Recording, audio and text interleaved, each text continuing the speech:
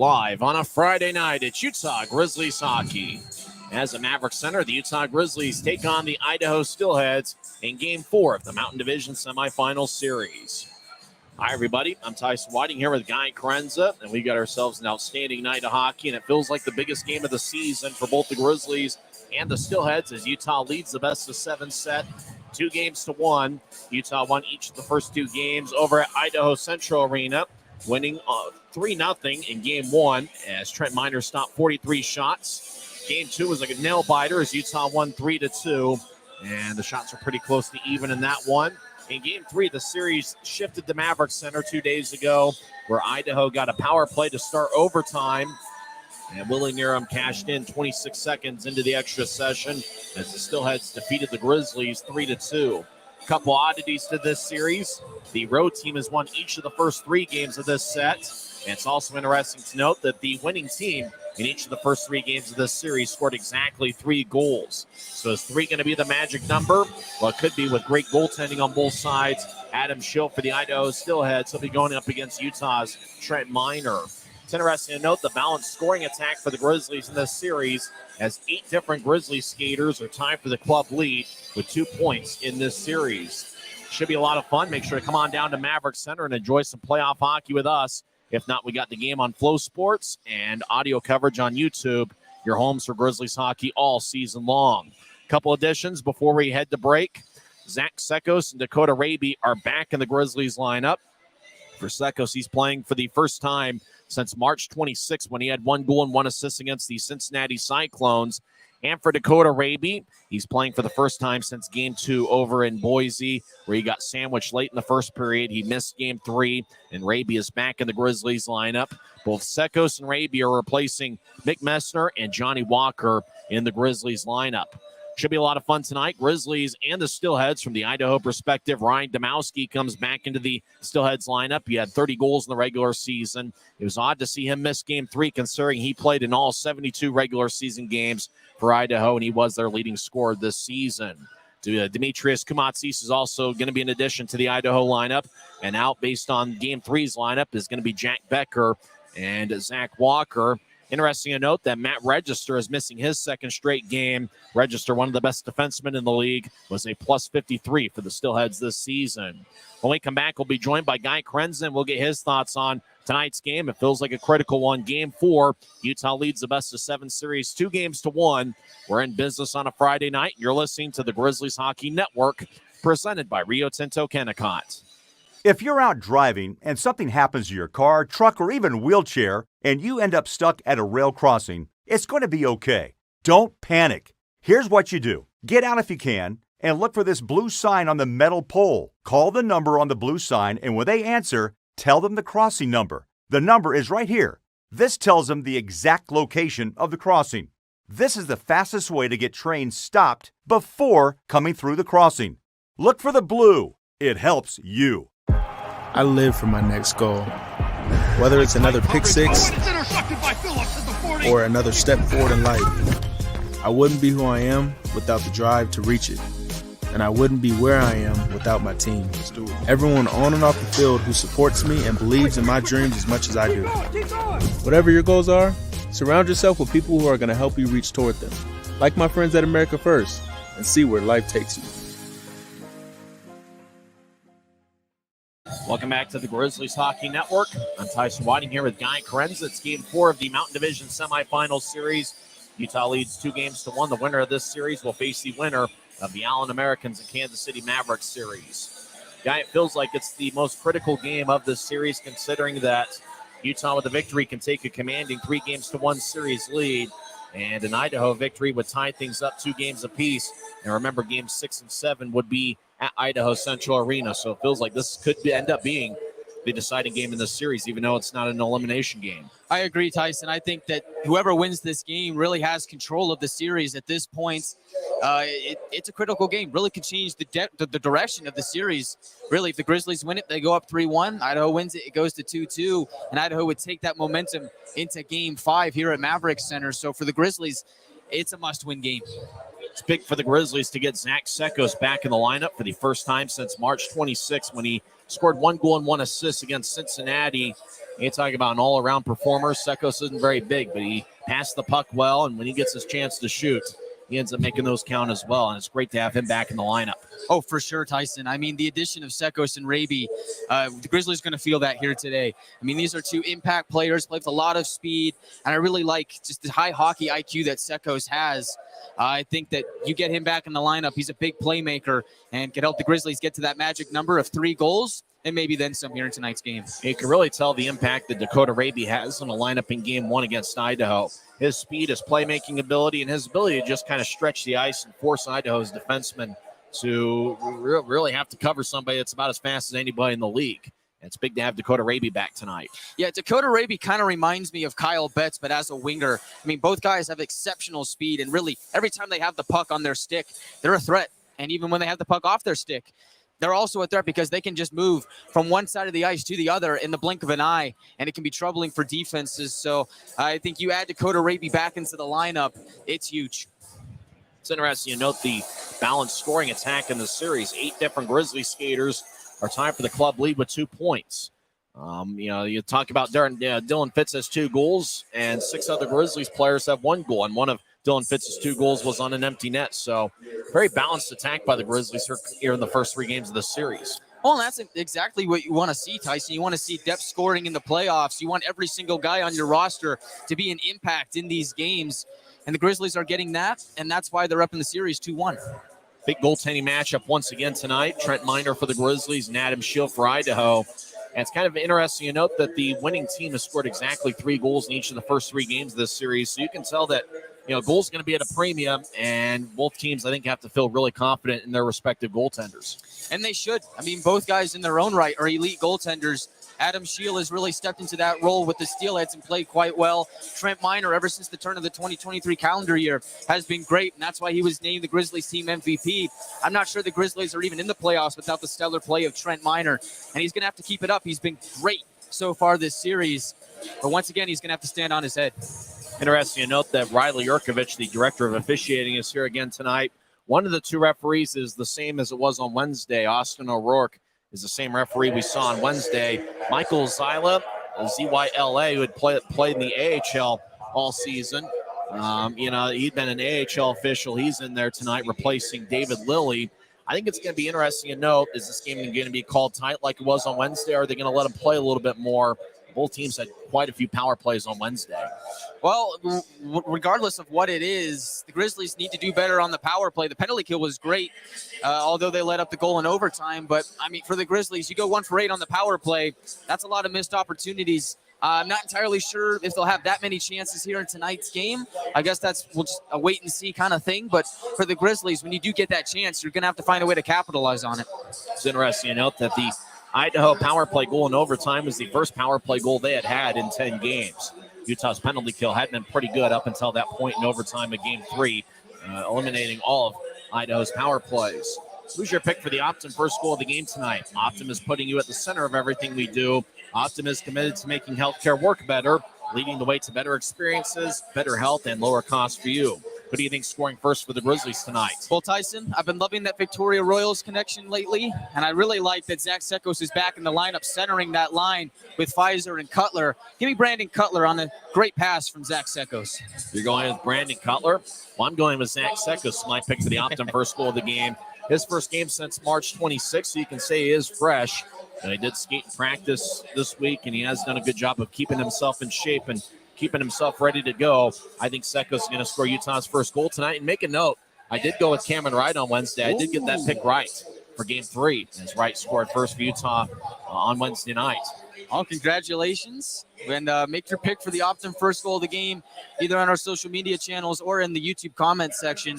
I think you get Sekos and Raby back in this game. That's really good for the Grizzlies. But those are some guys, especially Sekos, that haven't played in a while. It'll be interesting to see how long it takes for them to get acclimated to the speed of a playoff game. In the case of Sekos, and really just slide back into the Grizzlies lineup. Is that a quick transition, or it'll take us some time? We'll have to see throughout the course of this game. And it'll be interesting for Idaho. They get Ryan Domowski back, who missed Game 3. He had 30 goals this season. In Game 3, they got Jordan Kawaguchi back, who's one of their best players. Jack Becker and Zach Walker are out of the lineup. They each played in Game 3. Should be a lot of fun. Guy Krenz and I will hang out here high atop section 114 and call all the action. When we come back to the Utah Grizzlies pregame report, we'll go over the starting lineups for both teams. This is the Grizzlies Hockey Network.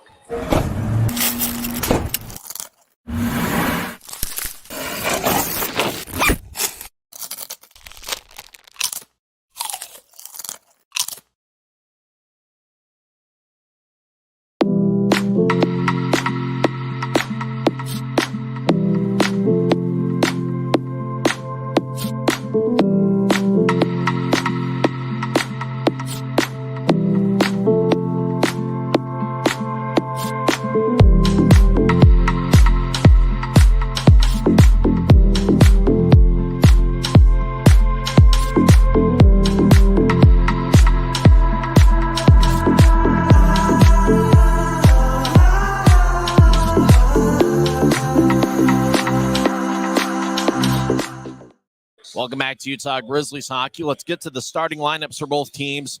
First, for the visiting Idaho Steelheads, who are led by the ECHO Coach of the Year, Everett Sheen. His assistant is Keenan Kelly. The Steelheads are 1-2 in this series, but they won a league record 58 regular season games, and they also broke the record for standings points in a season. They were 32-4 on the road this season, or at home this season. On the road, they were 26-7-1-2. They were just unbelievable in the regular year. And Idaho trying to tie up the series 2 games apiece.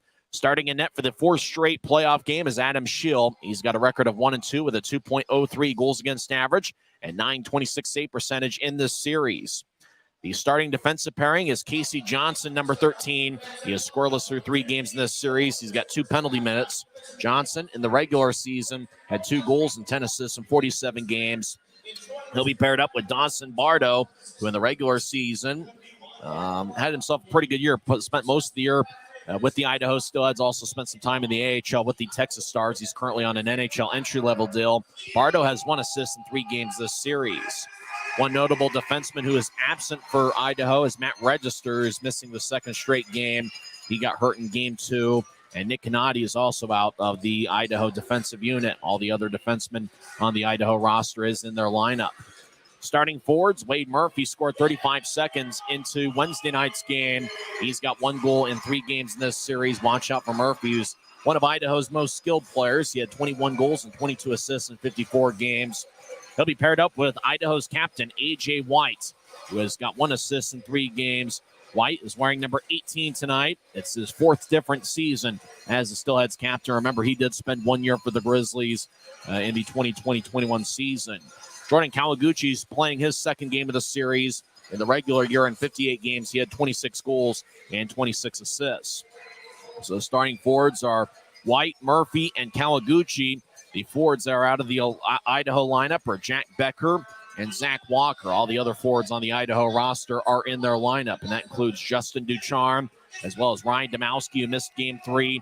Ty Pelton-Bice has 1 goal in this series. Justin Misiak has 1 assist. Jade Miller is also in the lineup, as is Willie Niram, who had the game winner on Wednesday night. Colton Keller and Zane Franklin. The other defensemen outside of Casey Johnson and Dawson Bardo are Cody Heiskanen, Patrick Kudla, Owen Hedrick, and Demetrius Kumatsis, who's playing for the first time this series. Starting in net for the Utah Grizzlies is Trent Miner. It's the 4th different game he's played in this series. Miner, in his last 4 games, if you count the last regular season game where he had a shutout against Tulsa, he has stopped 137 of 142 shots. His backup tonight will be Garrett Metcalf. Starting defensive pairing, Kyle Mayhew, who has 1 goal and 1 assist in 3 games this series. And he's been outstanding for Utah. He'll be wearing number 6. He won a national championship at the University of Denver last season. He'll be paired up with Aaron Tho, who's got 2 assists and a +2 rating in 3 games in this series.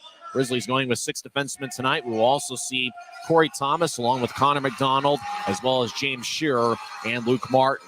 Starting forwards for the Grizzlies, Taryn Pfizer has 1 goal in 3 games. Watch out for him when the Grizzlies are on the power play. He led Utah with 12 power play goals this season. He'll be paired up with Zach Sekos, who's playing for the first time since March 26 against the Cincinnati Cyclones. Sekos in the regular season in 30 games had 13 goals and 12 assists. The other forward is Brandon Cutler. who leads the Grizzlies with 17 shots through 3 games in this series. Cutler in 32 regular season games for Utah, 15 goals and 15 assists. He also played with 3 different AHL clubs this season. He played for Abbotsford last season. Earlier this season, played for Colorado, Hartford, and the Belleville Senators.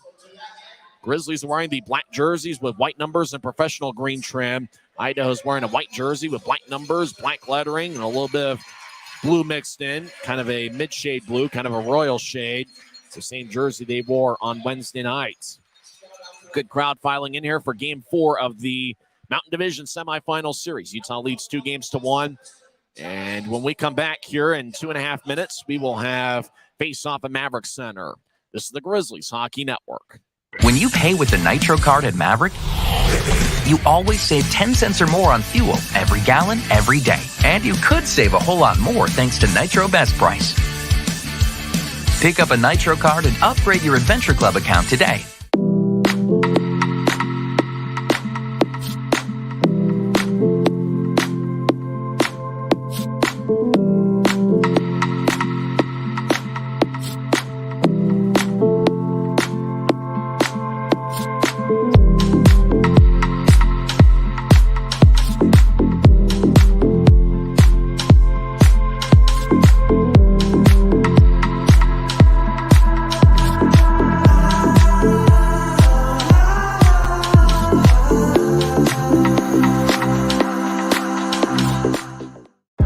I live for my next goal. Whether it's another pick six or another step forward in life, I wouldn't be who I am without the drive to reach it. And I wouldn't be where I am without my team. Everyone on and off the field who supports me and believes in my dreams as much as I do. Whatever your goals are, surround yourself with people who are going to help you reach toward them. Like my friends at America First, and see where life takes you. Maverik's new bean-to-cup machines always deliver a freshly ground cup of coffee on demand, so you can enjoy any of our premium roasts at their best, day or night, hot or iced. Enjoy a fresh cup today. If you're out driving and something happens to your car, truck, or even wheelchair, and you end up stuck at a rail crossing, it's going to be okay. Don't panic. Here's what you do. Get out if you can, and look for this blue sign on the metal pole. Call the number on the blue sign, and when they answer, tell them the crossing number. The number is right here. This tells them the exact location of the crossing. This is the fastest way to get trains stopped before coming through the crossing. Look for the blue. It helps. Expectations here will always remain high, and we'll continue to find a way.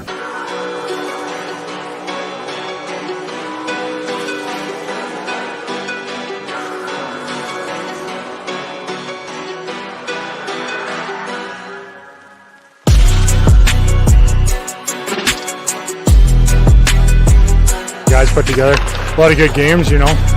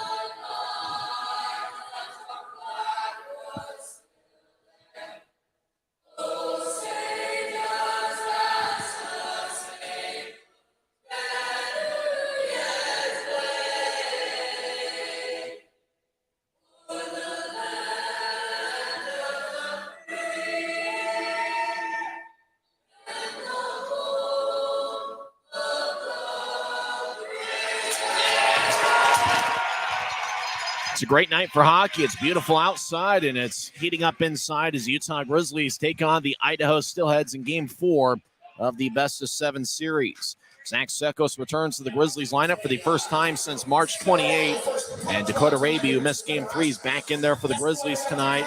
As Utah wearing the black jerseys with white numbers and professional green trim are taking on the Idaho Steelheads, who are an historically good regular season team. It's been a very fun series to watch. The winning team has scored exactly 3 goals in each of the 3 games. It's a great goaltending matchup. Trent Miner for the Grizzlies, and Idaho's countering with Adam Schill. It's kind of interesting to note that the team that has scored first has won each of the first 3 games of this series. And Chiarenza, if you're the Grizzlies, want to get off to a fast start here tonight. Well, for that reason, yes, Tyson, the Grizzlies do. But I also was kind of disappointed with the way that the Grizzlies came out to start Game 3. Idaho very quick to jump on that first goal just 35 seconds in. The Grizzlies have to bring their A game to start this one. Starting lineup for the Grizzlies, the Victoria Royals connection. Taryn Pfizer and Brandon Cutler. They'll be paired up with Zach Sekos tonight. Starting defensive pairing is Kyle Mayhew and Aaron Tho. 2 referees, 2 linesmen tonight. Austin O'Rourke and Michael Zila are the referees. The linesmen are James McKenna and Tyler Keston. Starting in net for Idaho is Adam Schill. And the defensive pairing is Casey Johnson and Dawson Bardo. Will watch out for the defensive pairing of Owen Hedrick and Patrick Kubla. They might be the best defensive pairing in the league. Starting forwards, Wade Murphy, A.J. White, and Jordan Kawaguchi. Grizzlies will be skating from right to left as we see it from high top section 114. Idaho will be skating from left to right. Puck is dropped. Cutler gets hit with a high stick, and we're underway. No call as Idaho wins the draw. They dump it in. Trent Miner behind his net will slice it towards the near side. It bounced over to the right point. Bardo with a righty shot that goes wide. As bounced off the boards, Murphy throws to the left point. Idaho's Casey Johnson feeds it around the wall. As Cutler spins it back towards the right point. Bardo gets it. He'll throw it around Kawaguchi. It goes back to the far side. Pfizer chips it out to center before Idaho regathers. Steelheads dump it back in. They fire a shot. Saved by Miner. But they could have dumped it anywhere, but they fired the first shot of the game, and Miner makes a routine glove save as we get our first whistle 31 seconds into the contest. Well, Tyson, Idaho wins that opening draw. What do? They dump the puck into the zone, and they just start cycling. And for the Grizzlies, you can't let that happen. I think a big key in why the Grizzlies lost in Wednesday's game was because they weren't winning those critical face-offs. That's something that they need to do here tonight if they want to win. Kyle Betts will take the drives out there with the Rooster, Jordan Martell and Cameron Wright. Defensive pairing is Luke Martin and James Scherr. Utah wins the draw. Martin goes behind Miner's net. As Willie Niram's out there for Idaho, he was the hero on Wednesday, scoring 26 seconds into overtime. Pass to center ice from Wright goes wide. And Niram from the right side drops off for Domowski. Right wing shot, saved by Miner. Rebound shot to score! As Ty Pelton-Bice finds the back of the net, 49 seconds in. And Idaho's taking a 1-0 lead. The initial shot was taken by Domowski from the right side. Miner made a save in the butterfly position. The puck squirted out to the left. And Pelton-Bice was in the right place to deposit it in the back of the net. Just a pure rebound there to Pelton-Bice. There wasn't much that Miner or anybody else could have done about it. Oh, it's a tough break for the Grizzlies, Tyson. Once again, they let in a goal in the opening minute of the game. As you said before, scored the first goal in all 3 games, has won each game in this series. Domowski's going to get an assist. The goal scored by Ty Pelton-Bice is his second of the series. Bice had 19 goals in the regular season. Grizzlies win the draw. They dump it in the Steelhead zone. Demetrius Kumatsis, the Arizona State product, is in there for the first time this series. Puck goes out to neutral ice. Nolan Ritchie lets it go. Would have been an offside as Kumatsis gets hit by Corey Thomas. As Haskinen feeds it across near Utah's bench, we get a whistle and we get a high stick. So looks like we're going to get our first penalty of the game as they look at Dylan Fitz's face as Demetrius Kumatsis in his first shift of the postseason goes to the Rogers and Russell Legal Solutions holding cell. 2 minutes for high sticking. Well, that's Kumatsis' welcome to the playoffs moment. Yeah. And for the Grizzlies, this is a great chance to not only, 1, atone for your mistakes on the power play in Game 3, but 2, tie this thing up after giving up the first goal of the game in the opening minute.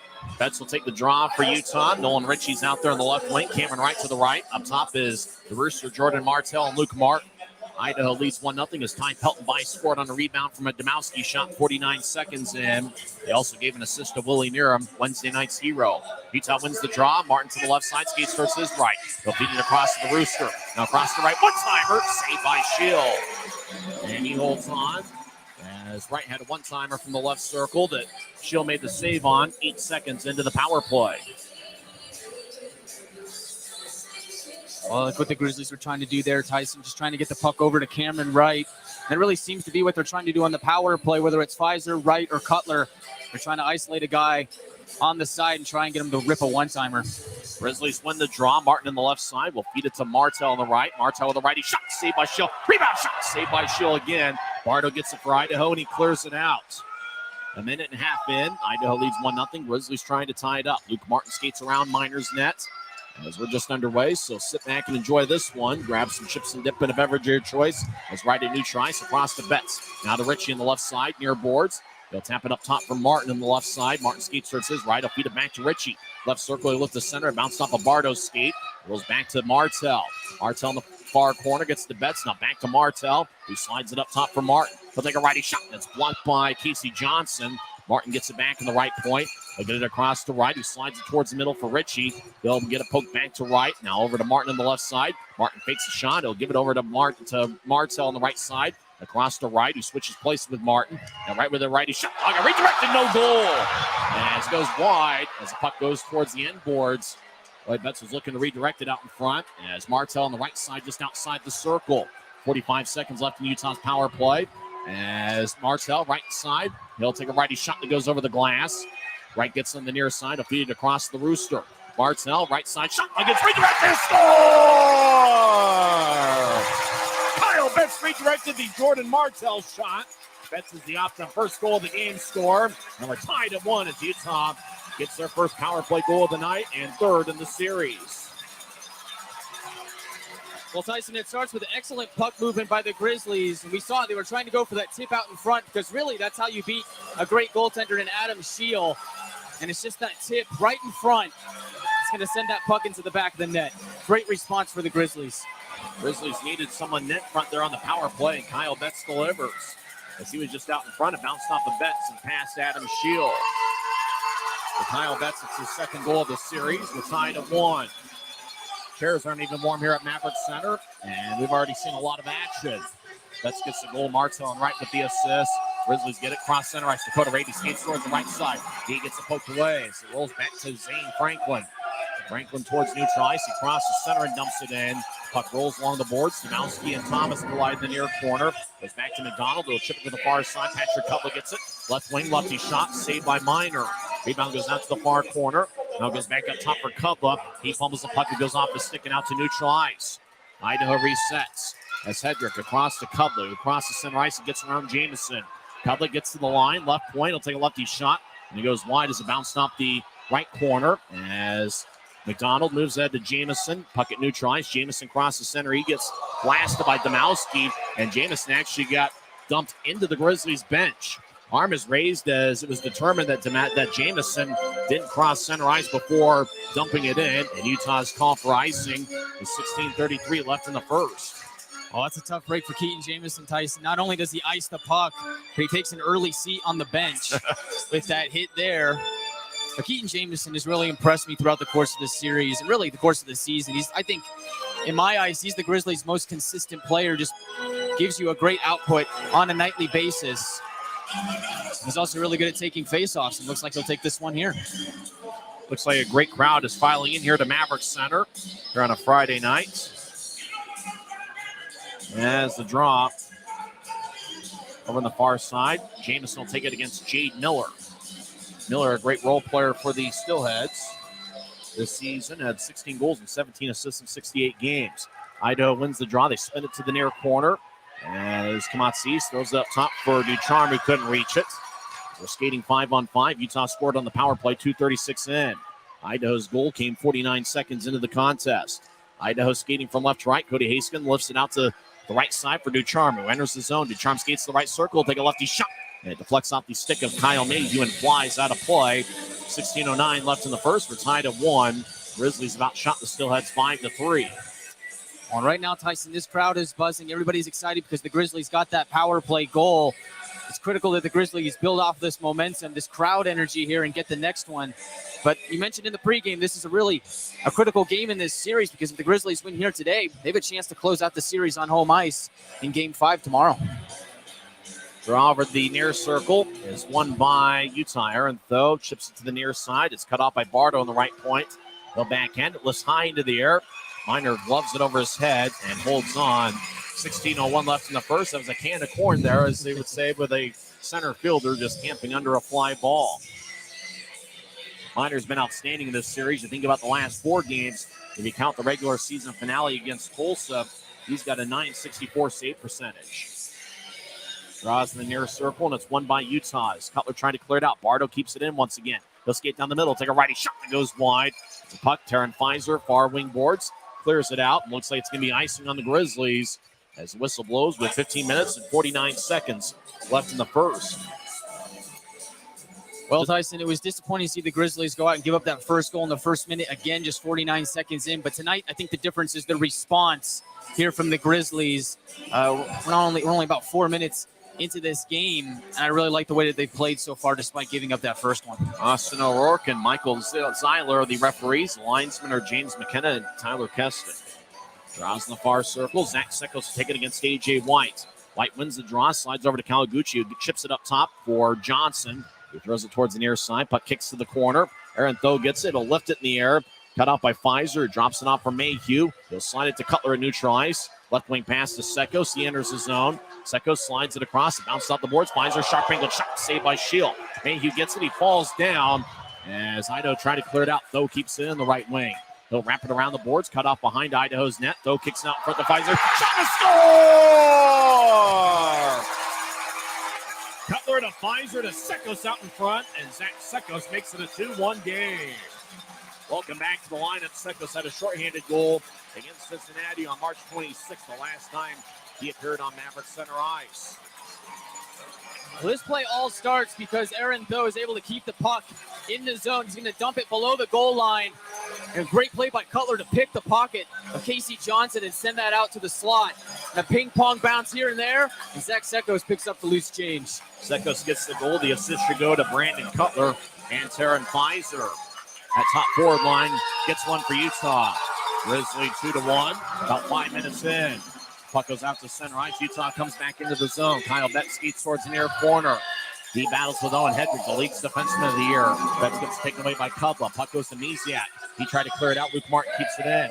Puck kicks off the skate. Idaho comes back the other way. They have numbers. Near him to the left circle. Take a righty shot that goes high. It stays in place. It glides along the near wall. As puck goes out towards center ice, it deflects out of play. As the draw is going to be in the Grizzlies zone. 14:57 left here in the first. Utah leads 2-1. When James Shearer, like a veteran, plays that 2-on-1 perfectly, the point where he forces the Steelheads to shoot the puck. The aim was off and just shoot it wide. Critical moment there. Idaho could have tied it up 2-2. Grizzlies made a great defensive stand. Draw's going to be in the far circle of Utah's zone. As face-off is won by Idaho. Owen Hedrick to the left side. He'll feed it to Cutler. Right side. Lefty shot. Blocked by Raby, and it goes out to center ice. This puck goes back over to Hedrick. Still tapping off of Fitz's skate. Fitz gets it. The centers to Raby. Backhand shot. Saved by Shield. As Hedrick will give way to Domowski, who lifts it high into the air. It bounces at center ice just under the video board. Willie Niram skates towards the left circle. Backhand shot. Saved by Miner. As Niram gets held up by Connor McDonald. Richie gets the puck and he'll slide it across to Thomas in the near side. He'll feed it out to center ice. Fitz trying to get a stick on it. Even if he did, he was in Grizzlies territory. And icing is on the Grizzlies with 14:22 left in the first. Well, Tyson, I'm just amazed at how the Grizzlies were able to turn the tide so quickly in this game. They've been electric so far to start this first period, and they look sharp too. Quite a few faceoffs here early on. The Sekos goal was scored 4:39 in with Pfizer and Cutler getting the assist. Drop, won by the Steelheads. Franklin throws it to Haskin Hill. Skate to the high slot. Righty shot goes wide as Raby over towards Richie, who gets hit by Colton Keller. Grizzlies, Connor McDonald slides into Thomas, who moves it ahead to Fitz. Fitz near center ice, gets held up by Pelton Bice, who had one of Idaho's goals. Now Demetrius Kumatsis, who played at Arizona State. He was a college teammate with Johnny Walker and Jacob Semick. He'll get to Keller, who dumps it in from the right point. Franklin delivers a hit on Mayhew. Grizzlies lifted out to center ice. It's gloved and dropped by Haskinen. He'll skate along the right wing. He gets cut off at the Utah blue line by Pfizer. Now McDonald gets hit by Franklin. Franklin delivering a few hits there to this shift as Cutler Skates towards the far corner, deep in the Grizzlies zone, over to McDonald. Grizzlies skating from right to left. Utah leads 2-1. Now centering pass, Kawaguchi, shot, saved by Minor. Puck kicks towards the far corner. As Kawaguchi had a good look after Utah turned it over. Bardo, right wing shot, and it's blocked out in front of Minor. Trent might have gotten a piece of it. Puck goes to the right point. Bardo once again keeps it in. He loses it. Taryn Pfizer, 2-on-2, skates into the zone. Pfizer in the left circle, chips it across. Mayhew couldn't handle it. And it goes to Kawaguchi, who feeds it up ahead. A.J. White gets it one-on-one. White with a backhand shot is blocked by the stick of Shearer. As White towards the near side gets the puck back near goal line. Shot and hits the side of the net. White goes down. Grizzlies have the puck. Pfizer lifts it out to center ice. It bounces behind Casey Johnson, who retreats after it. He gets it deep in the Steelhead zone. Both teams make a line change. We're 7 minutes in, and Utah leads 2-1. Grizz about shot the Steelheads 8-5. Idaho out towards center ice. Ducharme gains center. He dumps it out towards Miller. Miller to the left circle. Takes a lefty shot. It gets knocked down by Jamison. Collision out in front of the net. It gets dislodged as Justin Misiak thinks there should be a penalty there as he puts both palms in the air, but none to be had. Timeout on the ice, 12:42 left in the first period. Apparently no timeouts. As draw's going to be in the Grizzlies zone. The referee says, nope, you can't take that media timeout. We're playing hockey. They're putting the net back in place there where Trent Miner's defending. Tyler Penner out there on the ice. Penner's had a pretty good series for Utah. He's got 2 assists in 3 games. What a crazy first segment of play here. We've already seen 3 goals. And we're talking about good goaltending match. I almost had a feeling the unexpected was going to happen tonight. Well, here we go. And we still got a lot of hockey to be played. This one's already turning into a classic. Draw one by Idaho as Misiak. It's pushed by Luke Martin. Jamison takes the puck. He'll slide it ahead to Penner, who couldn't reach it. Now a couple of left point shots blocked. Now it goes to Betts, who has a kick off his skate. And it goes to Owen Hedrick at the Idaho blue line. He'll slide it towards Penner. Has a tap off his stick. Sure over to Luke Martin in the Grizzly zone. He'll slide a rink-wide pass. It goes past Jamison, who gets a piece of it. It slides along the near board. Shield cuts it off behind the net. Now Jade Miller will tap it out to center ice. It bounced off a Ducharme. Jamison touches up the puck. Could have been delayed offside, but none to be had as the linesman initially raised his arm. As Idaho crosses center ice, Niram gets around Thomas, skates towards the corner. Niram delivers a hit on McDonald. Utah comes back with the puck. Raby towards the near wing boards, gets the neutral ice. He crosses center. He'll chip it towards the slot. It's taken away by Haskinen in the high slot. Haskinen will now skate behind Idaho's net. As we're 8 minutes in, Utah leads 2-1. As Idaho will skate from left to right. They throw it to the far side for Willie Niram. He'll tap it to center. Raby couldn't locate it. As Bice gets it and skates towards the left point. He steps over the blue line and dumps it off the backboard. As Thomas throws to the right side, Haskinen skates over there. He drops off for Murphy. Righty shot goes wide as he went stick side on Minor. As Kumatsis left point gets tripped up by Fitz, no call. Grizzlies come back up with it. Fitz moves ahead to Ritchie. Ritchie skates down the middle. Ritchie with a lefty shot. Saved by Shield. And Ritchie crashes in the boards after he took the shot as Domowski pushed him along the wall. Calmly, the Grizzlies trainer is going to check after him.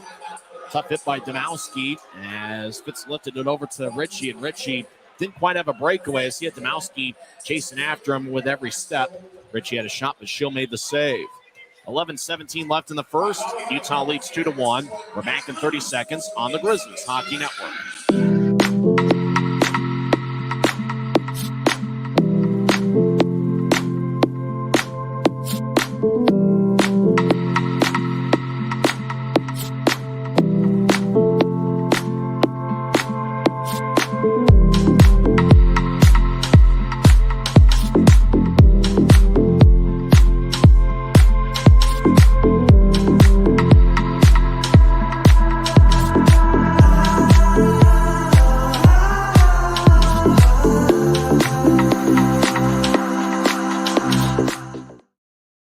Seeing a lot of action here early on as Nolan Ritchie will skate towards the bench. He crashed in the boards hard after, I don't know if it was a breakaway or whatever it was, but it seemed like he had a pretty good look as the pass to Fitz connected, and Ritchie had a good look trying to make it a 3-1 game. I think we can't consider that a breakaway, and he plays with such great speed. Nolan Ritchie does. Just crashes hard into the boards, but good to see him get up under his own power, remaining on the bench. Good sign for the Grizzlies. Hopefully he'll be able to return. Drop is in the Idaho zone on the near side. Game 4 of the Mountain Division semifinal series. Looked like Shield's stick is what Ritchie tripped over. Looked like more of an accident than anything else. Or maybe, I don't know. Hard to say. Probably was an accident.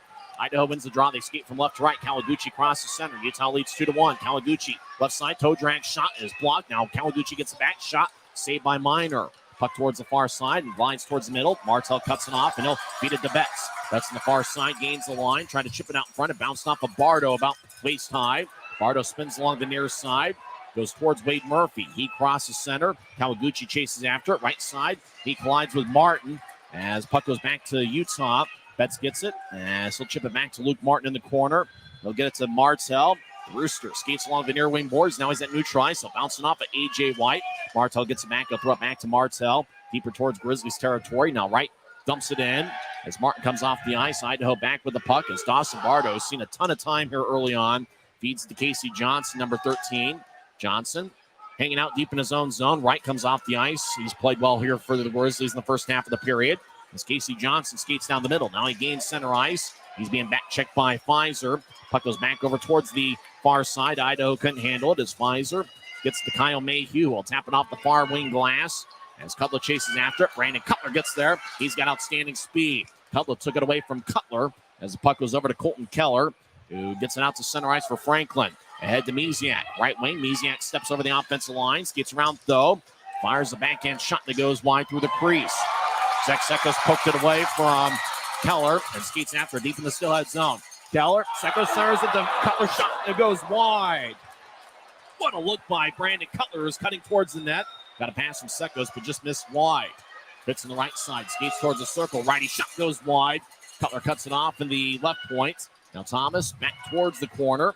Dylan Fitz in the near side, skates towards the point. Fitz fires towards the net, and it's blocked by the stick of Owen Hedrick. Will tap it off the glass. It goes over the stick of Fitz and out to center ice. Fitz will backpedal into the Grizzlies zone wearing number 13. He was key in the Grizzlies run last year. Now Raby to the left side, crosses center. He loses it.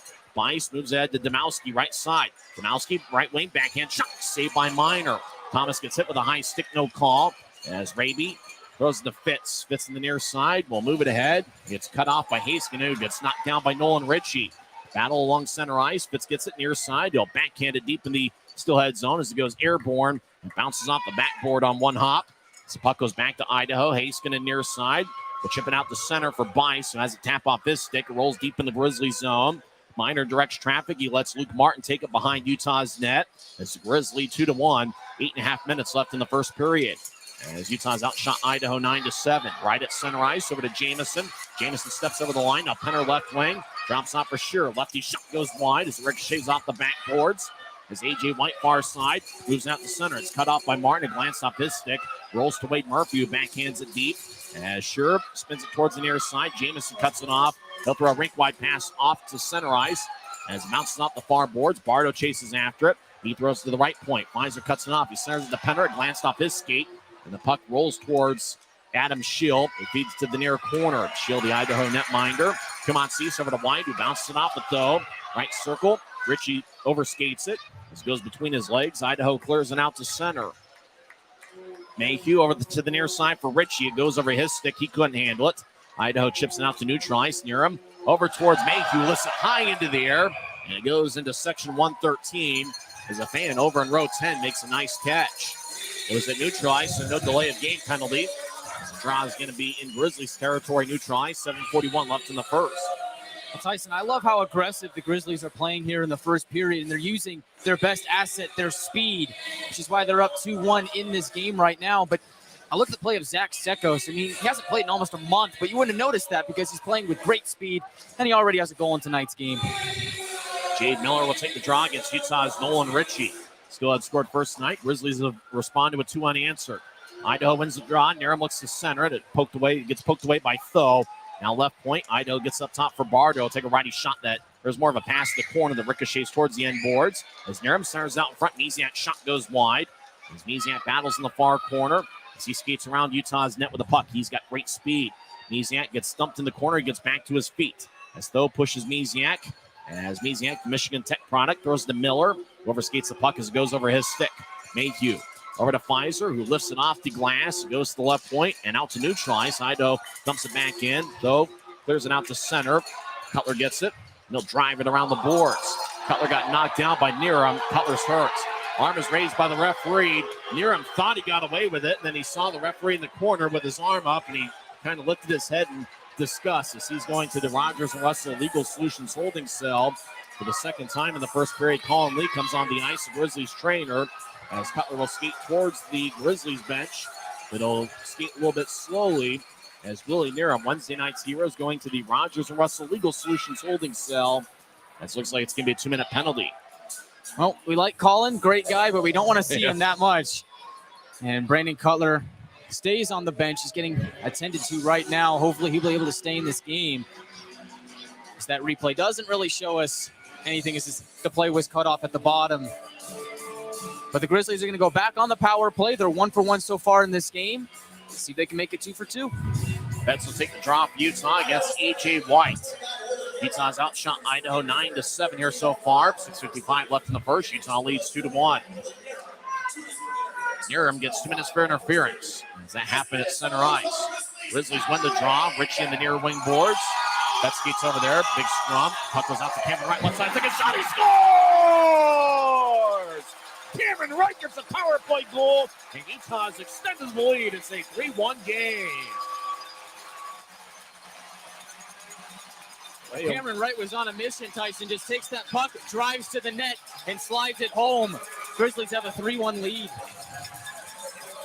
2-on-2 battle in the near boards. Puck squirted out. Betts won it. Got it to Wright. He skated towards hit the slot.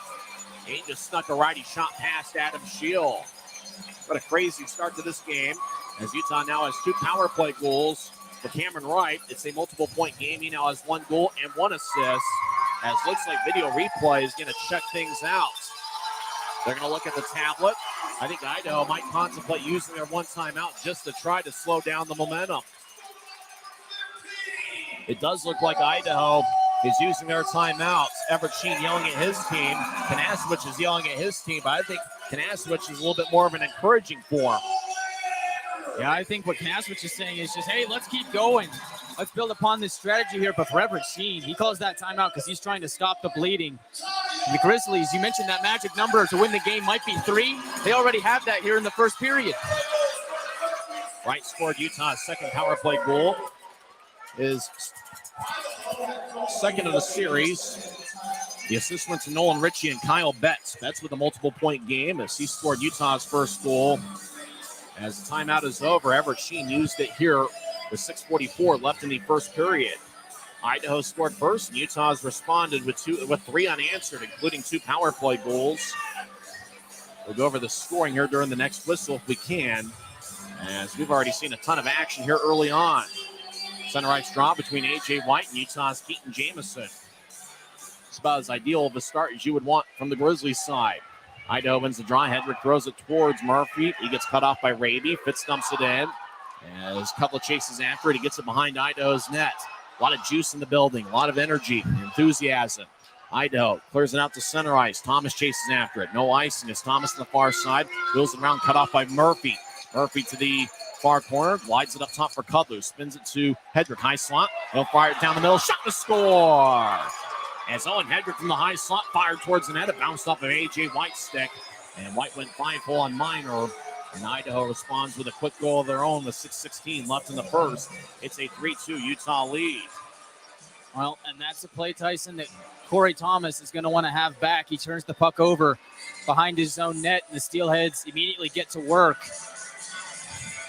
Just a tough play for the Grizzlies not too long after they scored to make it 3-1. A crazy game this has been. I had a feeling we're going to have something unusual here in the first period. We certainly got that.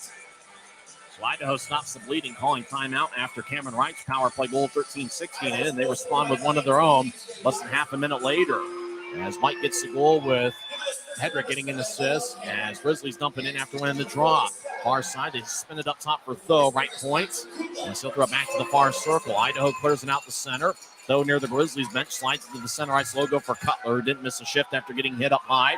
From center ice, he'll fire a lefty shot, saved by Shield, and he holds on. Grizzlies will have an offensive zone draw. A.J. White got the goal with Owen Hedrick, and Patrick Cutler getting the assist. So it's a 3-2 game with 5:57 left in the first period. Doesn't look like they're going to take the under sixth timeout here. It looks like they'll continue with action. There might be 2 false starts on the timeouts here in this game. I think the referee said, my bad, we're going to call timeout. We'll be back in 30 seconds and recap all the scoring here so far as Utah leads Idaho 3-2 on the Grizzlies Hockey Network. I live for my next goal. Whether it's another pick six or another step forward in life, I wouldn't be who I am without the drive to reach it. And I wouldn't be where I am without my team. Everyone on and off the field who supports me and believes in my dreams as much as I do. Whatever your goals are, surround yourself with people who are going to help you reach toward them. Like my friends at America First, and see where life takes you. It's been a crazy and wild first period here. Idaho scored 49 seconds into the contest as Ty Pelton-Weiss got his second of the series. Demowski and Willie Niram with the assist. Utah scored the next 3 goals of the contest. Kyle Betts got a power play tally, 2:36 in. And then Zach Sekos scored 4:39 in on a nice tic-tac-toe play from Cutler to Pfizer to Sekos to the back of the net. Utah got back on the power play as Willie Niram got an interference minor, 13:05 in. And 11 seconds into the man advantage, Cameron Wright scored as Utah won a 2-on-2 battle along the near boards. Betts slid it to Cameron Wright, who just skated towards his right and then fired it past Adam Shield. Still has responded 28 seconds later as A.J. White scored his first of the series. Owen Hedrick and Patrick Cutler with the assists. And that's where we stand now. Utah leads 3-2. We're skating 5-on-5. A little less than 6 minutes left in the first period. Idaho wins the faceoff. They ice the puck as the whistle is blown. And the draw is going to come back to the Idaho zone. Interesting to note that Idaho's already used its timeout, which came after Utah's third goal. Yeah, and I think that was the right move by Everett Sheen to really just stop the bleeding. And as a result of that, the Steelheads kind of regrouped and were able to get that next goal. It's been a wild one, and the first period's not even over. It really was an outstanding move by Everett Sheen, the league's coach of the year, to try to stop the bleeding there. And then Idaho responded with a goal 28 seconds after that timeout. Draw goes towards the left point, battle along the wall. As Martel comes out of the pile, gets over to Luke Martin, high slot. He'll dump it to the right corner. Betts chips over to Martin. One-timer, saved by Shield. That was a blast by Luke Martin on the right side. Shield made the save, but he's on 2 knees. That one looked like it got him a little bit. It's 3-2 Utah. Well, it's kind of interesting. We came in the game talking about how great the goaltending has been, and we've already got a combined 5 goals. Well, there must have been something in the water here today as both teams have just kind of exploded offensively here in the first period. I mean, this is the same score that we saw at the end of overtime in Game 3. We've still got 5:32 left in the first. I wonder if that hit Adam Shield in kind of a sensitive spot. It might have. It's kind of a body save by Martin, and Shield's going to have to gather himself here. Draw's going to be in the far circle. Jade Miller will take it against Kyle Betts. How about Betts so far tonight? 1 goal and 1 assist. He spent just about the entire season with Belleville in the AHL. You can just tell he's playing at a different speed right now. 5:32 left in the first. Utah's outshot Idaho 12-8. Grizzlies win the draw. Luke Martin to the right side will chip it to right. Right point. He'll take a righty shot. Save. Rebound. Shield bombs it for a second, but now he covers up. Martel is net front. He just couldn't find a way to capitalize there as the puck trickled towards the crease from Adam Shield, but didn't trickle far enough.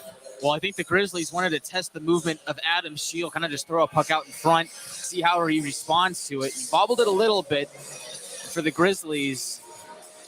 It's those pucks on the doorstep, those rebounds, those deflections out in front. We've already seen the Grizzlies score once on the deflection in front of Shield, and that's really how you beat him.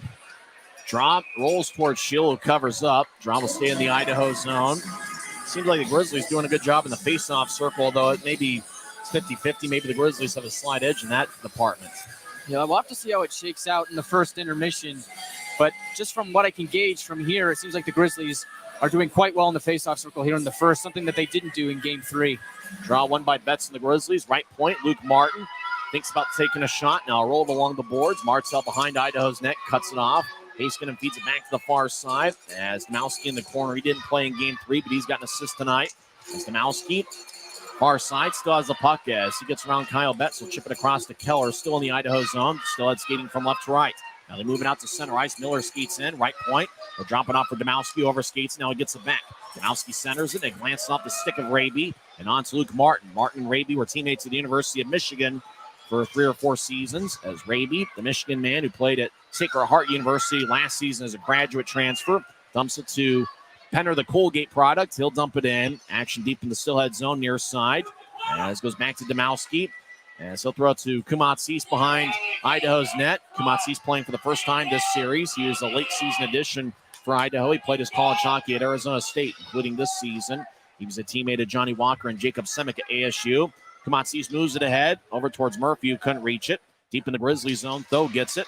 He'll tap it towards the far wing boards. Idaho keeps it in. Cutlass centers it to Kawaguchi. One-timer, he didn't get much on it. As Sekos is back checking in. As Cutler, right point, still in the Grizzly zone.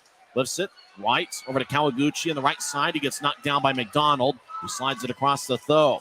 Now to Zach Sekos down the middle. He'll ice the puck as Cutler chases after it. No icing. Cutler to the near goal line. Shield with a great poke check as the puck was towards the net, and Cutler was trying to get it. Grizzlies, Sekos over towards Pfizer. Glanced off his stick and goes back to Idaho. Wade Murphy at the blue line. Throws to Hedrick at center ice. Hedrick gains center, and he doesn't have numbers. He hangs out in the left point. He loses it as Pfizer moved it towards the Grizzlies bench. Niram gathers it and dumps it in. Miner behind his net over to Luke Martin, who spins it to the far side. Niram collides with the Rooster. Now Kyle Mayhew in the area. Niram pushes him. Action in the far corner. Now it glides towards the near side. Betts gets it. He's got great speed. Betts moves out to center ice for Pfizer. Pfizer slides it towards the right side after gaining center ice. Pfizer comes off as Martell over there hits Casey Johnson, but Johnson moves it towards Utah's net. Idaho ices the puck, and the whistle's blown. 3:02 left in the first. Utah still leads 3-2. A lot of Grizzlies players have had a really good first period to start this game, but the guy that stands out to me so far is Brandon Cutler. When we see him just with blazing speed beat out that icing, and he would have had a great chance offensively if it wasn't for that poke check from Adam Scheel. But, man, is he buzzing to start this game. Kyle Betts will take the draw against Ty Pelton-Bice, who's been one of Idaho's most dependable forwards. Draw won by Betts. He's done that often here in the first period. Sure over to Martin, right point. Martin dances around to take a righty shot nip. Glances off the stick of Justin Misiak and flies out of play. 2:55 left in the first. Draw's going to stay in the Idaho zone.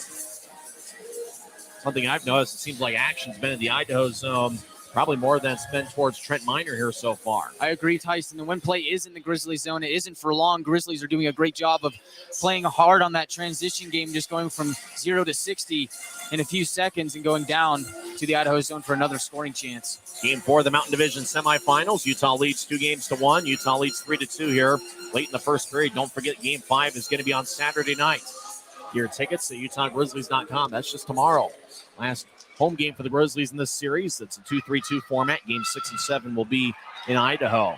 As Idaho clears it all the way towards Trent Miner, he lets it go as he goes past the goal line, and Ison's on the Steelheads again. 2:47 left in the first. Draw comes back towards Adam Scheel. He's spent some great hockey here in this series, and it doesn't feel like it's a 3-2 score, but it feels like it's really been great offense as opposed to, kind of sloppy play. Yeah, well, it's refreshing, isn't it, Tyson? I mean, we saw really great defensive battles in games 1 through 3. It's kind of nice to see a bit of an offensive shootout here in the first period, although I expect things to kind of tighten up in the second. Big game for both teams. Utah trying to take a 3-1 series lead, and Idaho trying to tie up the series at 2. Betts taking the draw against Jade Miller. Betts is now kicked out of the faceoff circle. Cameron Wright will take the draw. Wright and Betts each have 1 goal and 1 assist here so far tonight. 2 power play goals for the Grizzlies. That's made a big difference here. As Idaho wins the draw, Casey Johnson skates around his net. Now I'll move it to the far side. Now to center ice. Jade Miller gets it. Miller to the left point, steps over the line. He gets hit by James Shear. Now another Steelhead gets it. Far side, lefty shot, saved by Miner. Puck goes to the right side. Bardo gets around Kyle Betts. Bardo, right side, slides it out to Miller out in front. Miller couldn't get a shot off as Martin took his time and space away.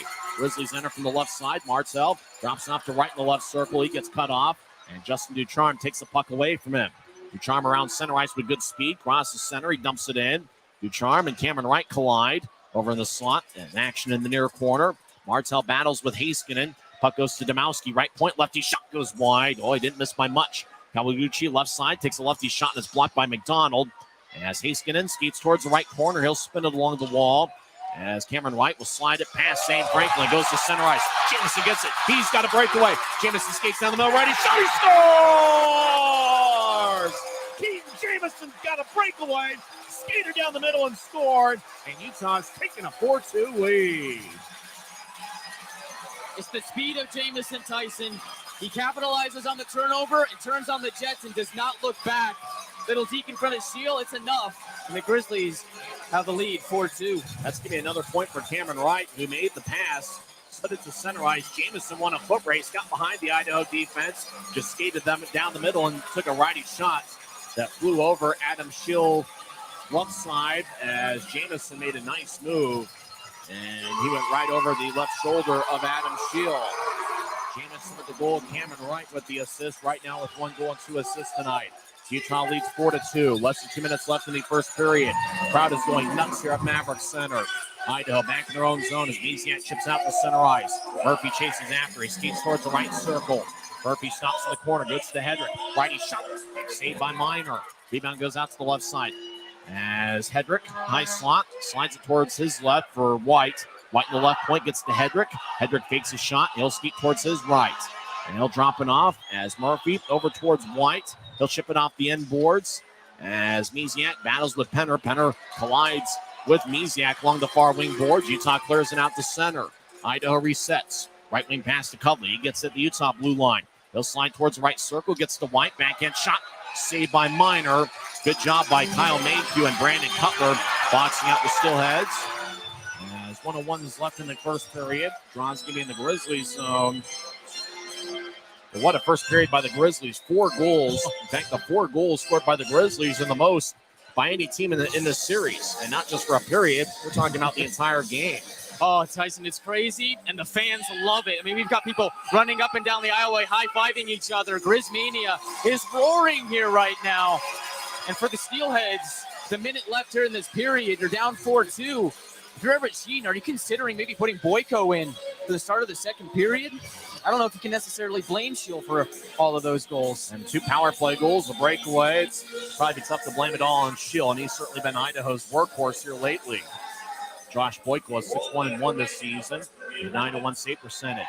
Around the Grizzlies zones. Utah clears it out. Pfizer chases after it. Well, he's got great speed, but it's going to be icing on Utah with 51.3 seconds left in the first.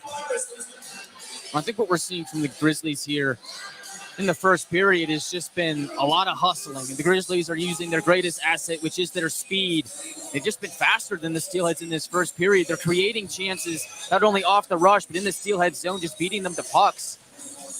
And that's been the difference so far here in the first. Utah looking to take a 3-1 series lead. They lead 4-2 late in the first period. And as drop won by the Grizzlies, they clear it out. Bardo chases after it deep in the Steelhead zone. And he'll chip it across to Casey Johnson. Cutler delivered a hit on Bardo. Got the crowd fired up. Out to center ice. Ducharme gets around McDonald. He dumps it in as it rolls towards the right corner on its side. As Mayhew gets to Cutler. Drops it back for Mayhew. He's got great speed. He skates down the middle. He crosses center. Mayhew with a right wing chip to Martell. Martell with a righty shot. Saved by Schill. Rebound goes to Idaho as Martell fell in front of the Idaho netminder. Steelheads clear it from blue line to blue line. And Betts chases after it in the Grizzlies zone. They'll chip it around the Grizz net for Shearer. Now to Cameron Wright, who's been unbelievable this first period. Wright already 3 goals tonight. Skates towards the left circle. Take a righty shot. And it glances off the stick of Heiskanen and flies out of play. 5.9 seconds left in the first. Utah leads 4-2. Once again, Tyson, the Grizzlies using their speed. Chance for Martell a bit earlier. It all starts with Kyle Mayhew kind of just driving into the zone. I think Martell might have got hit up high after that. He's able to get back up and stay in this game, and he's still out there right now with Betts and Wright. Draws him in the near circle. Kyle Betts will take it. Betts has done a great job in the face-off circle here so far. As Betts wins another face-off. Right slides to Martin. He bobbles the puck. He gets it back. 2 seconds left in the period. He feeds it to the corner. And time runs out for the first 20 minutes of play. What a crazy first frame here at Maverik Center as the Grizzlies lead 4-2.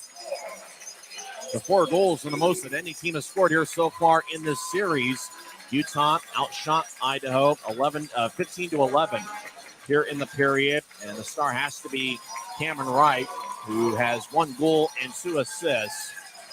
And the fans are fired up here at Maverik Center, and it's a critical game here in the Mountain Division semifinal series.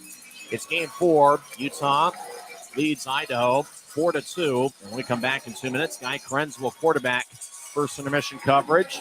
Guy's going to be a busy man here in the first intermission. He's going to need some water, and a lot of it. 6 goals were scored combined in the first period. The score after 1, Utah 4, Idaho 2 on the Grizzlies Hockey Network. When you pay with the Nitro card at Maverik, you always save 10 cents or more on fuel every gallon, every day. And you could save a whole lot more thanks to Nitro Best Price. Pick up a Nitro card and upgrade your Adventure Club account today.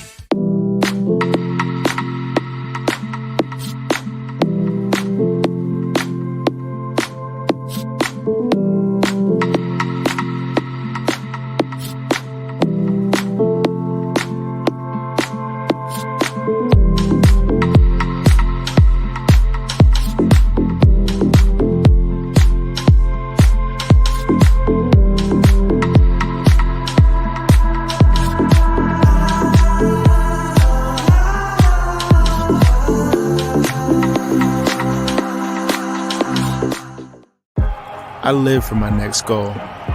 Whether it's another pick six or another step forward in life, I wouldn't be who I am without the drive to reach it. And I wouldn't be where I am without my team. Everyone on and off the field who supports me and believes in my dreams as much as I do. Whatever your goals are, surround yourself with people who are going to help you reach toward them. Like my friends at America First, and see where life takes you.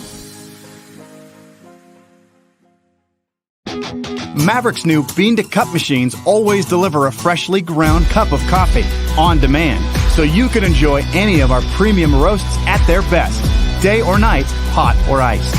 Enjoy a fresh cup today. If you're out driving and something happens to your car, truck, or even wheelchair, and you end up stuck at a rail crossing, it's going to be okay. Don't panic. Here's what you do. Get out if you can, and look for this blue sign on the metal pole. Call the number on the blue sign, and when they answer, tell them the crossing number. The number is right here. This tells them the exact location of the crossing. This is the fastest way to get trains stopped before coming through the crossing. Look for the blue. It helps you. Welcome back to the Grizzlies Hockey Network. It's Utah 4, Idaho 2 after 20 minutes of play. This is the Rio Tinto Kennecott first intermission report. I'm Guy Chiarenza alongside Tyson Whiting. And it's been a fun one. It's a shootout here in the Wild Wild West. Did you say 4-2 after 1? 4-2 after 1. No team coming into this game has scored 4 goals in a game coming into this one. And the Grizzlies are able to put up 4 in the first period. It all started 49 seconds into the first. Ty Pelton-Bice gets his second of the postseason, making it 1-0 Idaho as Kamowski and Nieren pick up the assist. Just kind of a funny play where they throw the puck on the pads of Trent Miner, and they get a lucky rebound, and Pelton-Bice is able to put it home. Idaho made it 1-0 there, but 2:36 into the first period. On the power play, Kyle Betts gets the second of the postseason from Martell and Wright. Deflection out in front, and Utah's power play at that point was 1-for-1 after going 1-for-8 in Game 3. 4:39 into the first, Utah would make it a 2-1 game as Zach Sekos cashes in on a bumbling puck in the blue paint. He gets his first of the postseason because it's his first game back in the Grizzlies lineup in about a month, and that comes from Pfizer and Cutler. That made it 2-1 Grizzlies and 13-16. On the power play, Cameron Wright gets his second of the postseason from Richie and Betts. Utah going 2-for-2 on the power play in the first period. Cameron Wright made it a 3-1 game, but Idaho would respond. 13:44 into the first period. A.J. White notches his first of the playoffs from Hedrick and Kudla, making it a 3-2 game. Steelheads were kind of just able to cycle the puck around in the Grizzlies zone after a turnover by Utah behind their own net. They were able to tweak one by Trent Miner. But before the period ended, 18:09 into the first, Keaton Jamison makes it a 4-2 game on his first of the playoffs. On the breakaway after cashing in on an Idaho turnover. Nifty move, great shot, beats Adam Shield. Cameron Wright gets the assist on that. And how about the period that Cameron Wright had? A goal and 2 assists in the first 20 minutes of play. He's on fire. Utah has outshot the Steelheads 15-11 to start the first period. As I mentioned before, going 2 for 2 on the power play. Trent Miner got the start. He stopped 9 of 11. It was Adam Shield to start the game for the Steelheads. He stopped 11 of 15. We may or may not see him to start the second period. Everett Sheen has a decision to make. You really can't blame Adam Shield for those goals. Just tough breaks in front of his own net. But busy period for the Grizzlies. As you mentioned, a lot of goals. Really was the hustle and speed of the Grizzlies that got them those scoring chances to get 4 goals in one period. But Tyson, I look at the power play, but 1 for 8 in game 3. That just wasn't good enough. Tonight, they're 2 for 2. What an improvement. Yeah, the power play in the first 3 games was 2 for 14. Grizzlies also had a pretty good penalty kill through 3 games at 14 for 15. Both power plays are just, you talk about 2 really good units. The first power play goal scored by Betts. It was just one of those where you talk about that net front presence, and that's something that Johnny Walker has. Walker's not in the Grizzlies lineup, and I think that Ryan Kanasowicz put Kyle Betts in that position. How about Betts on the faceoff circle? He was just spectacular. Utah won the faceoff battle 18-11. You get the Rooster isolated on the right side. He took a shot and got redirected by Kyle Betts and into the back of the net. Betts has been outstanding this series. He's got 1 goal and 1 assist here so far. And that second power play goal, I think one of the big things, if you want to beat the Steelheads, you got to win the 50-50 battles along the boards. That was something in the regular season Idaho dominated. They dominated that particular aspect of play against Utah in particular. Grizzlies won a 2-on-2 battle as Betts slid it to Cameron Wright. Once Wright got the puck, he was in the near circle. He skated towards his right to a position where he can find himself in a good shooting angle, and he fired it past Adam Shield. That's one that Shield probably has. He probably gobbles up easily, but it just snuck past him. That was Utah's second power play goal, and as you mentioned, I thought it was a great call by Everett Sheen calling that timeout to try to stop the bleeding after Utah took a 3-1 lead, and Idaho responded with a goal 28 seconds later. And it kind of looked like after it became a 3-2 game, it kind of felt like we had a few minutes where the action was just going back and forth. Didn't really look like either team had the advantage. And then Cameron Wright once again. You tell you about Wright, who's been one of Utah's most dependable players all season. He gets the puck on the far side, lifted it out to center ice. Jamison just skated behind the Idaho defense, got the puck at neutral ice, and just skated down the middle, had a breakaway. And it wasn't really a fancy move past Adam Shield. It was just one of those where he just kind of skated down the middle and then just fired it over Shield's gloved shoulder, his left side. It's one of those where sometimes you get a guy trying to get too fancy and trying to deep to his right, go back to his left, and then go back to his right. It was a very basic move by Jamison, and it turned out to work. It seemed like he skated so smoothly down the middle that there wasn't much that Shield could read off of him. And because of that, I think the shot was pretty effective and just kind of got on Shield before he knew how to react. And before he knew it, it was in the back of the net, and it was a 4-2 game. Yeah, I think that sums up keeping Jamison's play quite well. I mean, he's just a very simple player. He's not the flashiest guy, but, sometimes you don't have to deke. Sometimes you just got to have a really well-placed shot, and that's exactly what Jamison did. He wasn't fazed by the pressure of the moment, just skated right down, went right down Broadway, and just took his shot. He felt confident with it, and it beat Adam Shield. And for Shield, you really can't blame that goal on him. Yeah. It's a breakaway. It's a challenge to stop, regardless. So, as I mentioned before, a lot of these goals really weren't Shield's fault, but maybe if you're Sheen, you already called that timeout to kind of slow the bleeding, and it worked. He got a goal out of it, made it a 3-2 game, but the Grizzlies kind of just seemed to take that momentum back as Idaho just kind of ran out of gas. And so the Grizzlies came back, had that momentum, made it a 4-2 game. And now if you're Shield, what do you do? Sheen, what do you do? Do you keep Shield in the game? Or do you maybe move to Boyko and say, maybe just send a signal to your team that, hey, we got to wake up here in the final 40 minutes of this game? It'll be interesting to see. I do think that Shield gives the Steelheads the best chance to win. But, we saw Sheen call his timeout. He might try and stir up some momentum for his team by going with Boyko. Grizzlies lead 4-2 as... There we are. Hi, everybody on Flow Sports and YouTube, our homes for Grizzlies hockey all season long. Don't forget the winner of this series will face the winner of the Allen Americans Kansas City Maverik set. It's Game 4. Allen leads that series 2-1. And that game with 15 minutes left in the third period is tied at 1. Looks like they have a barn burner. Former Grizzly defenseman Chris Mallory has Allen's tally. He scored .558 into the first period. Loren Ullette, Grizzlies fan favorite, scored 19:21 into the first.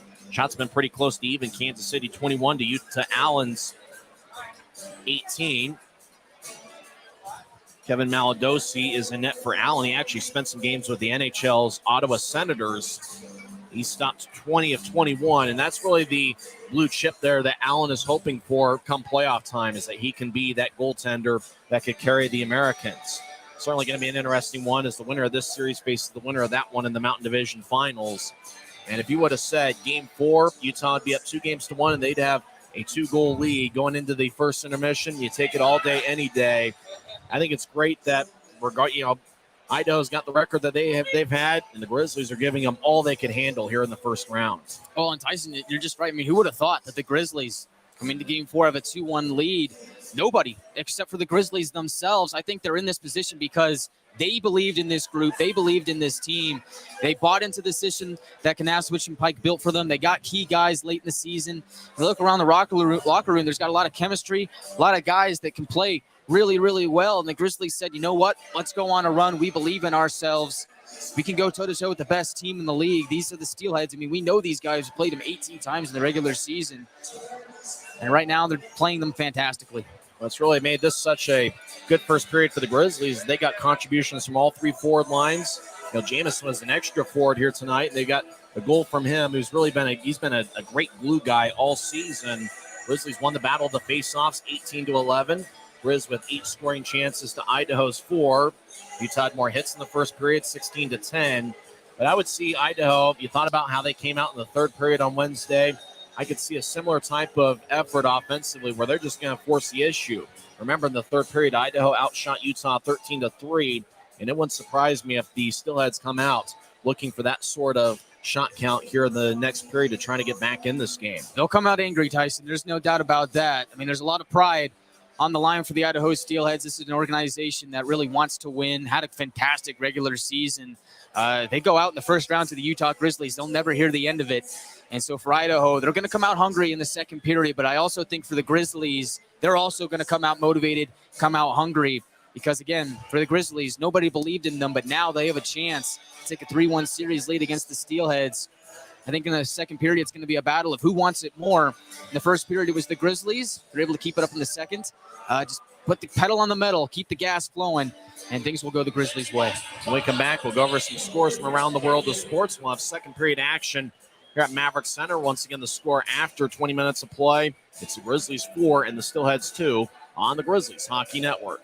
When you pay with the Nitro card at Maverik, you always save 10 cents or more on fuel every gallon, every day. And you could save a whole lot more thanks to Nitro Best Price. Pick up a Nitro card and upgrade your Adventure Club account today.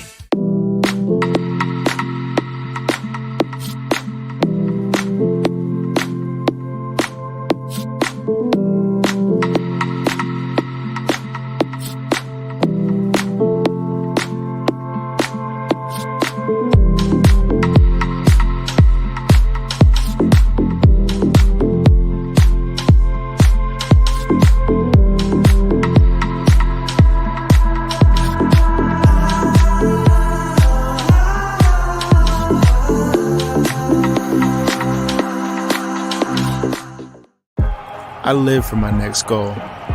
Whether it's another pick six or another step forward in life, I wouldn't be who I am without the drive to reach it.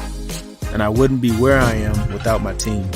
Everyone on and off the field who supports me and believes in my dreams as much as I do.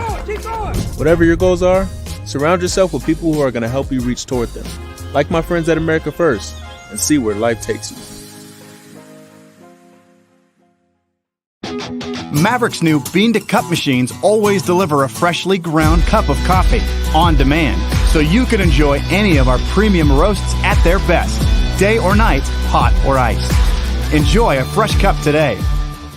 If you're out driving and something happens to your car, truck, or even wheelchair, and you end up stuck at a rail crossing, it's going to be okay. Don't panic. Here's what you do. Get out if you can, and look for this blue sign on the metal pole. Call the number on the blue sign, and when they answer, tell them the crossing number. The number is right here. This tells them the exact location of the crossing. This is the fastest way to get trains stopped before coming through the crossing. Look for the blue. It helps you. Welcome back to Maverik Center. I'm Tyson Whiting here with Guy Chiarenza. NBA playoffs, late third quarter. Sacramento leads Golden State 88-78. Golden State leads that series 3-2. The Memphis Grizzlies take on the LA Lakers at 8:30. Lakers lead that series 3-2. 4 NHL playoff games. East Division semifinals. In overtime, Carolina defeats the New York Islanders 2-1 as Carolina wins that series 4-2. They advance to the next round. How about this for a wild one? You thought the Maverik Center game was crazy here tonight. Late third period, Florida leads Boston 6-5. Oh, that game with 4 minutes left in the third period. That's an East Division semifinal battle. Grizzlies are kind of trying to do what Florida's trying to do to Boston. Beat the team that had the best record in the regular season. Florida leads 6-5. That game late in the third period. 7 minutes left in the first. Dallas leads Minnesota 1-0.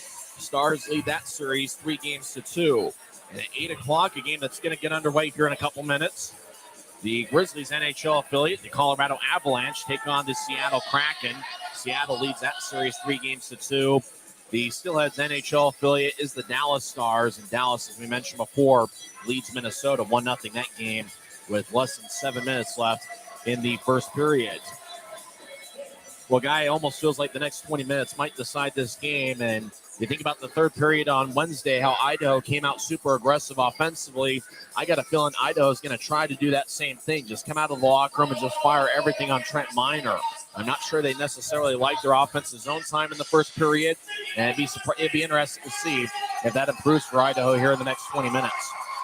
I definitely think Idaho is going to come out here with a lot of fire, Tyson. I mean, you're right. This period is really the make or break period for them. I mean, their season could be on the line here. You don't want to go down 3-1 against the Grizzlies with another game here at Maverik Center tomorrow night. It's going to be big for them and for the Grizzlies. Something that they did really well all season long, but especially in games 1 and 2 was adapt. They were able to adapt to whatever Idaho threw at them. Different building, same scenario. The Grizzlies are going to have to find a way to adapt here and respond. Don't forget, after tonight, the Grizzlies have one more game in this series here at home, and it's going to be Game 5 tomorrow night. 6:50 pregame show, 7:10 face-off. We want to see a huge crowd here at Maverik Center. It looks like we got a pretty good crowd here. It looks like the middle sections have filled up pretty nicely. There's some open seats over in section 118, 119, 120, and that's an opportunity for the Grizz Maniacs to come on down here and be part of playoff hockey, especially if the Grizzlies win tonight. They'll be going for the upset, maybe one of the best upsets in Kelly Cup playoff history potentially, as Utah has really given Idaho all they can handle in this series. It's been a lot of fun, and I think the big thing for the Grizzlies, we talked about it coming in, the balanced scoring attack. Utah's getting contributions from just about everybody in this series. Yeah, Tyson, I mean, that was it. We talked about it before, how you want to have that depth scoring in the playoffs, every single guy on the ice being a threat, every line being a threat to score. But I think what summed up the first period was the Grizzlies stars showing bright. I mean, look at Cameron Wright, a goal and 2 assists. He was great. Zach Sekos in his first game back, he gets a goal. And Kyle Betts was stellar as well. Brandon Cutler was buzzing. I mean, the Grizzlies stars were great. You're right, they were also getting that depth scoring. Really a great period for the Grizzlies overall. We're going to skate 5-on-5 here to start the second period. Remember, the Grizzlies had 2 power plays in the first period. They scored on both of them. Cameron Wright and Kyle Betts found the back of the net there. Idaho has yet to go on the power play here. We'll see if they'll get some power plays in the second period. They only have 1 power play goal in this series. Utah's penalty kills 14 for 15. Here in the second period, the Grizzlies are going to be skating from left to right as we see it from high top section 114. Here, mind's eye, see it on YouTube. Idaho will be skating from right to left. Still has 1 the draws. A.J. White gets to Casey Johnson. As Kawaguchi tried to dump it in, Grizzlies cut it off at their blue line. Now Brandon Cutler, far side, chips it in. As Sekos chases after it, he collides with Casey Johnson.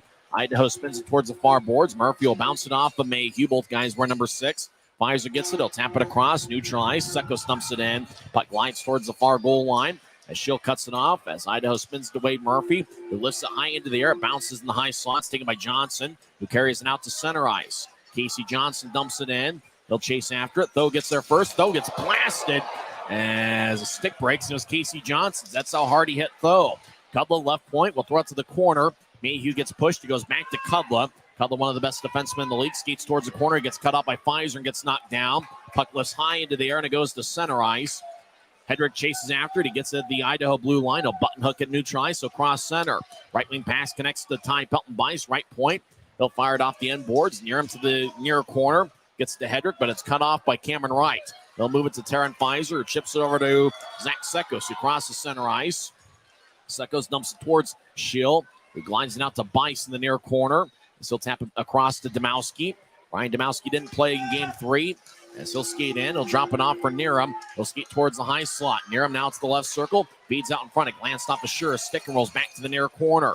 Bice gets hit. That's going to be a penalty on Kyle Betts. Betts knocked down Ty Pelton-Bice. As puck goes back to neutral ice, Kumatsis gets it at center. As Schill's on the bench. As 6-on-5 delayed penalty. That's Kyle Betts. I'm not sure what he did outside of through a big check that knocked down Kumatsis. As out to the neutral ice, Hedrick drops it off. Kumatsis gets it taken away. He actually took Cameron Wright's stick away. Wright touches up the puck as we get a whistle. And Kyle Betts will skate towards the penalty box. Well, Betts gets 2 minutes for roughing. 18:08 left here in the second period. So my first question was answered. It is Adam Scheel staying in the game for the Steelheads. So Sheen is going to ride with Scheel for, looks like at least for now. But for Kyle Betts, I'm not really entirely sure what he did there. Really just finished off a hit. But you're going to think that both referees want to have both pockets full of the same amount of change. So maybe he thought that Betts used a little bit of elbow on Pelton-Bice, and that was the difference. I'm really not sure. Grizzlies win the draw. They clear it out. The puck glides towards the Idaho backboards. Rolls to Adam Scheel. He'll give way to Dawson Bardo. Idaho's first power play here of the game. They're 1 for 15 on the man advantage in the series, but it was a big one. It was overtime in game 3. Idaho skates in right side. Murphy will tap it off the near boards. Puck goes over to Ducharme. Now the high slot for Bardo. They'll slide it to his right for Murphy. He'll take a righty shot. Saved by Minor. Rebound goes to the high slot. Bardo skates towards his left. They'll tap it across it. Bounces off the far wall. Penner gets it, trying to clear it out. It stays in. Ducharme over to Kawaguchi off the near wall. Kawaguchi throws it back to Murphy. He's hanging out the left side. They'll tap it across to Ducharme. Now to Bardo. One-timer, and it goes wide. As it bounced off the side of the net, Kawaguchi gets it. Near corner, he'll throw it up top for Bardo. Bardo glides it over to Kawaguchi in the left point. He'll feed it to the left circle for Murphy. He'll take a righty shot. Rebound shot. Saved by Minor. As rebound went wide, Idaho behind the net. They'll kick it off at Jameson's skate. Puck goes to Kawaguchi left side. He'll feed across Ducharme. One-timer. Saved by Minor. And it kicks wide, right side. Ducharme rolls it around to White. He gets hit by Thomas. Puck goes to the far circle. Jameson gets it, and he slides it all the way towards Idaho's zone. It bounces off the end wall. 40 seconds left in Idaho's first power play of the game. Outlet pass connects. Ducharme, or make that Domowski left side shot. Saved by Minor. Domowski left circle. Being shadowed by Wright. As Domowski spins it along the wall, it goes to the right point. Kudla slides it up top for Hedrick, who will skate towards his left. Hedrick, one of the best scoring defensemen in the league, will drop it off for Niram. Now back towards Kudla. Kudla had to skate to get it. He gets it. He'll gather it across. Puck flips off a stick and flies out of play into section 102. 16 seconds left in the power play. And a guy in an Alex Ovechkin Capitals throwback jersey gets the puck, and he's going to chug a beer. What a baby! Not only did he get the game puck, but he chugged the beer on the video board. He gets the Maverik Center crowd fired up. Good penalty kill by the Grizzlies so far. That's about as quickly a chug beer as I've seen all season.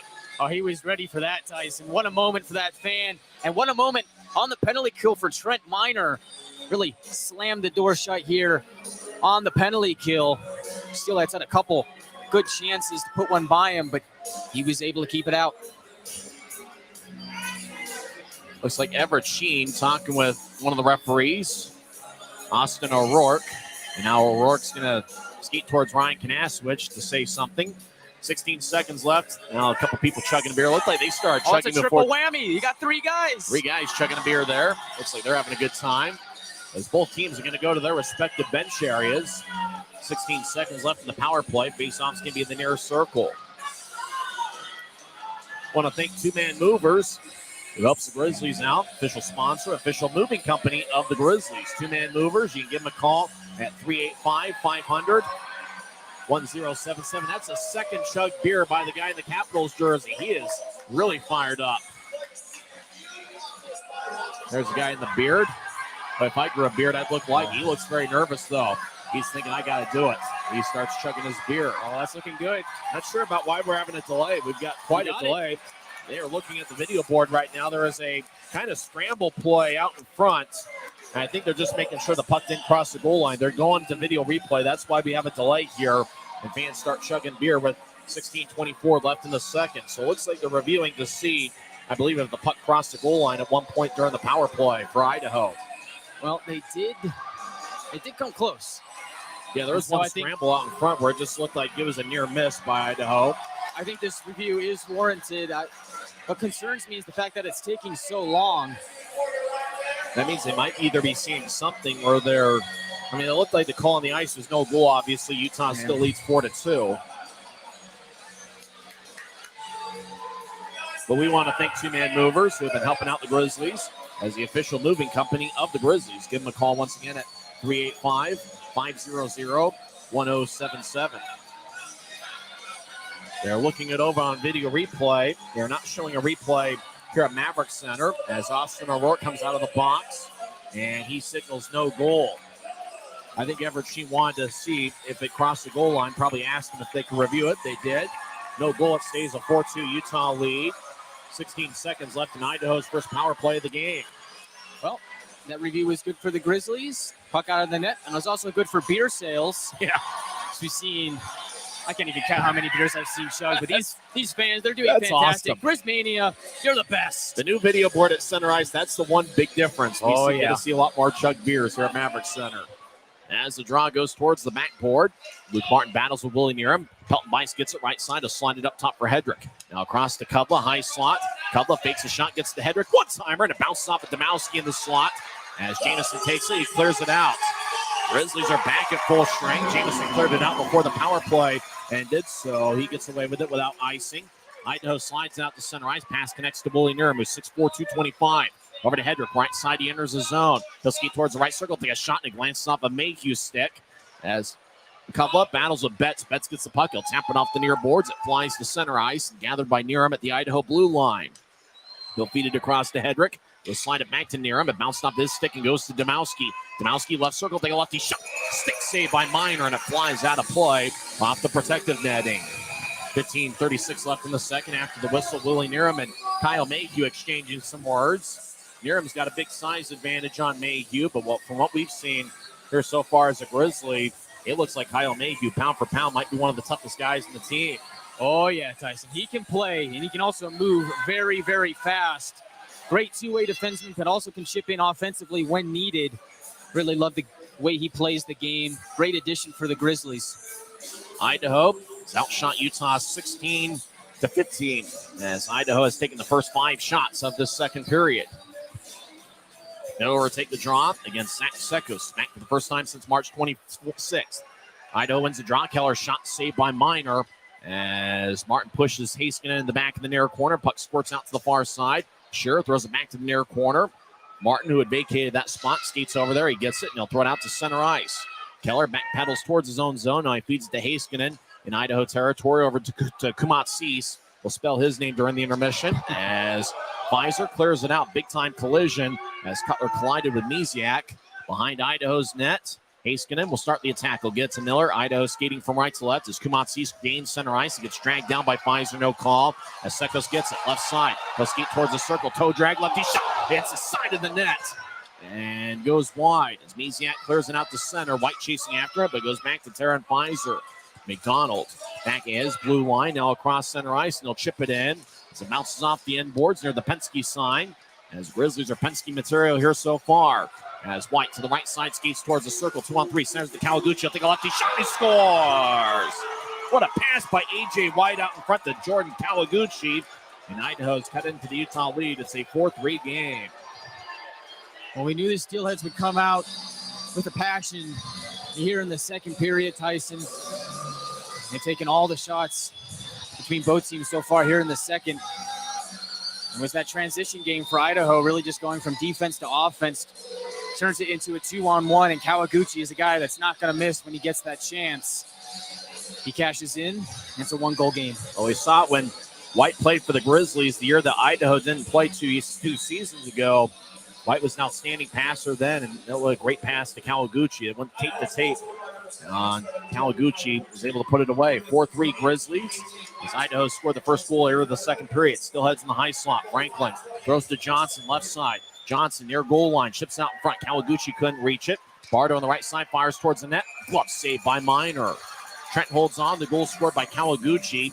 Came 5:28 in with A.J. White and Cody Haskinen getting the assist.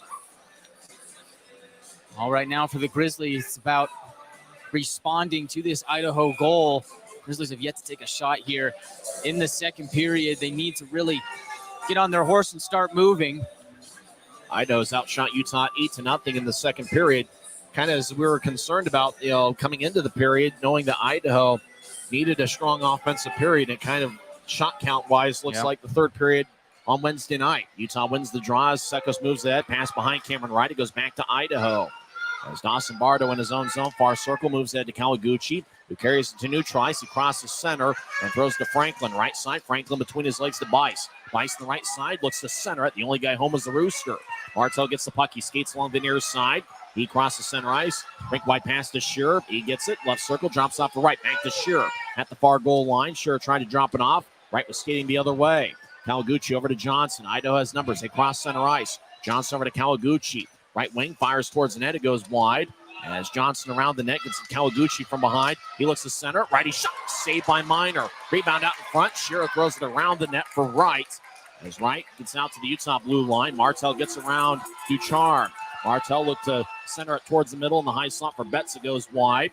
Ducharme re-enters left side as he gets tangled up with McDonald. McDonald gets thrown to the glass along the end wall as Penner gets it taken away. Franklin feeds it out in front as Demowski gets cut off by Wright. Good defensive play by Wright. Behind Utah's net, Penner trips up Murphy. It's going to be a penalty on the Grizzlies.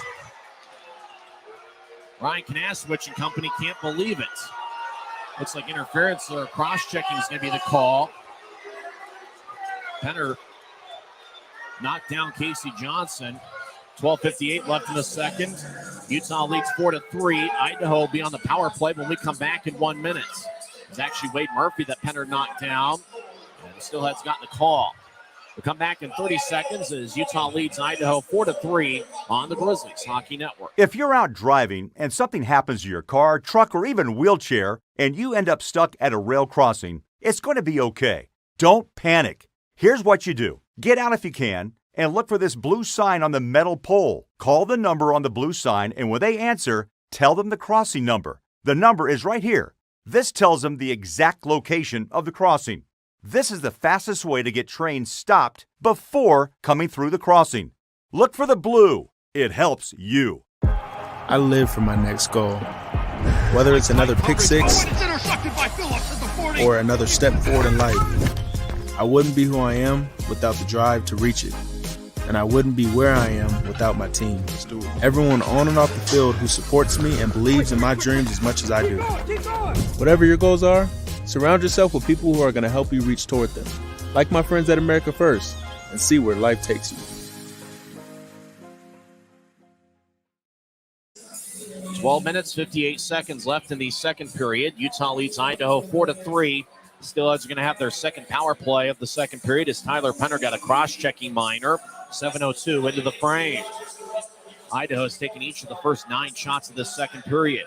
Draw one by the Steelheads as Ducharme will get it to Kawaguchi. Now to the high slot for Bardo. He'll slide it to Kawaguchi near the blue line. He'll get it to Ducharme, left wing. Now to Murphy. Left wing shot saved by Minor. Trent holds on and McDonald bear hugs Murphy as Minor bobbled it for half a second, and McDonald made sure Murphy didn't get any closer to the Utah netminder.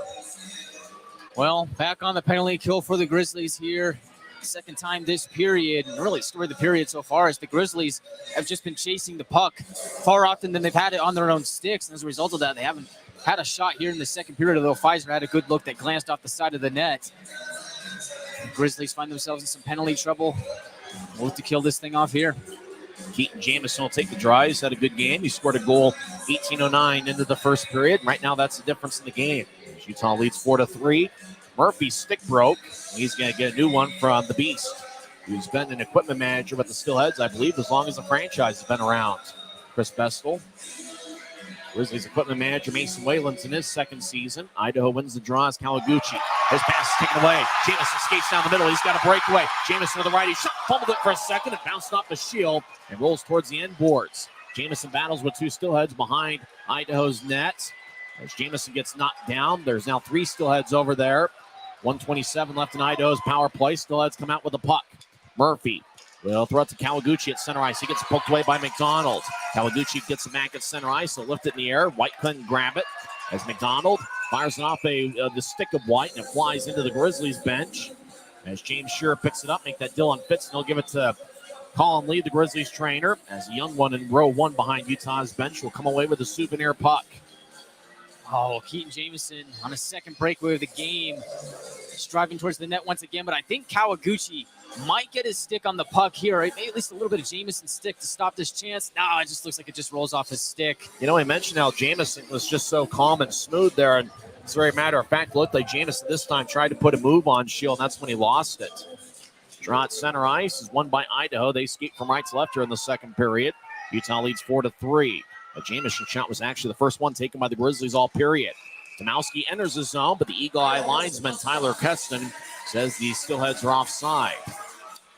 But I like the aggression here from the Grizzlies shorthanded, really on that last few shifts, just trying to be aggressive and stopping Idaho at the blue line, but also kind of forcing the terms here in the neutral zone, and that's what leads to the Jamison breakaway. Draw near the Idaho bench, won by the Steelheads.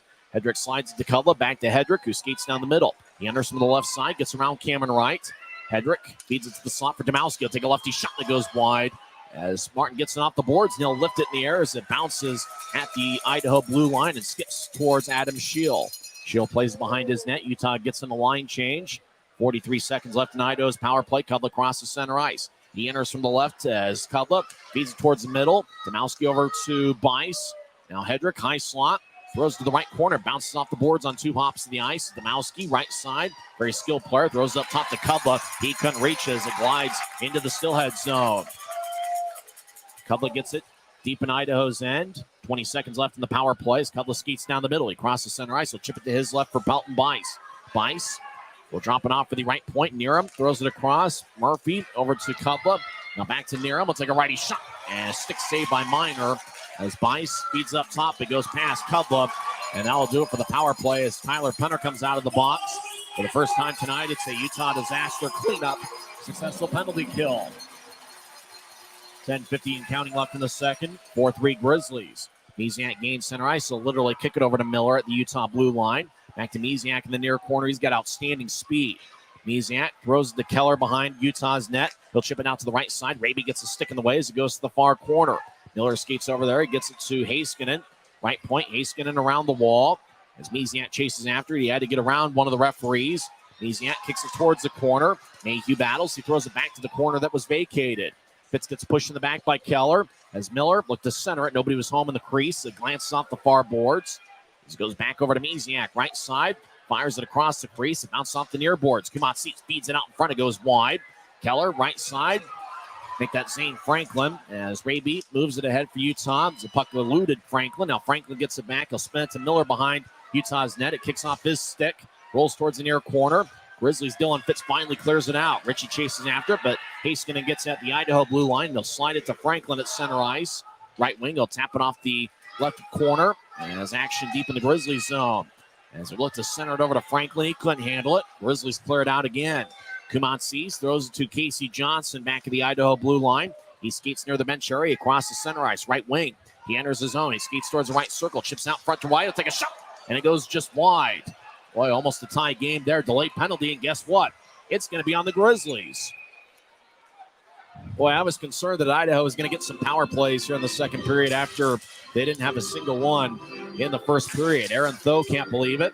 He's going to skate to the bench. Dakota Raby, he really can't believe it as he's going to the box. Utah leads 4-3, but they're going to kill off another penalty. It's kind of like game 4 when Utah had to kill 4 Idaho power plays there in the second period. Oh, and Tyson, this has been a disastrous second period for the Grizzlies. That call there on Raby is likely hooking, but it's just for the Grizzlies. I mean, they really haven't had the puck on their own stick for a lot in this period. And as a result of that, they're not going to draw any penalties of their own. Idaho, having possession, is going to force the Grizzlies to commit some penalties. As a result of that, they're going their third power play of the second period. Idaho's outshot Utah 12-1 here in the second period. Raby gets 2 minutes for hooking as the Grizzlies clear it out. Did it hit the glass or is it delay of game? Looked like you hit the glass. No delay of game. Draw's going to come back in the Grizzlies zone as Utah won the draw and tried to clear it all the way towards Adam Schill in an exited play. 9:20 is left in the second period as we're halfway through the scheduled 60 minutes. What a crazy game it's been so far. Cameron Wright has 1 goal and 2 assists. Kyle Betts 1 goal and 1 assist for the Grizzlies. Idaho has goals from Ty Pelton-Bice along with A.J. White. And the second period goal was scored by Jordan Kawaguchi. So 3 of Idaho's big guns have found the back of the net here so far. Draws in the far circle of the Grizzlies zone. And it's won by Idaho. A.J. White slides it up top as Bardo back towards Justin Ducharme, who gets it up top for Bardo. Slides it across to Kawaguchi. Now to Bardo's in the high slot. As he'll feed it to his right. There's Ducharme dancing around the right circle over to Bardo, who fakes a shot. Now Bardo slides to Kawaguchi on the left side. He gets it over to the left circle for Murphy. Back up top for Bardo. Toe drag. He'll take a righty shot. And it's blocked out in front. It kicks towards Ducharme in the far corner. Now to A.J. White to lose the puck. He knocks down McDonald. No call. Now Murphy's all alone to the left side. Fakes a shot. Throws to Ducharme. Right side. Shot's blocked by McDonald. Idaho scores. Ducharme took a shot. Didn't get much on it. And A.J. White, who was out in front, slid it past the goal line. We're tied at 4 as Idaho's connected twice in the second period as A.J. White high-fives everybody on the Steelheads bench as he gets his second of the game. As the puck bounced off of McDonald on a blocked shot, White had it. He just put it past Trent Miner. It went 5-hole. Well, not good for the Grizzlies here in the second period. Really, that's a puck that Miner probably should have had. Bobbles it, lands on the doorstep, and the Steelheads are able to convert. But for the Grizzlies, you got to find a way to climb back in this game. You had a 4-2 lead. Now it's 4-4. The next one has to go the Grizzlies' way. Draw at center ice, won by the Steelheads. Cutler throws out the center ice from Eziak, who dumps it in as they chase after it. Puck deep in the Grizzlies zone. Martin will slide it ahead as Betts over towards the Rooster. He loses it. Cutler battles, and Cutler will fire it around the wall. It's cut off behind Utah's net by Betts. Action once again in the Grizzlies zone here in the second period as Martin gets it to the Rooster. Martell lifts out the center ice. Wright gathers it. He's at the center ice logo. He'll veer off. He'll make a nice move on Hedrick. He'll take a shot on. A good job by Cutler responding. Rink wide pass doesn't connect from Eziak. No icing. Eziak gets it behind Utah's net. He chips it out in front. Miner cuts it off, and Keller gets a little bit close to Miner. But no penalty. 8:05 left in the second. We're tied at 4. Well, that chance for Wright was probably the Grizzlies' best and only real chance here in the second period. And the Grizzlies just need to find a way to just take possession, and it starts by winning faceoffs, just getting possession from that. But really what Idaho's done here in the second period, I mean, they've had their power play chances, but when it's been 5-on-5, Idaho's just been suffocating the Grizzlies in their own zone to the point where all they can do is just chip it out to the neutral zone, get a change, just go right back on defense. Grizzlies win the draw. They get it out to center. Now Kumatsis throws it back to Heiskanen. Less than 8 minutes left in the second period to move it ahead to Bice. As he got a piece of it. Miner behind his net, chips to the far corners. We're tied at 4. It's been an entertaining game. As Cutler spins it back around deeper in the Grizzlies zone. Chasing after it behind Utah's net is Mayhew. He'll tap it off the glass. Mayhew gets blasted by Domowski. That's going to be a penalty. Domowski doesn't know why. Domowski is very upset. He hit Mayhew along the boards. That's going to be a penalty on Ryan Domowski. 7:39 left in the second period. After Idaho had 3 power plays to start the second frame, Utah now goes on the man advantage for the third time tonight. And Domowski is furious at the call. Yeah, Domowski was using a lot of vocabulary towards the officials. He's really trying to plead his case. I guess it's because he hit, it's kind of like a similar play that got called on the Grizzlies on Betts earlier. Maybe he thought they hit Mayhew higher than he should have. Domowski's in the box. 7:39 left in the second period. We're tied at 4. Roughing's a call. That's the same call that Betts had, and probably a similar hit to what Betts had on an Idaho player earlier in the period. Utah's 2 for 2 on the power play tonight. Draws in the far circle. Betts will take the draw. Miller falls down. He took it for Idaho. Puck goes to the left point. Martin slides it across to Martell. Martell feeds the left side for Wright. Now to Martin, back to Wright. Wright gets to Martin in the high slot. He'll fire a righty shot. Didn't get much on as it glides towards the right corner. As Ritchie behind the net, chips out in front for Wright. It goes past him. Martin skates to the left point. He gets it and keeps it in the offensive zone. Martin over to Wright. Here early in the power play. Wright fires a left point shot. Saved by Shield. As Wright was over in the left point, not where he usually is outside of the power play. Shield makes a routine save. 1:34 left in the power play. 7:13 left in the second. We're tied at 4. Well, I think the key for the Grizzlies on this power play right now, Tyson, is Luke Martin quarterbacking this play on the blue line.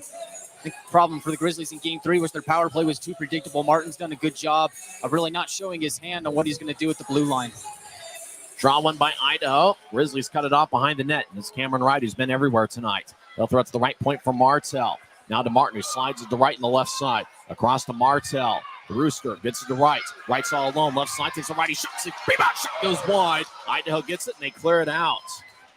Wright was all alone on the left side. There was a lot of traffic out in front. He just tried to feather one in and didn't quite connect. As Utah still on the power play. As Idaho made a line change. Martin gets the center ice, gets to Jamison, now to Pfizer. Grizzlies change up some skaters of their own. Now Martell will skate off, and so does Luke Martin as the Grizzlies complete their line change. 55 seconds left in the power play as Utah resets. Kyle Mayhew drops it off for Pfizer. As Pfizer skates towards neutral ice, he crosses center. Right wing, Pfizer gains the line. He skates towards the right circle with speed. Pfizer stops in the corner. He'll chip it over to the right point, but Mayhew wasn't in the area. As the puck goes all the way towards Trent Miner as it glides along the near boards. Mayhew cuts it off in the near corner. He skates around Miner's net. As Mayhew now at neutral ice will cross center. Mayhew will drive it around the wall. Shield cuts it off behind the net. He'll chip it towards the right corner. Jamison cuts it off. He gets hit by Kudla. Misiak takes it, and he'll clear it out. Boy, Justin Misiak's about as good a role player as you'll see in this league. He's got outstanding speed, and he's an outstanding penalty killer as well. 10 seconds left in the power play. Remember, Justin Misiak's cousin, Ryan Misiak, was a good penalty killer for Utah years ago. Mayhew over to McDonald. Now to Sekos, who crosses center ice. Idaho's back at full strength. Left wing, Sekos lefty shot. Saved by Shield. And he holds on. 5:36 left in the second. As Utah unsuccessful on the power play. So we're tied at 4. 5:36 left in the second. We're back in 1 minute on the Grizzlies Hockey Network. Maverik's new bean-to-cup machines always deliver a freshly ground cup of coffee on demand, so you can enjoy any of our premium roasts at their best, day or night, hot or iced. Enjoy a fresh cup today. When you pay with the Nitro card at Maverik, you always save 10 cents or more on fuel every gallon, every day. And you could save a whole lot more thanks to Nitro Best Price. Pick up a Nitro card and upgrade your adventure.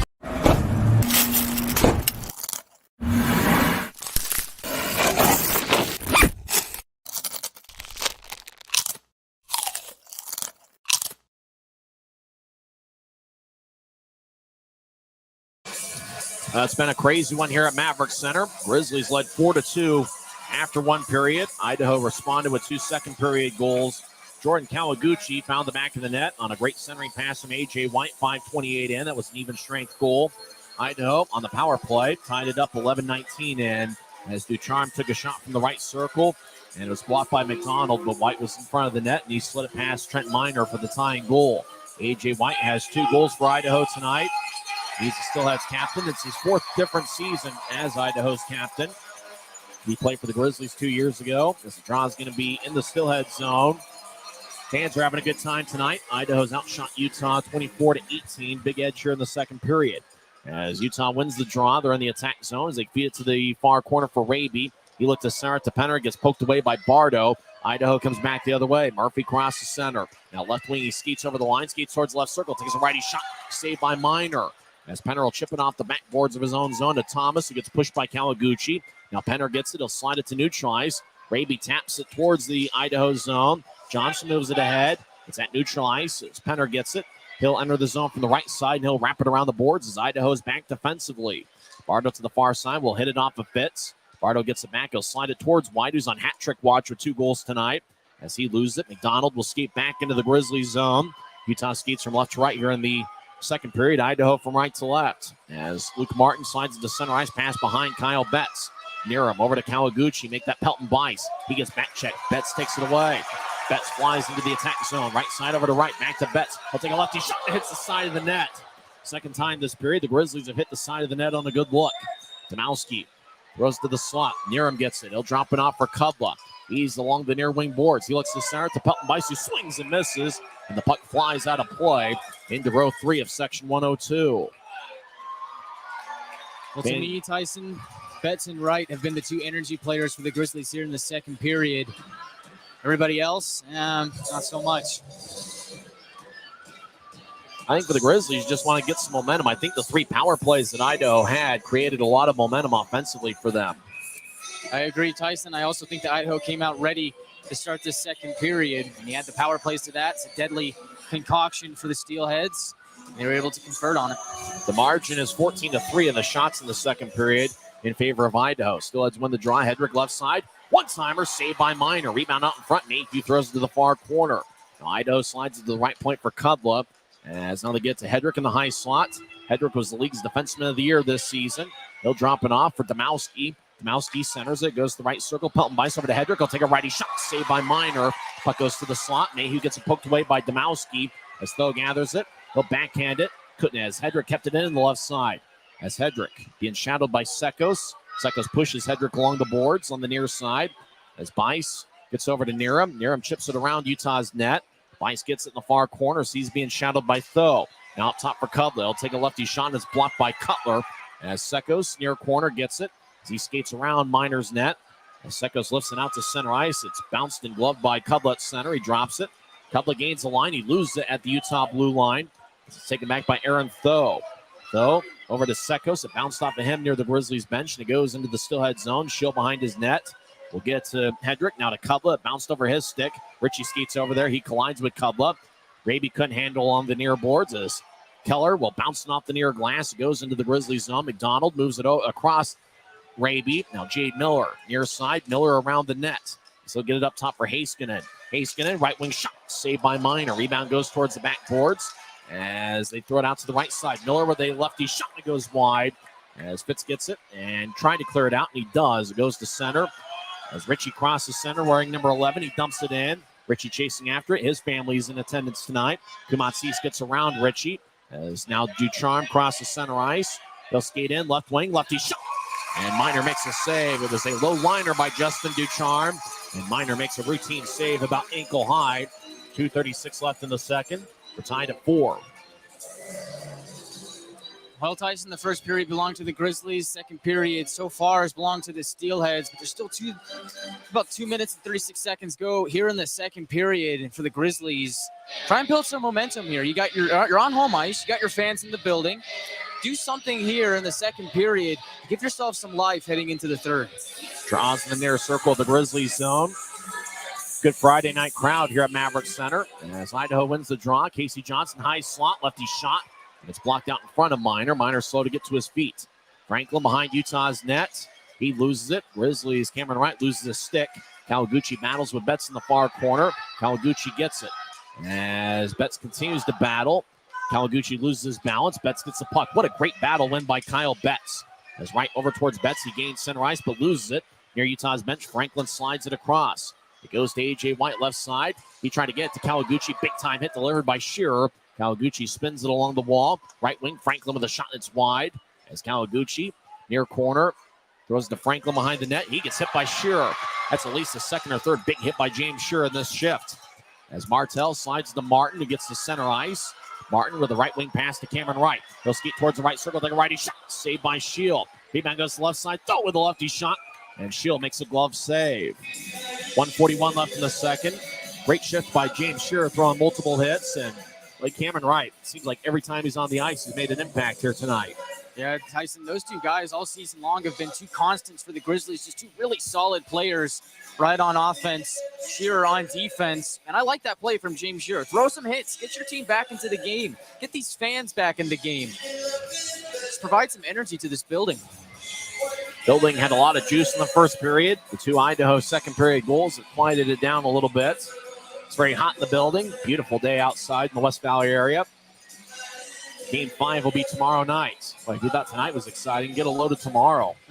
Draws give me the far circle. The 2 number 17s take it, and Pelton Bice wins it for Idaho against Secos. Idaho will tap it off the near glass. Mayhew skates over there. Arm is enthusiastically raised by Tyler Keston as Idaho's called for icing with 1:33 left in the second. Well, this is a big draw right here coming up. And Zach Secos is going to be the one to take it. But for the Grizzlies, if you can win this draw, get possession in Idaho's zone, and draw up a scoring chance here, that would be huge for the Grizzlies to take a goal. A 5-4 lead heading into the second intermission. Watch out for Aaron Thoe. He's earned some big-time playing time for the Grizzlies. He's come up with some good offensive moments here lately. Grizzlies win the draw. They throw it through the crease. It goes to the near corner. Idaho clears it out. Mayhew chases after it. He gets it deep in the Grizzlies zone as he stops in the near corner. He's being shadowed by Pelton Bice. Mayhew will now skate around Utah's net. So feed it towards the far side. Tapped off the boards. Cutler gets it near Idaho's bench. He'll dump it in. It goes past Secos. Schill slides it across to Kudla. With an outlet pass, it goes past Misiak, and it's going to be icing on Idaho with 1:07 left in the second. Taryn Pfizer lost an edge and tumbled into the near side boards in the Idaho zone. Looks like he'll be okay, but I want to sharpen those skates during intermission. It looks like he is going over. Yep, the equipment manager, Mason Whalen, going to change skates. Skate blades, that is. Make sure that he's good to go for the next shift. Draws on the far side. Won by Idaho. Grizzlies take it away. Cameron Wright, sharp angled shot, saved by Shield. Rebound goes to the far corner. Utah in the attack zone as Betts gets pushed by Hedrick. Couple lifts it in the air. White will bat it out to center ice. It goes to Luke Martin, who chased back after it. At neutral ice in Grizzlies territory. Left wing pass to Wright, who gets to Betts. He swings and misses from the left circle. As Hedrick will tap it towards Willie Niram, who's been active tonight. He was Wednesday's hero. Over to Misiak, who skates down the middle. He veers it off to the left corner as Martel got a stick in the way. Luke Martin got hit pretty hard by Niram. As now Kyle Betts gets it neutralized. Rink wide pass to Martel. He gets it in the right wing. Martel steps over the line, gets around Kumatsis. Good poke check by Niram as it goes back to center ice. Martel gathers it back, and he'll get it to Shearer. Now back to Martel. Over to Shearer in the far circle of Utah zone. Across to Martin. As Martin gets around Miller, he crosses center ice. Martin still with the puck. Will glide it to his left for Shearer. He'll take a lefty shot. Saved by Shield. Rebound out in front. Utah couldn't connect. Still, let's come back the other way. 7 seconds in the period. Domowski over towards Kumatsis. Cameron Wright gets in the way as Domowski gets hit by Luke Martin. And Martin got away with one there. Could have been called. And the whistle blows. Now we'll do it for 40 minutes. But based on how a couple penalties have been called here in the second period, could have called one on Martin there, but Utah was lucky there. Nothing was called. And we're through 2 periods. Utah won the first one. First period, 4-2. Idaho won the second period, 2-0. It's anybody's game now as we're tied at 4, heading into the final regulation frame. We've had 3 barn burners here at Maverik Center in this series. Utah won 3-0 in game 1 and 3-2 in game 2. Idaho in overtime won 3-2. We'll see what game 4 brings here as both teams slow to go to the locker room. Domowski thinks that Idaho should have a power play to start the third period. The 2 referees disagree. Patrick Kudla doing some politicking at center ice. Talked with Austin O'Rourke, and Taryn Pfizer is hanging out just to make sure that the conversation is even. Now Kudla will skate off the ice, and we'll come back in 2 minutes and have second intermission coverage as we're tied at 4 between the Grizzlies and the Steelheads in game 4 of the Mountain Division semifinals. Utah leads the series 2-1, and we're tied at 4 here in game 4, the middle of 3 games here at Maverik Center. Don't forget, game 5 is going to be tomorrow night. Here, tickets, UtahGrizzlies.com. Game 5 will be the final home game for the Grizzlies in this series. We're back in 2 minutes. It's the score after 2 periods. Idaho 4 and Utah 4 on the Grizzlies Hockey Network. When you pay with the Nitro card at Maverik, you always save 10 cents or more on fuel every gallon, every day. And you could save a whole lot more thanks to Nitro Best Price. Pick up a Nitro card and upgrade your Adventure Club account today.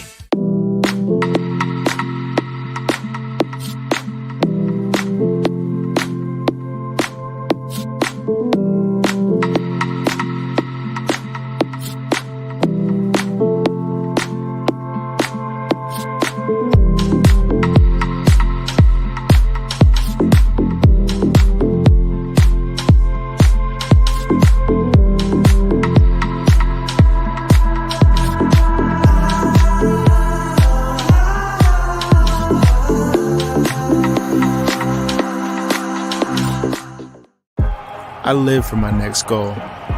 Whether it's another pick six or another step forward in life, I wouldn't be who I am without the drive to reach it. And I wouldn't be where I am without my team.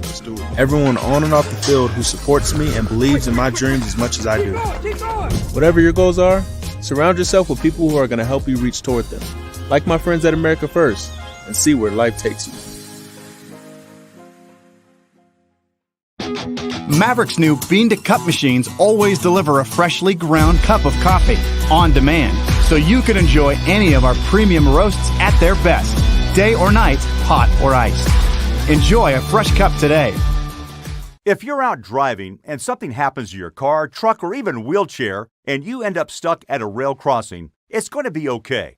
Don't panic. Here's what you do. Get out if you can, and look for this blue sign on the metal pole. Call the number on the blue sign, and when they answer, tell them the crossing number. The number is right here. This tells them the exact location of the crossing.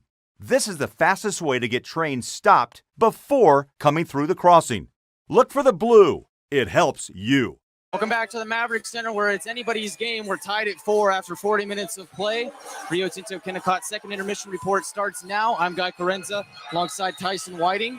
It's been a heck of a game, really unpredictable. Grizzlies led 4-2 after 20 minutes of play. Idaho scored 2 goals in the second period to make it 4-4, and that's where we stand right now. But first, let me tell you how we got there.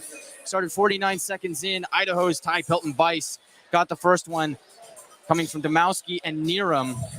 It's Pelton-Bice's second goal of the postseason. Steelheads kind of just threw a shot off of Trent Miner, really turned into a shot type of pass as it bounced right to Pelton-Bice, who put it home, making it a 1-0 game. But Utah would respond. 2:36 into the first period. Kyle Betts, a tip in out in front on the power play from Jordan Martell and Cameron Wright, gave the Grizzlies and Steelheads, or they made the game tied at 1. And then 4:39 into the first, Grizzlies made it a 2-1 game off of a goal from Zach Sekos, his first of the playoffs, because this is his first playoff game. Zach Sekos returns to the lineup. That goal comes from Pfizer and Cutler, and the Grizzlies weren't done for the first period as they scored 13:36 in to make it 3-1. Cameron Wright got his second of the postseason from Richie and Betts, that coming on the power play. Utah was 2 for 2 on the power play in the first period.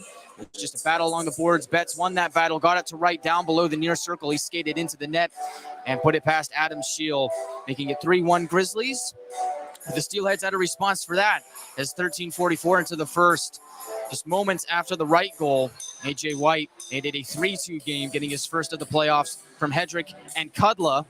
The Grizzlies, late in the first period, 18:09 to be exact. Keaton Jamison on the breakaway gets his first of the playoffs, makes it a 4-2 game. The only assist on that goal came from Cameron Wright. And that's where we stood after 40 minutes of play. But in the second period, disaster hit for the Grizzlies. It was really dominated by the Steelheads. Idaho had a lot of chances on the power play as they went 1 for 3. Jordan Kawaguchi cashed in on the power play, 5:28 into the second period, making it a 3-4 game from A.J. White and Cody Heiskanen. And to make matters worse for the Grizzlies, 11:19 into the second period. Steelheads would tie it up on A.J. White's second goal of the game from Ducharme and Murphy. And that goal came on the power play. Idaho is 1 for 3 on the power play. Utah is 2 for 3. But second period did not go in the Grizzlies' favor. And you look at the shot count as an indicator of how things went. 18-7 in favor of Idaho. Idaho has the shot edge 29-22 after Utah led 15-11 after the first period. Scoring chances were 9-2 in favor of the Steelheads. Grizzlies did win the faceoff battle 12-8, but they really lacked possession in the second period, as it seems like all the play was to our left in the Grizzlies zone. As I said before, Idaho led the shot count 18-7 in the second frame.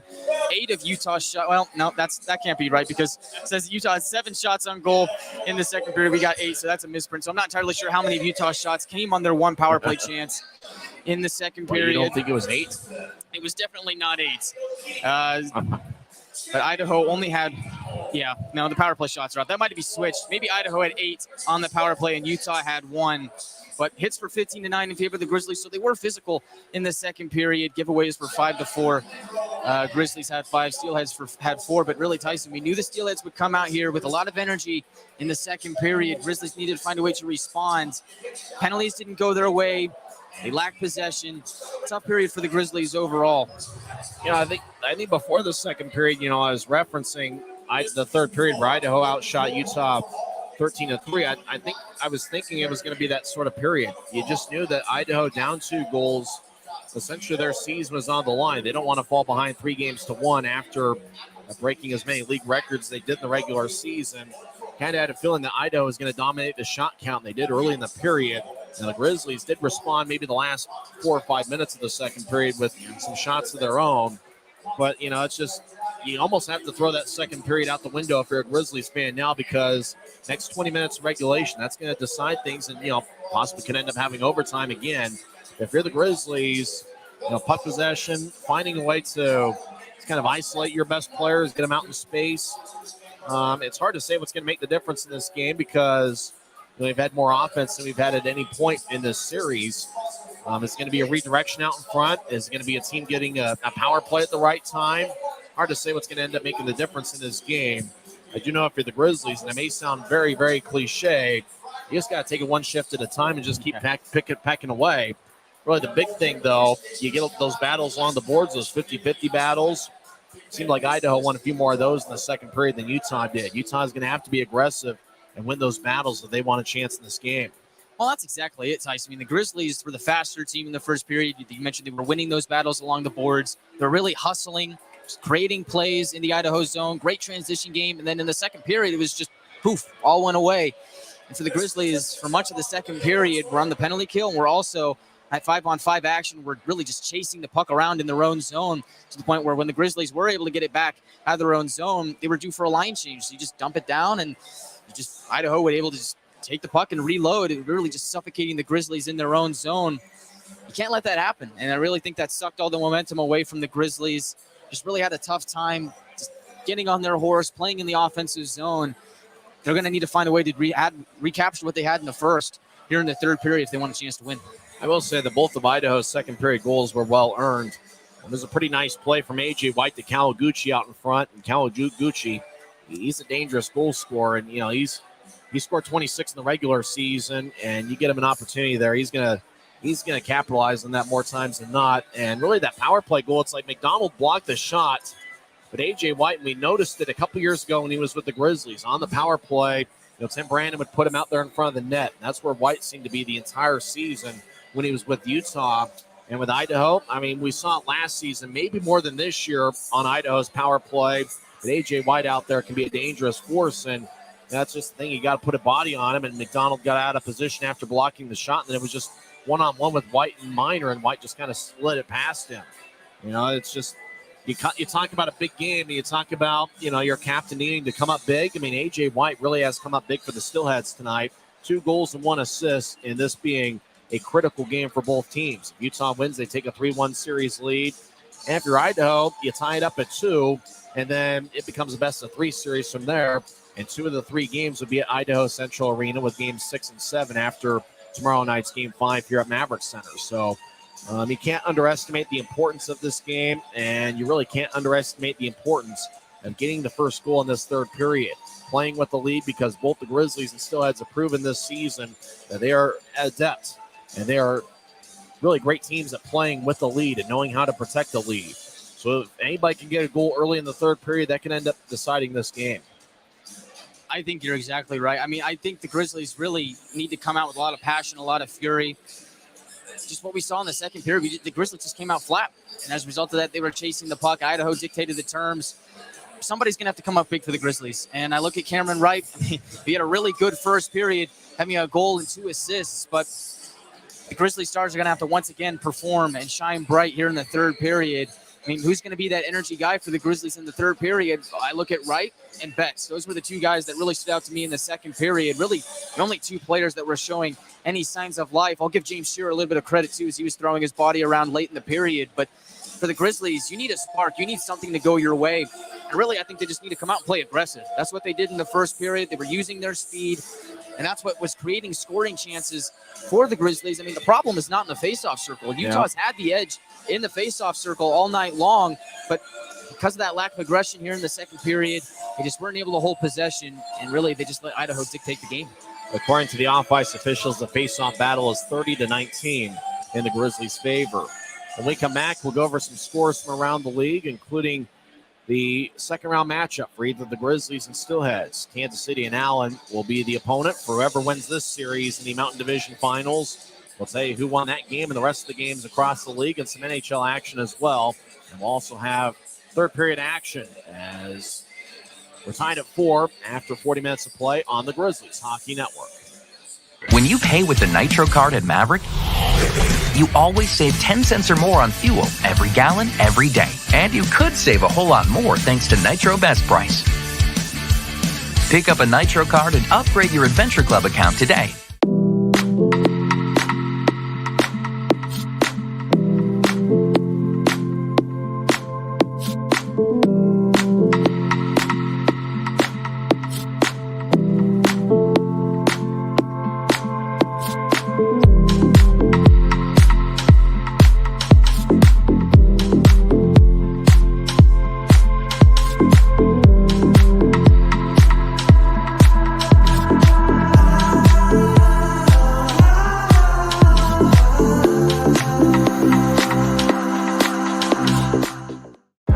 I live for my next goal. Whether it's another pick six or another step forward in life, I wouldn't be who I am without the drive to reach it. And I wouldn't be where I am without my team. Everyone on and off the field who supports me and believes in my dreams as much as I do.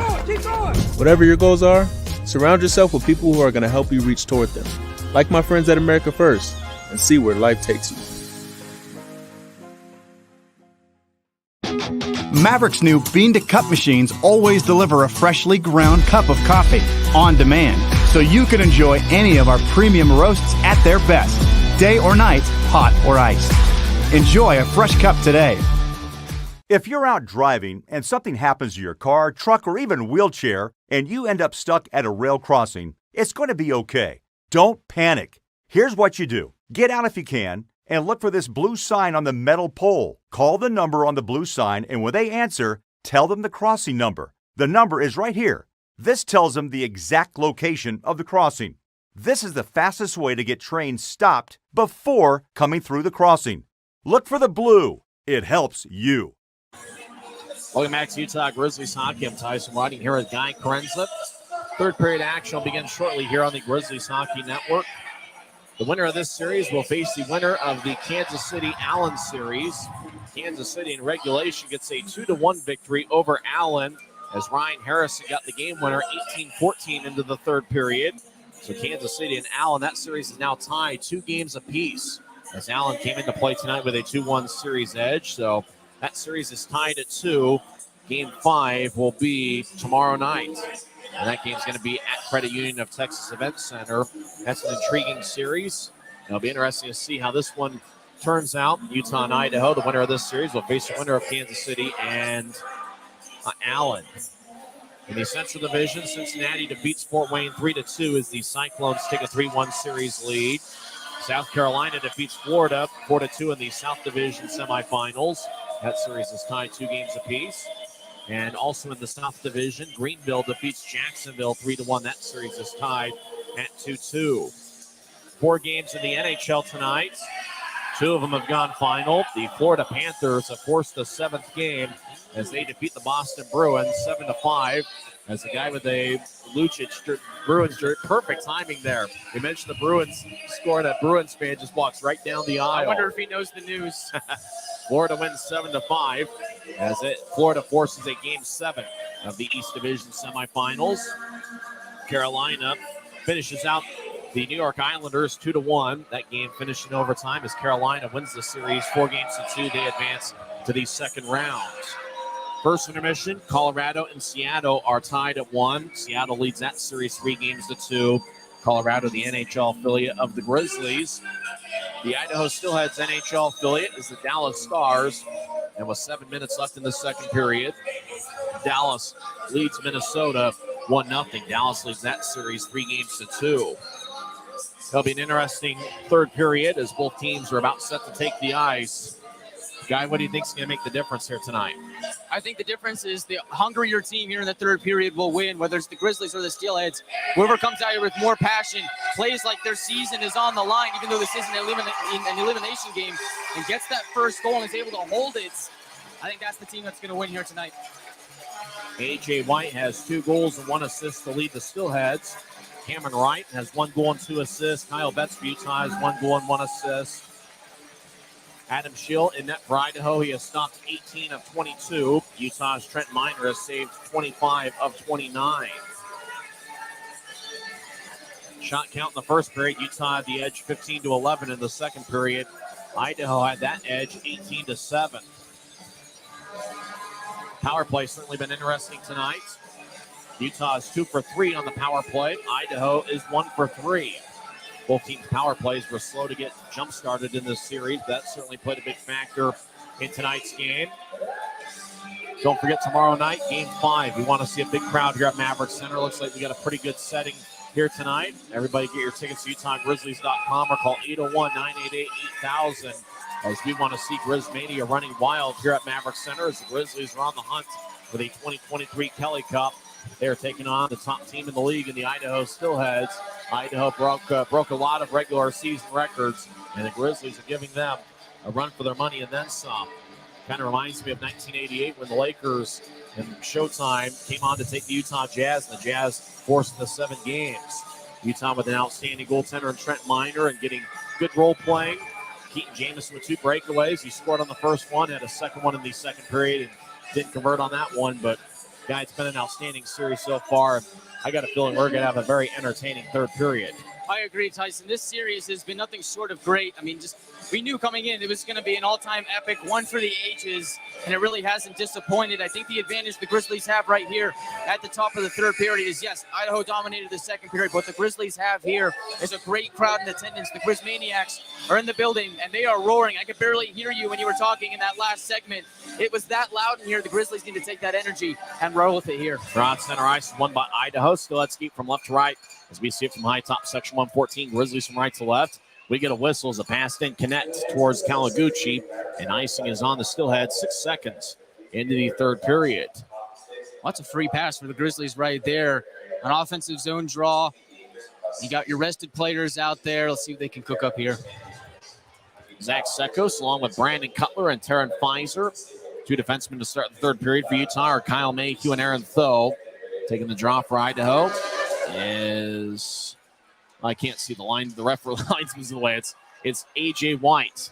Draw one by the Grizzlies, but it goes between the defenseman and on to Trent Miner, who will slide it ahead to Tho. They will carry it out to throw it to center ice. Pfizer gets hit, big time hit. Cutler says, we're going to fight. Cutler fights Casey Johnson. Pfizer gets to his feet. Cutler throws 3, 4, 5 rights. Now he mixes in some lefts. Taryn Pfizer got blasted near Idaho's bench, and Brandon Cutler said, that's my buddy from juniors. We're going to fight. Cutler in a fight with Casey Johnson. Cutler skating to the penalty box. I love that for Brandon Cutler. Tyson standing up for his teammate, Taryn Pfizer, and looks like Pfizer's going to be okay. He's up and skating around, but that was a massive hit between the benches. The 2 referees are talking it over. A lot of fans getting vocal of Casey Johnson. Big hit. Cutler just skated over and said, we're fighting. Cutler dropped the gloves, and they just started pounding away. 3, 4, 5 rights. And they switched hands and started pumping away with the lefts. But I got a feeling, though, Johnson didn't get a penalty for the hit on Pfizer. I wonder if Idaho's going to get a power play out of this. 20 seconds into the third period, and it looked like an episode of the Jerry Springer Show is broken out here at Maverik Center. Jerry. I miss Jerry Springer. It's going to be a tough loss for the world.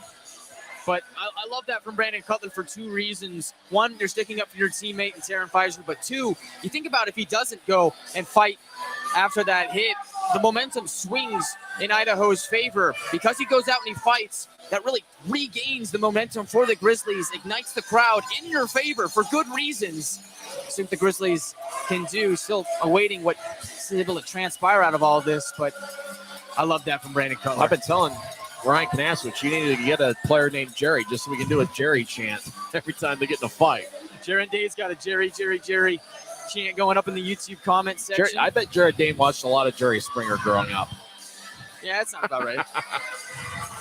They're talking it over, the two referees at center ice. I think the big thing is trying to figure out if Idaho's going to get a power play or if it's just going to be fine for fighting. I don't think they called anything on the Johnson hit. It was a big-time hit on Taryn Pfizer right in front of the Idaho bench. So Johnson, it looks like the referee's telling Johnson what's up. Johnson, he's pleading his case. Johnson puts his helmet on, and he's getting his gloves. I wonder if Johnson's going to get tossed in this game. Johnson walking out of the penalty box, and he's going to skate to the locker room. Johnson hears it from the Maverik Center partisan crowd. He'll skate towards the bench. I wonder if they're not going to call a penalty on Johnson at all, as Johnson's not skating towards the tunnel. Now he heads off the ice. Is he going to the bench or is he going to the tunnel? Looks like the equipment manager, the Beast, is looking over Johnson's helmet. As now the two referees are going to skate towards the bench area. It's possible that Johnson, well, let's see. Now Johnson's off the ice, and he's going to go to the bench. Looks like Idaho's going to get a power play out of this. The only penalty is Brandon Cutler. He gets 4 minutes for roughing. Johnson did not get a penalty. So Idaho's going to have a power play, and Ryan Kanasowicz is having a cow right now. Actually, he seems rather calm as they show him on the video board. A lot of fans here having a cow, though. As it looks like it's going to be a 4-minute power play for the Idaho Steelheads, tied at 4. They show the replay on the video board. Johnson hit Pfizer. Pfizer went heels over head, and the fans can't believe it's not a penalty. You could probably call interference, maybe, and then Cutler started to fight Johnson. Cutler gets a double minor for roughing. Johnson gets nothing. Idaho's on the power play for 4 minutes. 4-4 tie. Fans can't believe it. They're giving him 4 minutes, Tyson. Cutler's in the box for 4 minutes. Johnson's on the bench. Idaho wins the draw. They're on the power play. Bardo, high slot, righty shot. Saved by Minor. Minor bobbles it for a second. Now he covers up. 19:34 left in the third. We're tied at 4. And wait, early in the third period, this is a critical, and I mean critical, penalty kill for the Grizzlies. I'm not entirely sure. I mean, what are you expecting Cutler to do? I mean, if it wasn't Cutler, somebody was going to go out and fight Johnson. Draw one by the Steelheads. They throw it to the left point. Kawaguchi skates over there. They'll throw it across, bounced off the Grizzlies skate. Jamison gets it. He'll clear it out. Shield behind his net cuts it off. 3:42 and counting left in the Idaho power play. Bardo throws out to Grizzlies territory. White throws behind his back for Ducharme. He'll tap it off the backboards. McDonald throws to Jamison, who slices it towards the right point. Murphy feeds it to the corner. McDonald throws it back. Murphy cuts it off in the right point. He'll slide to Ducharme, left side. He'll throw it off the backboards. White gets pushed by McDonald. Now Kawaguchi gets it far goal line. He'll throw it up top for Ducharme. Across to Bardo. Right side, Bardo in the right circle. He's the point. He'll skate towards his left. Bardo dances around. He stops in the high slot. Now he gets to the left side for Kawaguchi. Now to Murphy, back to Kawaguchi. One-timer, and it goes wide. Ducharme throws it back to the corner where A.J. White gets it. He lets it go. Behind the net, McDonald slides it around the boards. Kawaguchi cuts it off with his skate, far side. Kawaguchi gets pushed by Penner as McDonald chips it across to Thomas. Thomas, the former Steelhead, will clear it out. 2:45 and counting left in Idaho's power play. We're tied at 4. 18:20 and counting left in the third. High drama here at Maverik Center. Pass ahead to neutralize. Glance up at Cameron right stick. Goes to Domowski. He skates in from the right side. Domowski rolls it along the boards. Betts, Pelton Bice in the area. Puck bounced off a Betts skate. Sure, backhands it. It's kept in by Kudla. He throws it towards the middle. It glanced off the Betts stick. Near him in the right corner. Throws to the point. It's picked off by Cameron Wright. Grizzlies carried out to center ice. 3-on-3. Betts gets it in the right side. He gets around Kudla. Take a lefty shot. And it hits the post. No goal. No goal, says the referee. They'll probably review it soon. As now the horn sounds, and now they stop play. They're going to look at it on video replay. Kyle Betts believes he had scored. Goal light, goal horn went off. And it looks like Utah might have taken a 5-4 lead. But they're going to look at it on video replay. They stop play. Idaho probably isn't thrilled about that as they're entering the offensive zone. But they're going to look it over, the two referees. The one referee that was near the goal line signaled no goal. Call on the ice is no goal. We're under review. I thought that puck hit the post, but great effort from Kyle Betts really has had a phenomenal game here tonight. I mean, he's really been one of Utah's best energy players. He's got a goal and assist so far in tonight's contest. He's shorthanded, trying to make things happen, trying to give the Grizzlies a sense of life here in the third period when things are looking kind of bleak.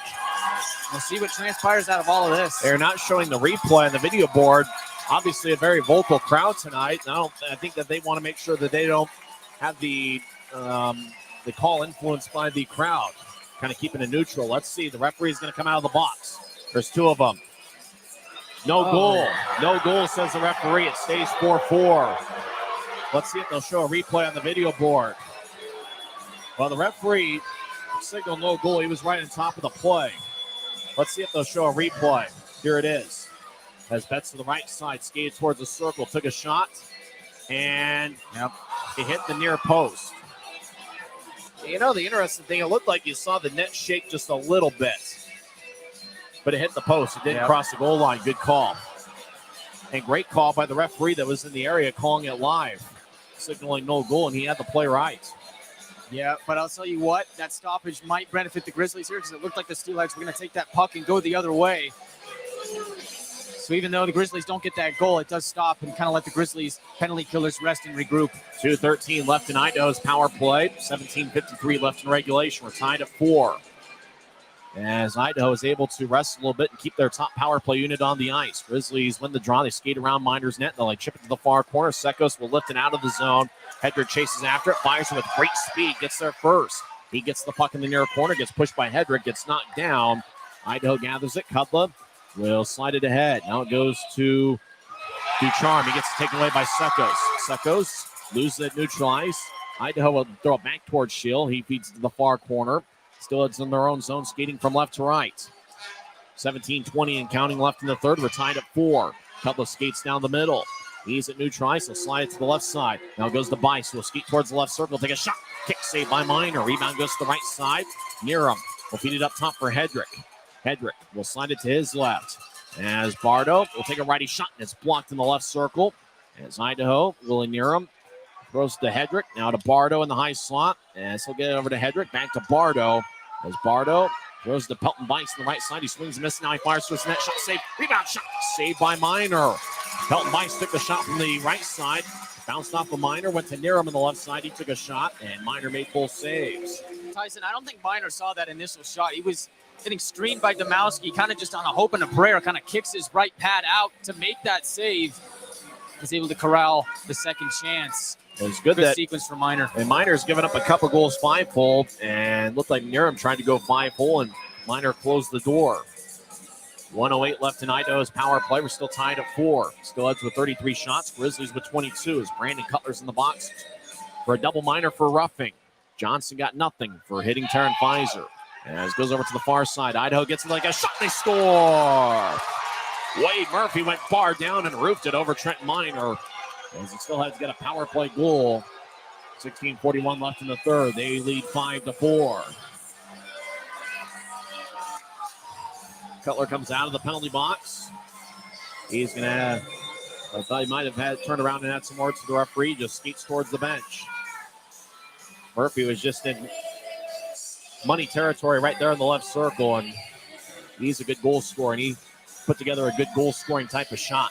Yeah, that was a really good shot there from Wade Murphy. How will the Grizzlies respond? I think this game and the series might depend on it. Grizzlies need a momentum changer here with 16:41 left in the third.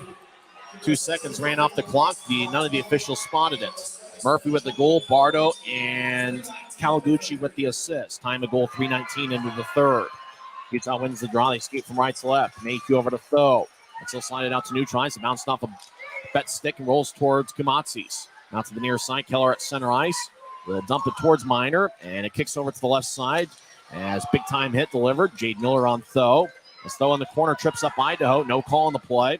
Grizzlies move it ahead to Cameron Wright. It goes over his stick. Haskinen keeps it in. He'll slide it along the boards.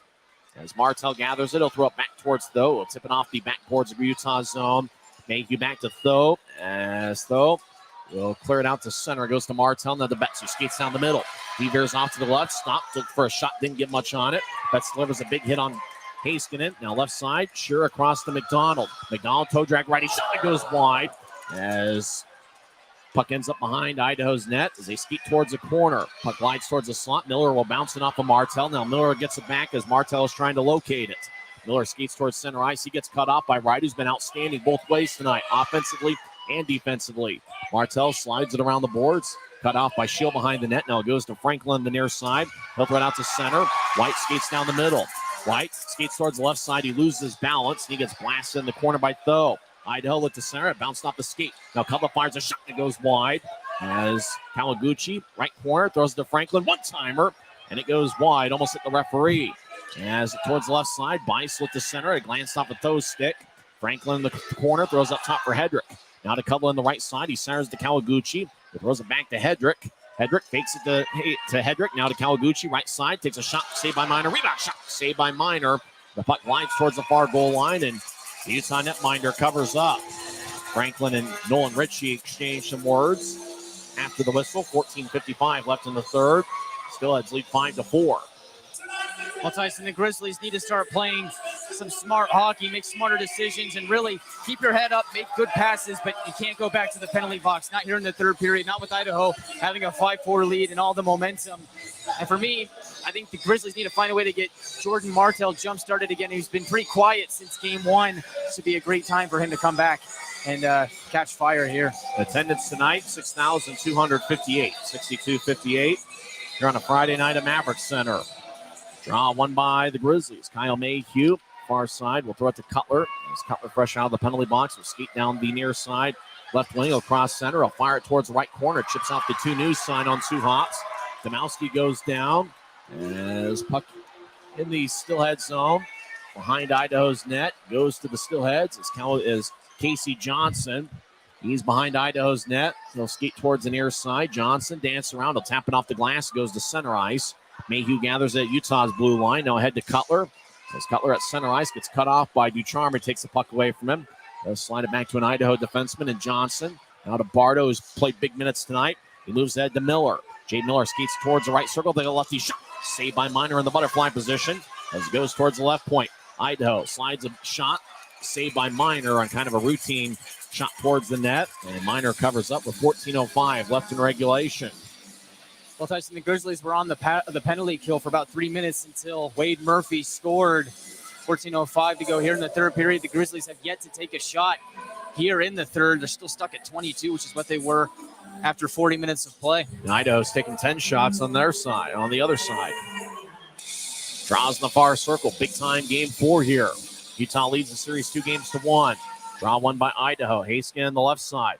And so slides to Kumatsi's lefty shot. It's blocked out in the slot by Kyle Betts. He'll carry it out to center ice. Betts to the left wing. Chips ahead to right. Right skates towards his right. He'll take a righty shot. On the Steelheads get a stick in the way, and it flies out of play. Good job by Cody Haskinen. As Cameron Wright, active as he's been really all series and all season. Wright led the Grizzlies with 29 goals and 63 points this season. Time out on the ice. We'll take one as well. We're back in 1 minute. Idaho leads Utah 5-4 on the Grizzlies Hockey Network. When you pay with the Nitro card at Maverik, you always save 10 cents or more on fuel every gallon, every day. And you could save a whole lot more thanks to Nitro Best Price. Pick up a Nitro card and upgrade your Adventure Club account.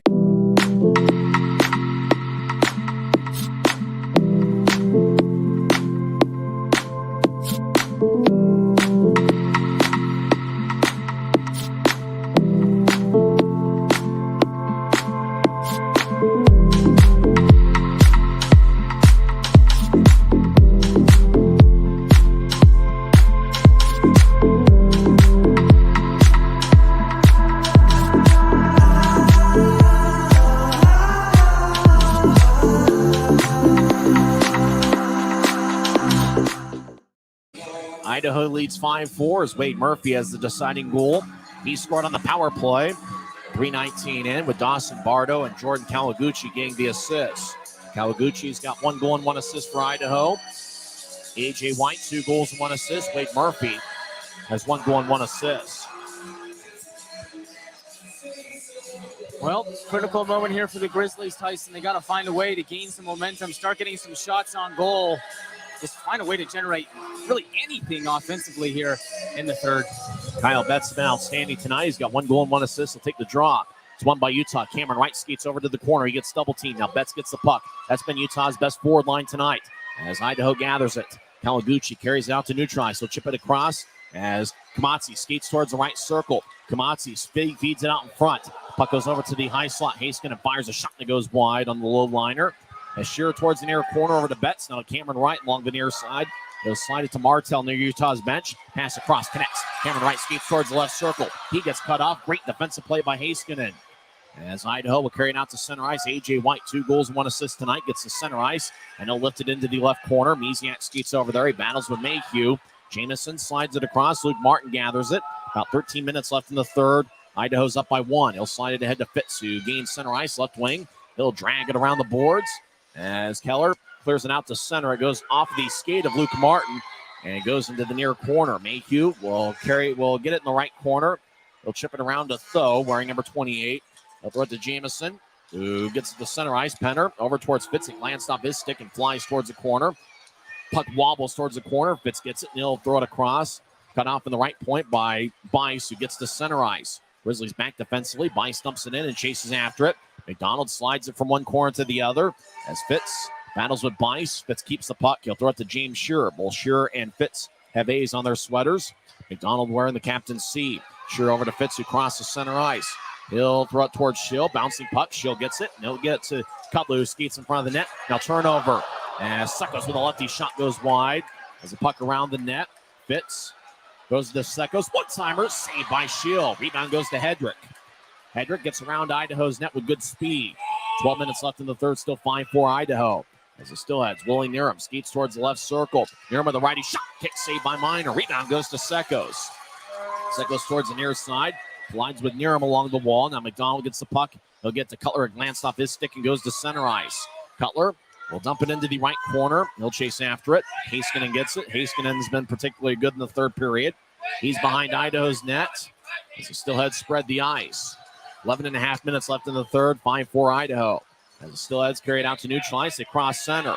Miller wraps it around the boards. He goes to the right side, though. Over to Martin as he avoids a check of Wade Murphy. As it goes to Cutler, back to Martin in the far corner. As Martin around the goal line, they'll skeet down the middle. And they'll get over to Betts, who will tap it towards Martell. He couldn't handle it. Heiskanen back towards Kamatsis. It bounces off of his skate. Kamatsis towards the Idaho net. We'll throw it to Murphy. It tapped off a Betts stick and flies out of play. Fan makes a nice catch. Ooh, that's nice catches by fans on pucks flying into the spectator area tonight. That fan gets one from row 3 of section 112. Well, those last few shifts for the Grizzlies, Tyson, were probably their best in the last 30 minutes of game time. Gives me a little bit of confidence that the Grizzlies will find a way to wake up here in the third period and get either the tying goal or come away with the win here. I do think Utah's best forward line tonight's been Betts, Wright, and Jordan Martell. I agree, and they're out there right now. Draw one by the Grizzlies. As Wright slides up top for Mayhew. He'll take a left wing shot. He scores! Kyle Mayhew goes far down as Utah's tied it up at 5.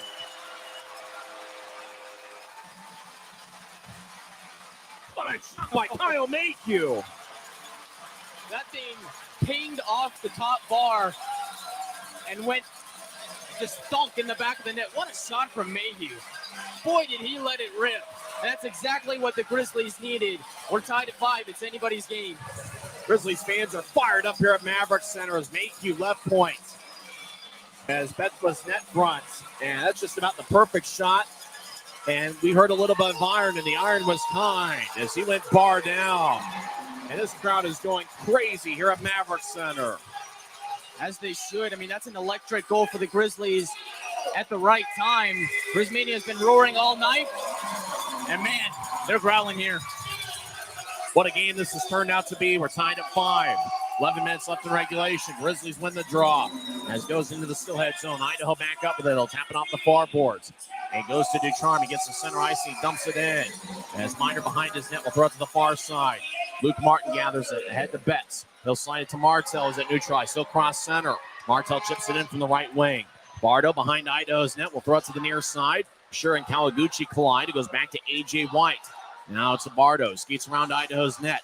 He stops and avoids Kyle Betts. Pass to center ice. It's off the skate of A.J. White. White literally kicks it over to Ducharme. Back to White. This pass gets poked away by Raby and goes to Ducharme at center ice. He'll throw it back to Johnson in Idaho's zone. As Johnson will slide it towards the far side. It goes to Heiskanen. Wears number 74, thrown out to center ice and bounced off the Pelton Bice's stick at center ice. He goes into the Grizzlies zone deep. As Sure over to Fitz in the far corner. As Franklin delivers a hit on Fitz. Idaho behind the net, trying to chip it out in front. Is cut off by Tho. He loses it. It goes to the far circle. Fitz skates over there. Bice will feed it to the left point. Kumatsis will throw it to Franklin. Left wing, righty shot. Saved by Minor. 9:54 left in the third. We're tied at 5.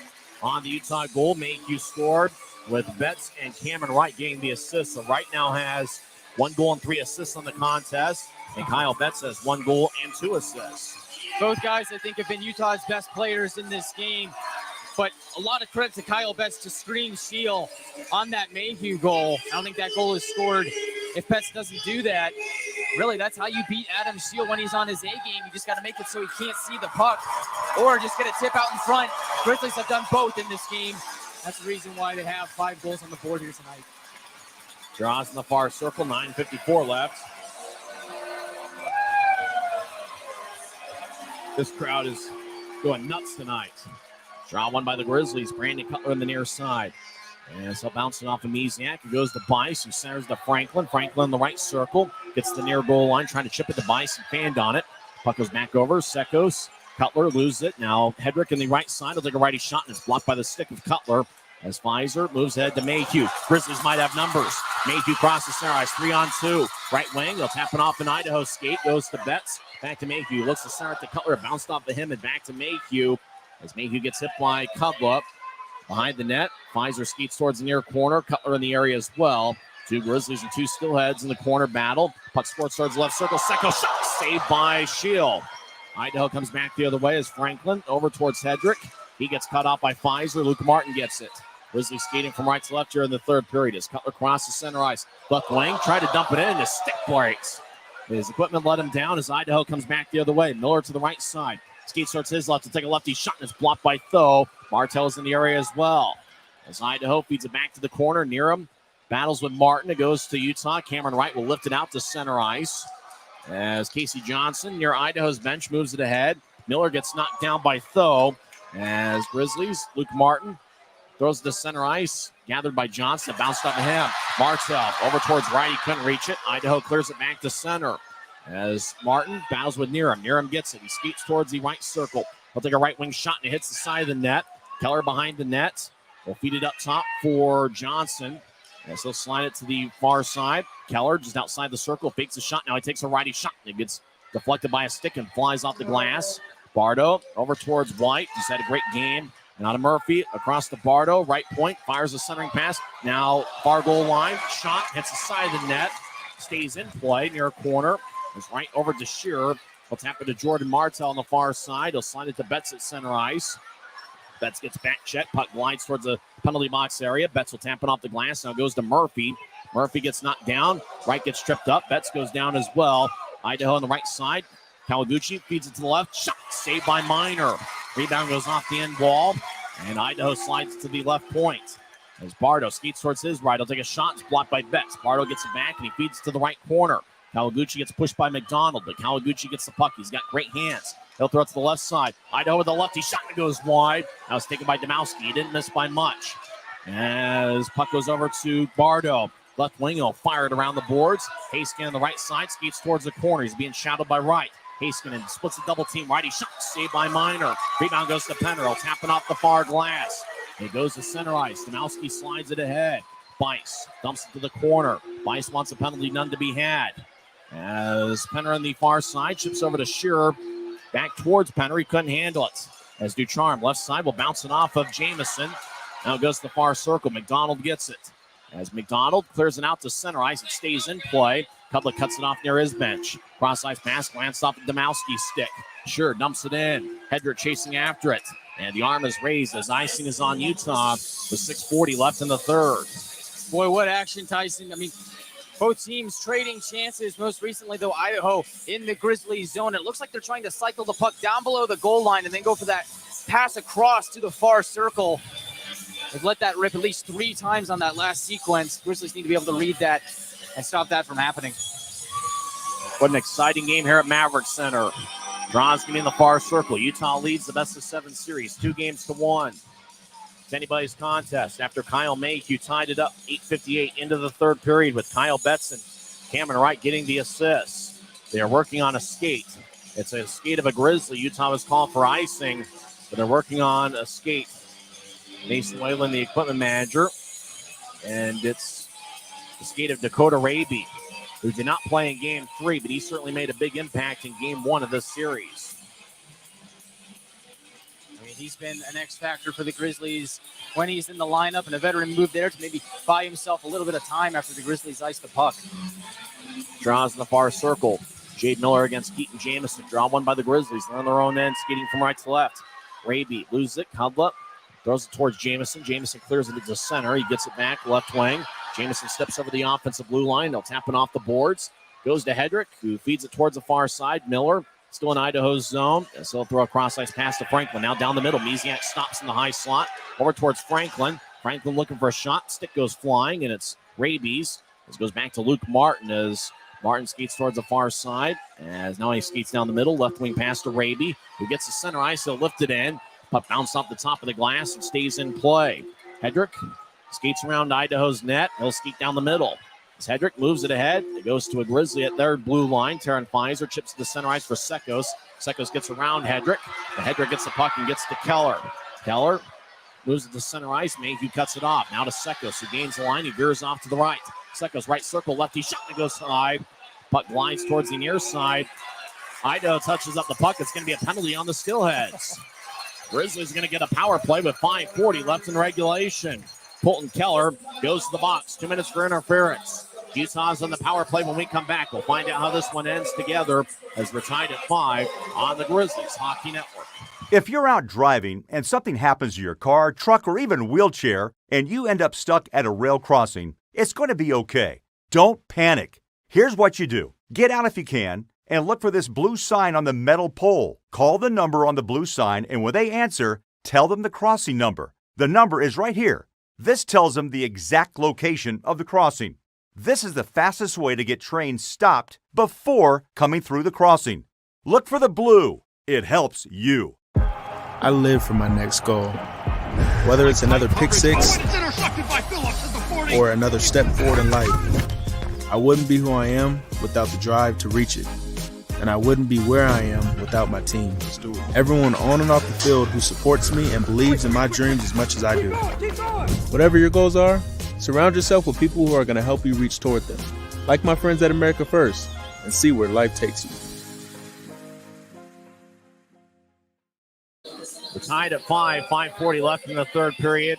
This is a classic here in Game 4 of the Mountain Division semifinals. Oh, I think this one will stick in our memories for a long, long time, but it'll stick in these fans' minds a little bit better if the Grizzlies are able to pull off a win here today. They got an excellent chance to take a 6-5 lead later in the third period. With this power play chance, Kyle Betts has been an X factor for the Grizzlies all game long. He's here to take the draw for the Grizzlies here. Colton Keller got 2 minutes for interference, 14:20 into the third period. 5:40 is left in regulation, tied at 5. Grizzlies win the draw. Right up top for Martin, left side. Wazowski towards his right. He'll take a righty shot and it goes wide. Puck bounced off the end wall. Idaho gets it. They spin it towards the near side. Cameron Wright cuts it off. Right in the left point. Over to Martin. He's in the high slot. He'll ski towards his right. Now he'll feed it back to Martin. Or make that right. Right left wing. Shot saved by Shield. Shot would have gone wide anyway, but Shield gloves it with 5:21 left in the third. There's Betts again in front of Shield trying to screen him. It looks like a few Grizzlies, including Betts, are trying to flag that puck out of the air out in front, looking for a tip-in, a deflection out in front. And the Grizzlies right now have the right idea. Same 5 on the ice for the Grizzlies. Betts, right, and Ritchie down low. Up top is Martell and Luke Martin. Draw one by the Steelheads. Willie Nerem skates down the middle. He gets towards center ice. He'll chip it towards the Grizzlies zone. Martell lost his stick. He gets it back. As Luke Martin skates down the middle, he crosses center ice.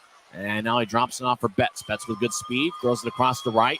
He had to reach and dumps it into the right corner as he had to extend the stick. Idaho gathers it. They clear it out. Miner behind his net will cut it off. 1:15 left in Utah's power play. We're tied at 5. Utah's got 2 power play goals tonight. As Martin skates to neutralize, he'll throw it back to Betts. As he's at center ice, Betts with good speed. Left wing chip to Ritchie. He'll skate towards the corner. He stops and gets to Martin. Martin fakes a shot, throws to right. Right's on the left side. Now up top for Martin. He'll take a righty shot. He got blocked by Domowski in the slot. Or make that Misiak. No, it goes to Betts. Left side shot blocked by Bardo. Now it goes to Jade Miller. He clears it to center. Martin cuts it off near Utah's bench. Grizzlies will start filtering some people on and off. Cameron Wright, left side, throws to Martell. He's in the corner. He gets the puck. He'll skate around Idaho's net. As Martell stops, he'll throw it over to Mayhew at the game-tying goal. Mayhew lefty shot that goes high and wide as right to the left side. We'll throw it up top for Sekos. Zach Sekos to the left circle, throws it across. It ricochets off the boards. Far corner, Martell gets it. They'll throw it to Mayhew. 20 seconds left in the power play. Now to Sekos, left side, lefty shot that goes wide. As puck rolls to the right point, Martell keeps it in. Now Jamison behind the net. Will slide it towards Sekos. He skates over there. He collides with Bice. Puck goes back to Heiskanen. Heiskanen gets back check, but he keeps the puck. He skates towards the far corner, and he'll clear the puck. And that'll do it for the power play. Keller's out of the box. Successful penalty kill by Idaho. They're still tied at 5. 3.5 minutes left in regulation. Sekos over to Mayhew. He skates towards the far corner. Now to Cutler, back to Shearer, who slides the left wing pass to Sekos at center ice. Sekos steps over the offensive blue line. He dumps to the corner. And Sekos gets pushed by Hedrick. Idaho moves it ahead, skating from left to right. Puck glanced off a white stick. Finds near Idaho's bench at center ice. Will throw it to Cutler. Cutler steps over the blue line, loses the puck as Cutler will carry it out to center ice. Right wing pass to Murphy. He'll step over the line. Murphy, right point, throws to Kawaguchi. Now back to Hedrick. One-timer, kick saved by Minor. Rebound goes to Sekos. They'll clear it out to neutral ice. White gets pushed by Cutler. White keeps the puck and he'll throw it to Hedrick in the Steelhead zone. Both teams make a line change. 2:49 and counting left in the third. This one's been a classic. Idaho's outshot Utah 45-27. We're tied at 5 as the Steelheads skate towards the far corner. Ducharme looks to center it, and it glanced off the McDonald's stick and flies out of play. Well, Tyson, the Grizzlies weren't able to score on that power play opportunity. The best they can do is take that momentum that they generated on the man advantage and continue with that on here in the last 2:39 of regulation. Let's see if the Grizzlies can grind this one out and get it done in regulation. Draws him in the far circle. You've still got a normal blood pressure. Congratulations. You might not be human. Domowski will take the draw against Tyler Penner. As the draw won by Idaho. Towards the left point. Now across to Bardo. Right side will take a righty shot that goes wide. Puck lines towards the left point. Johnson tries to feed it towards the middle. Penner pokes it back towards the far wing boards. Now goes to Fitz. He'll carry it out to center ice. He'll chip it in. Penner chases after it. He gets around Casey Johnson. Penner in the far corner. Throws it up top for Martin. He'll skate towards the right circle. Centering pass to Fitz. Good job by Niram cutting off Fitz's pursuit of the puck. And now Fitz gets it back. Throws to Tho. Left point. Shot kick saved by Shield. Rebound goes to Idaho as Ducharme throws it towards Bardo. Near side. He'll lift it out the center. It bounced off of Tho and flies into the Grizzlies zone as it skips off the end wall. As Martin will skate around Utah's net. Martin chips over to Jordan Martell, carries it out to neutral ice. He crosses center. Heiskanen holds him up. Betts gets it, lifts it over the head of Heiskanen. Cutler behind Idaho's net will skate around. 1:45 and counting left in regulation. We had overtime in game 3. We're going to have it again. Misiak, left wing pass. Now across to Franklin, right side shot. Saved by Minor. Rebound goes to Utah. The Rooster lifts out to center. Heiskanen bobbles the bouncing puck. Cameron Wright in the area. Puck glides towards Shield. And now a collision as Patrick Cutler pushes Cameron Wright down, risking a penalty as the puck glided towards Shield. And Cameron Wright was trying to get at the puck, chasing after it, but Shield was able to cover up first. Yeah, Wright is going to bump into Shield a little bit in pursuit of this puck, but it's not intentional. It's because Shield comes way out of his crease to try and grab that puck before Wright can get a shot away. And afterwards, Wright does get cross-checked. You risk it if you're Cutler. I mean, it's one of those things where you want to let Wright know that, hey, I'm protecting my goalie, but at the same time, you start pushing Wright, you're risking a penalty there. Yeah. As Wright went down, didn't get much of a piece of Shield. But Cutler did lay on top of Wright for a little bit. Maybe 1 or 2 extra pushes from Cutler, and maybe a call would have been made, but Cutler did a good job just kind of doing the balance of letting Wright know that that's my goaltender and I'm protecting him, but didn't do enough to get a penalty called. Draws in the far circle. We're tied at 5. Grizzlies get a backhand shot, saved by Shield as Murphy throws it ahead. Right point, left point. Martin keeps it in. He'll throw it to Betts around Idaho's net. Betts now to the far corner. As Betts skates towards the right circle, take a lefty shot. Saved by Shield. Puck still in play. And squirts towards the left circle. Martell skates towards the left circle. Toe drag, left righty shot, saved by Shield. Rebound goes to right. He's behind the goal line. He'll throw it over to Martell on the right side. Back to right. Right gets pushed by A.J. White. Betts around the net. As Betts towards the near corner. He'll switch places with Martin. Betts try to get it over to Martin, but he got double teamed. Johnson gets the puck near side. He loses it. Action deep in the Steelhead zone. As Wright towards the near side. They'll throw it towards Martell. Glanced off his glove. Martell gets it. He skates around Idaho's net. Johnson pokes it away. Johnson and Martell battles. Johnson gathers the puck. He skates around Idaho's net towards the far side. Johnson clears it out to center. Martin slides it across to Martell. A lot of action in the Idaho zone. Martell skates towards the corner. He loses it. As A.J. White gets to the center. Poked away by Mayhew. Now Sekos gathers the puck. Grizzlies fans have to like the puck possession. Sekos skates towards the right circle. He'll take a lefty shot that goes wide. 15 seconds left in regulation. Puck back to neutralize. Cutler sees the time. He starts the attack. Skates towards the left wing. Now he takes a lefty shot. Saved by Shield. That was a good look for Brandon Cutler. Tyson always dangerous with that wicked wrist shot. I love the push from the Grizzlies here. They want to get this thing done in regulation. They don't want to go to overtime. Just suffocating the Steelheads in their own zone, just getting chance after another. But they just can't find a way to beat Shield. But excellent shift for Martell there, trying to make something happen. Over the last few minutes, you have to love the offensive zone time the Grizzlies are getting.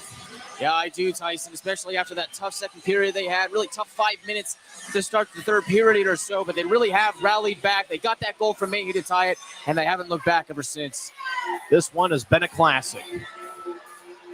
Make sure you get your tickets at UtahGrizzlies.com for Game 5 tomorrow. Draw goes to the corner. Cutler spins along the wall. 3 seconds left. Martin fires towards net. Fans on it. Now we'll do it for regulation. Boys, if regulation wasn't exciting enough, we've got overtime here at Maverik Center. 15-minute intermission, and we will have 20 minutes, and we will play until somebody scores a goal.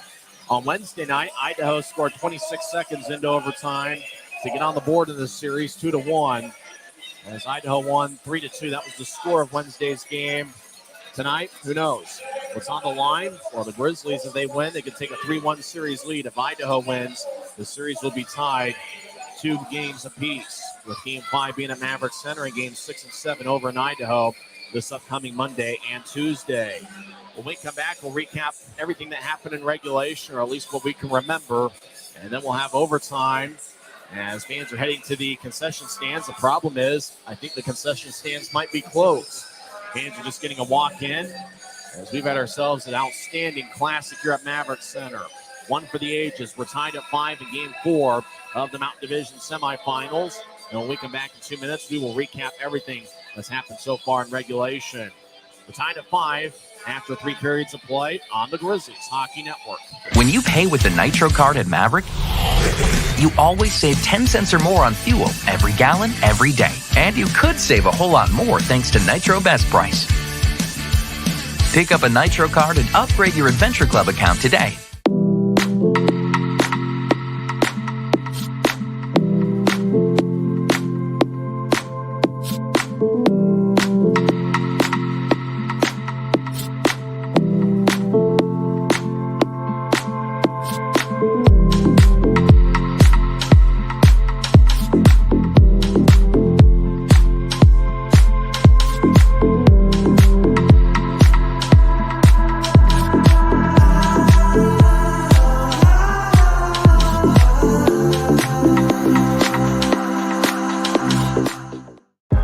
I live for my next goal. Whether it's another pick six or another step forward in life, I wouldn't be who I am without the drive to reach it. And I wouldn't be where I am without my team. Everyone on and off the field who supports me and believes in my dreams as much as I do. Whatever your goals are, surround yourself with people who are going to help you reach toward them. Like my friends at America First, and see where life takes you. Maverik's new bean-to-cup machines always deliver a freshly ground cup of coffee on demand, so you can enjoy any of our premium roasts at their best, day or night, hot or iced. Enjoy a fresh cup today. If you're out driving and something happens to your car, truck, or even wheelchair, and you end up stuck at a rail crossing, it's going to be okay. Don't panic. Here's what you do. Get out if you can and look for this blue sign on the metal pole. Call the number on the blue sign, and when they answer, tell them the crossing number. The number is right here. This tells them the exact location of the crossing. This is the fastest way to get trains stopped before coming through the crossing. Look for the blue. It helps you. You having fun tonight, Guy? Oh, I'm having so much fun, Tyson. And, well, it's a Friday night. Good thing it's not a school night, because we could be here for a while. We could be. I think Grizzlies fans would like to be here longer than Wednesday night, unless, of course, it's the Grizzlies that come through. We're tied at 5. Idaho scored first tonight. Ty Pelton-Bice 49 seconds into the contest, scored his second of the series. Domowski and Willie Niram with the assist. Kyle Betts scored on the power play to get Utah on the board, 2:36 into the first. Martell and Wright with the assist. And then Utah extended the lead, 4:39 into the first, as Zach Sekos got his first of the series, as Sekos is playing his first game since March 26th, where the Grizzlies took on Cincinnati, and he had 1 goal and 1 assist in that game. Pfizer and Cutler with the assist. Then the Grizzlies got their second power play goal of the first period, as Cameron Wright scored his second of the series. Nolan Ritchie and Kyle Betts with the assist. Idaho's Everett Sheen called their timeout, 13-16 in after the Wright goal. Idaho responded with a goal 28 seconds later, as A.J. White gets his first of the series. Owen Hedrick and Patrick Cudlip with the assist. Keaton Jamison had a breakaway late in the first period on a pass from Cameron Wright. Jamison skated down the middle and just fired it over the left shoulder of Adam Schill into the back of the net. That made it a 4-2 game. That's where it stood after one period. Utah outshot Idaho 15-11 in the first frame. In the second period, Idaho scored twice. Jordan Kawaguchi, 5:28 in, on a nice centering pass from A.J. White. Cody Haskinen also with an assist. And then White scored on the power play, 11:19 in, to tie it up at 4. Ducharme and Wade Murphy with the assist. And that's where it stood after 2 periods, tied at 4. Controversial moment early in the third period. Casey Johnson delivered a big hit on Taryn Pfizer, went heels overhead near the Steelheads bench. Brandon Cutler went to confront him. Cutler got a double minor for roughing. Johnson didn't get anything, so Idaho had a 4-minute power play, and it was in the second half of that double minor when Wade Murphy found the back of the net from the left wing. 4:19 in, with Kawaguchi and Bardo getting the assist. Grizzlies tied it up, though, and 8:58 in, as Kyle Mayhew from the left point. That puck just was a perfect shot. It went bar down. You heard a little bit of iron across the arena. The iron was kind this time, as Mayhew got his second of the series. Cameron Wright and Kyle Betts with the assists. It's interesting to see Mayhew and Wright celebrating together, as they were teammates for the University of Denver last season, back in the 2021-22 campaign. Both guys were a part of a national championship team, so they know what big games and big moments are all about. And so I don't think it's much of a surprise to see both guys shine. Mayhew has 1 goal and is a +2, while Cameron Wright has 1 goal, 3 assists. He's a +1 and has taken 6 shots for the Grizzlies. Idaho outshot Utah 17-10 in the third period. Special teams have played a big factor in this game. Idaho 2 for 5 on the power play. Grizzlies 2 for 4. Trent Miner and net has stopped 41 of 46. Idaho's Adam Sheila stopped 27 of 32. We had to overtime. The Grizzlies had all sorts of momentum in the final 5 minutes of regulation.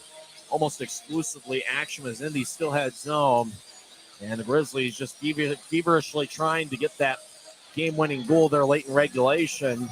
And the only thing that really stopped the Grizzlies was time, as they had Idaho on their heels. Remember, Idaho did use their timeout in the first period. So both teams reset, head to the locker room.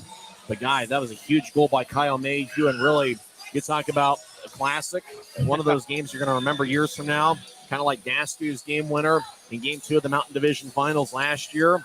If the Grizzlies come away with a victory here tonight, this will be a classic that goes down as one for the ages for Utah. Oh, boy. I mean, Tyson, it's already been great. What a game. I mean, the Grizzlies just find a way to come back in this game after a really disappointing second period. And, I mean, the Grizzlies plus performers have really come up big in this game. I've loved the way that Kyle Betts has played. Cameron Wright has had a big game. And you mentioned his teammate at the University of Denver, Kyle Mayhew, rising to the occasion for the Grizzlies. And all season long, it's been that next man up mentality. Who's going to be the guy that rises to the occasion? Well, tonight it was Kyle Mayhew to tie the game. Now the Grizzlies are looking for an overtime hero. As you mentioned it before the broadcast, really throughout what's at stake tonight, Utah can take a 3-1 series lead with a victory. If Idaho wins, the series is tied 2 games apiece. And remember, Game 5 is going to be here at Maverik Center tomorrow.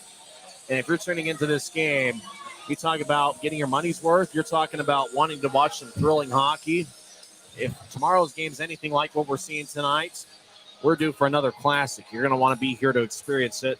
Here, tickets to UtahGrizzlies.com for tomorrow night. Game 5 here at Maverik Center. It could be 3-1 Grizzlies. It could be tied 2 games apiece. We do know that Game 6, if necessary, will be at Idaho Central Arena on Monday. If Game 7 is necessary, that will be on Tuesday night. And the winner of this series will take on the winner of the Allen and Kansas City series. Kansas City won 2-1 tonight as that series is tied 2 games apiece. Big game, Tyson. Big moment. It really feels like whoever scores here tonight has control of the series. When you talk about the Grizzlies scoring here, they go up 3-1. That's a commanding 3-1 lead with a chance to close out at home tomorrow. About the Steelheads score, though, they'll tie this thing up at 2, and Game 6 would be guaranteed over Idaho Central Arena. Next goal really determines the course of this one. You talk about some of the momentum changes in this game. It's just been radical. You're not really thinking about momentum here in overtime. You're just thinking about getting that goal. Who's going to be the one that makes that big play? And I know if you're in the locker room, you don't want to think about too much, but who's going to make that critical mistake? Every battle on the boards, every pass, everything's going to be critical here because you talk about both teams who seem to be on point offensively. Any sort of play can end up making the difference tonight. Well, every single play that's made here in overtime is going to be looked at under a microscope. I mean, you can't overthink the game here too much. I think the Grizzlies, it's cliche, but you just got to find a way to continue to play your game. Just keep your head up, play your style of hockey. Just go out there and do what you've done all season long. If you're able to do that, have possession, the game will come to you. Just don't oversimplify, just don't overthink things. You just kind of simplify the game down. You also don't want to have that me-first attitude, really try and be that playmaker. Everybody's got to know their role, understand what's at stake here, and not make a mistake. When we come back, we'll have overtime here at Maverik Center. It's Idaho 5, Utah 5.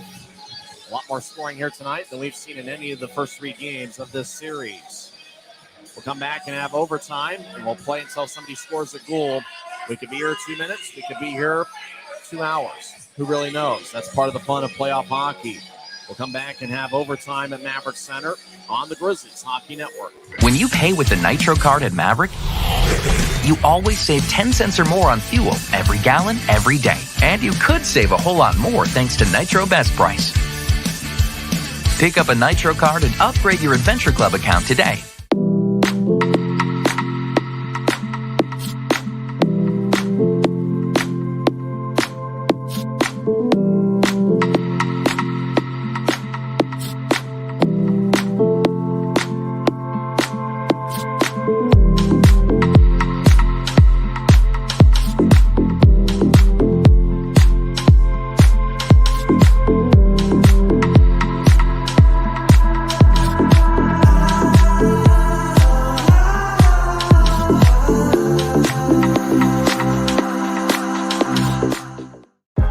I live for my next goal.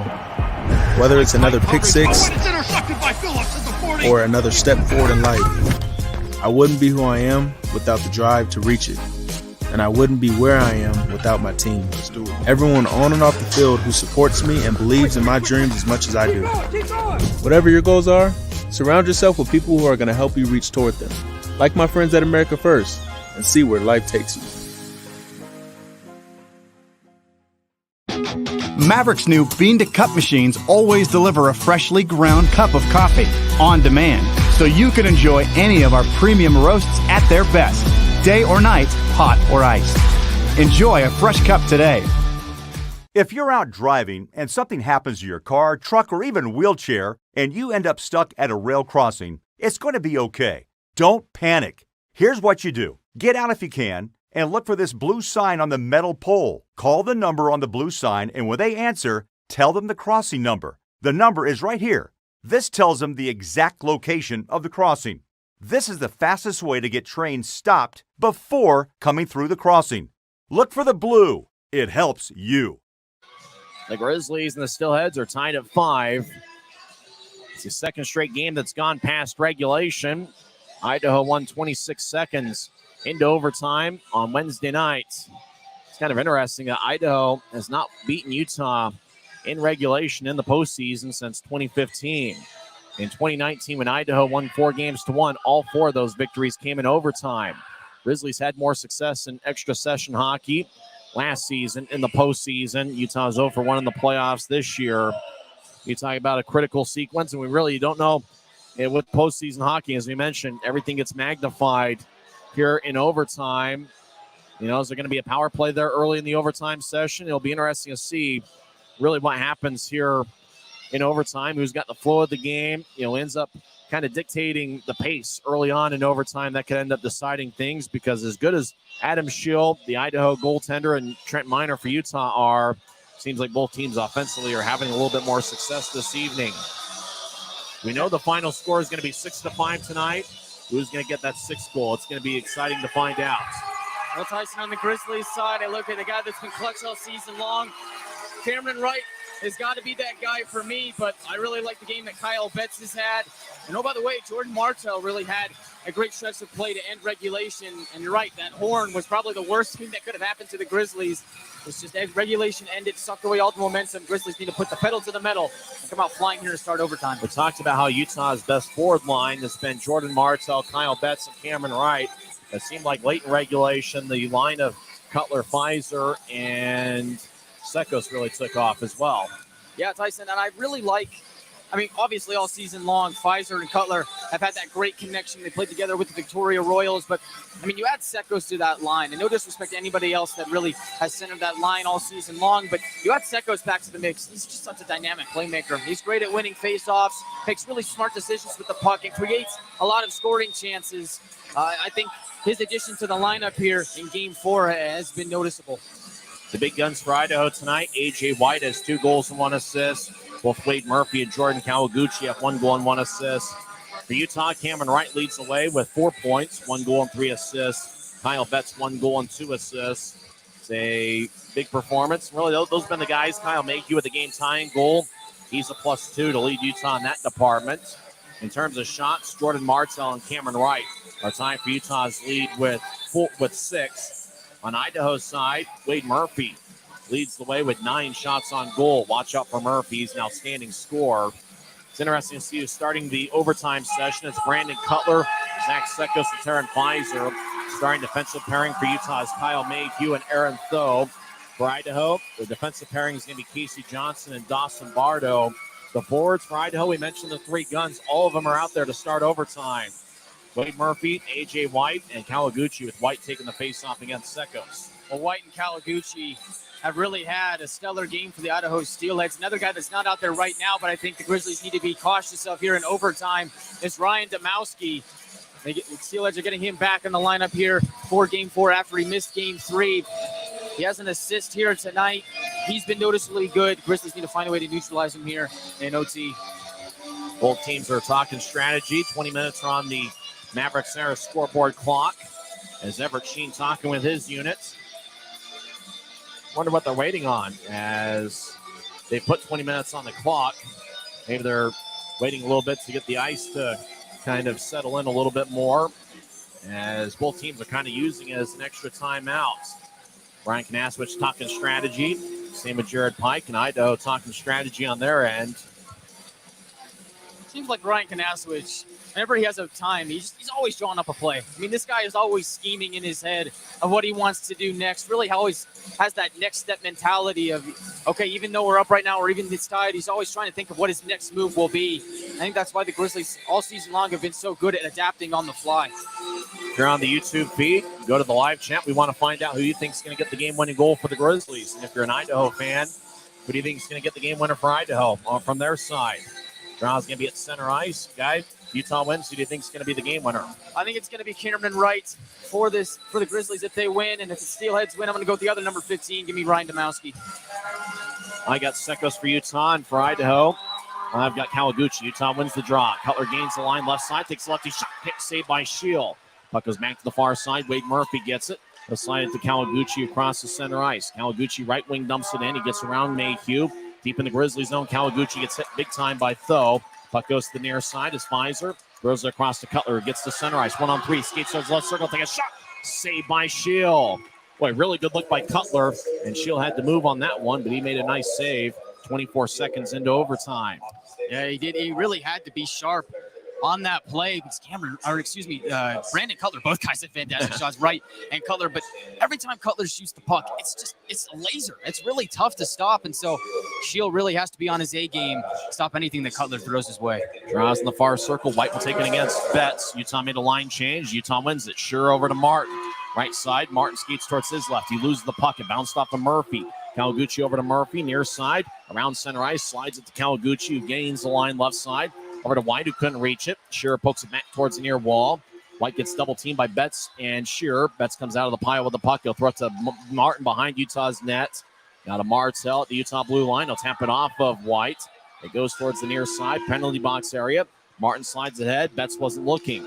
As Hedrick throws it to Domowski right wing. Domowski dumps it in. He gets around Shearer, but gets spun around. Puck goes back to the corner. Shearer trying to get to Martell. Tapped off a stick. Now towards the slot. Idaho battling. They skate towards the left circle.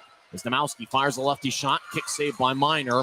Martin gets the rebound near goal line. To slide across. The left wing shot saved by Minor. That was taken by Domowski. Domowski gets it back. Left side shot. It's blocked by Shearer. Nierenberg bats it in the air. It hits the side of the net. Domowski. Far corner gets it. As Idaho in the attack zone. Domowski right wing shot. Blocked by Shearer. Grizzlies get it. Right clears it out. Hedrick gathers it. Utah sneaks in a line change. Hedrick will slide it off the near boards. It goes to Kubla, left point. He tried to throw it to Keller. McDonald picks it off. He'll throw it to center ice. Right couldn't reach it. Neutral ice. Puck glides deeper in the Steelhead zone. Hedrick far corner. Slides it across to Kubla.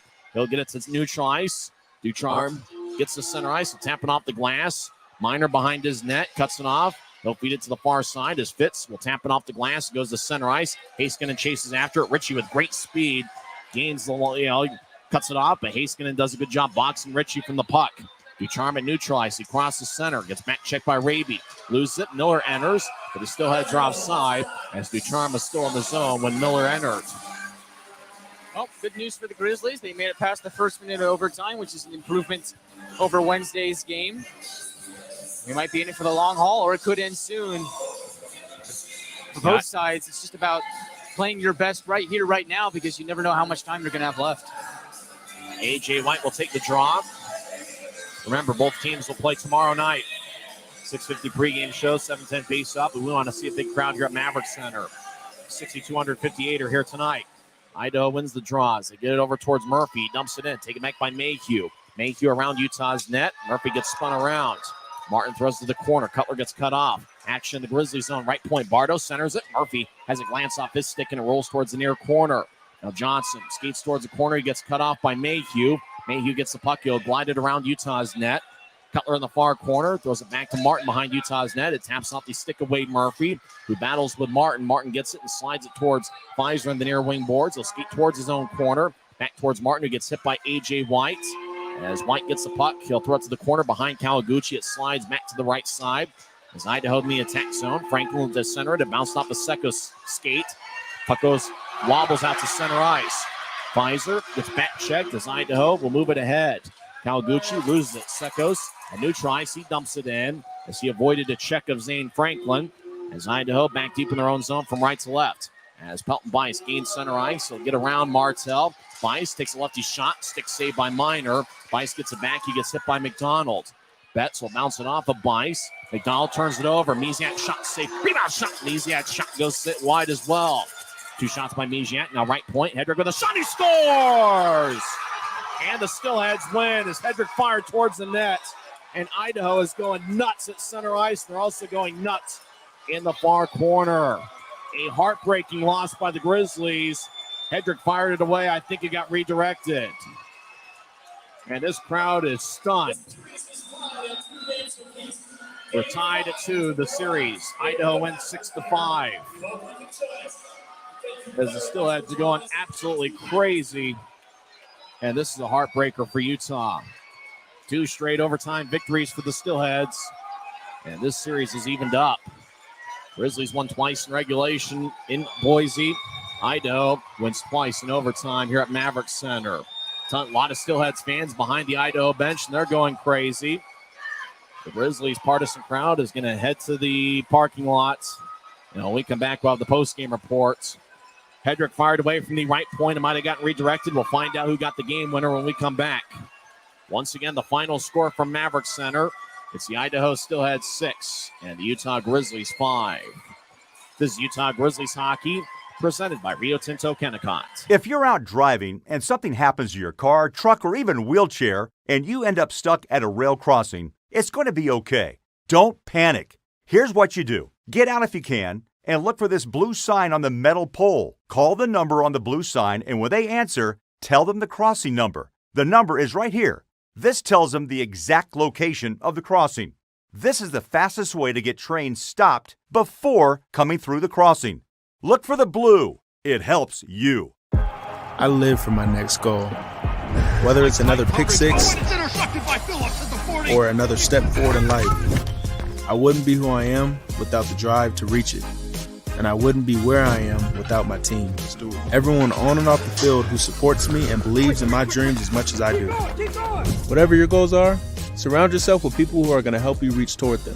Like my friends at America First, and see where life takes you. Final score from Maverik Center. The Idaho Steelheads 6 and the Utah Grizzlies 5. I'm Tyson Whiting here with Guy Chiarenza. Looks like they did give the goal to Owen Hedrick. He fired away from the right point. There was a lot of traffic out in front. And if it didn't bounce off the Steelhead, it must have bounced off a Grizzly. Obviously, they're not going to show a replay here at Maverik Center. Either way, it just found the back of the net. Justin Niziak got an assist on the Hedrick game winner. Time of the game winner, 3:27 into overtime. It was a crazy game. We went through all the scoring after regulation. We'll talk with Guy Chiarenza here shortly, but let's go over the scoring once again.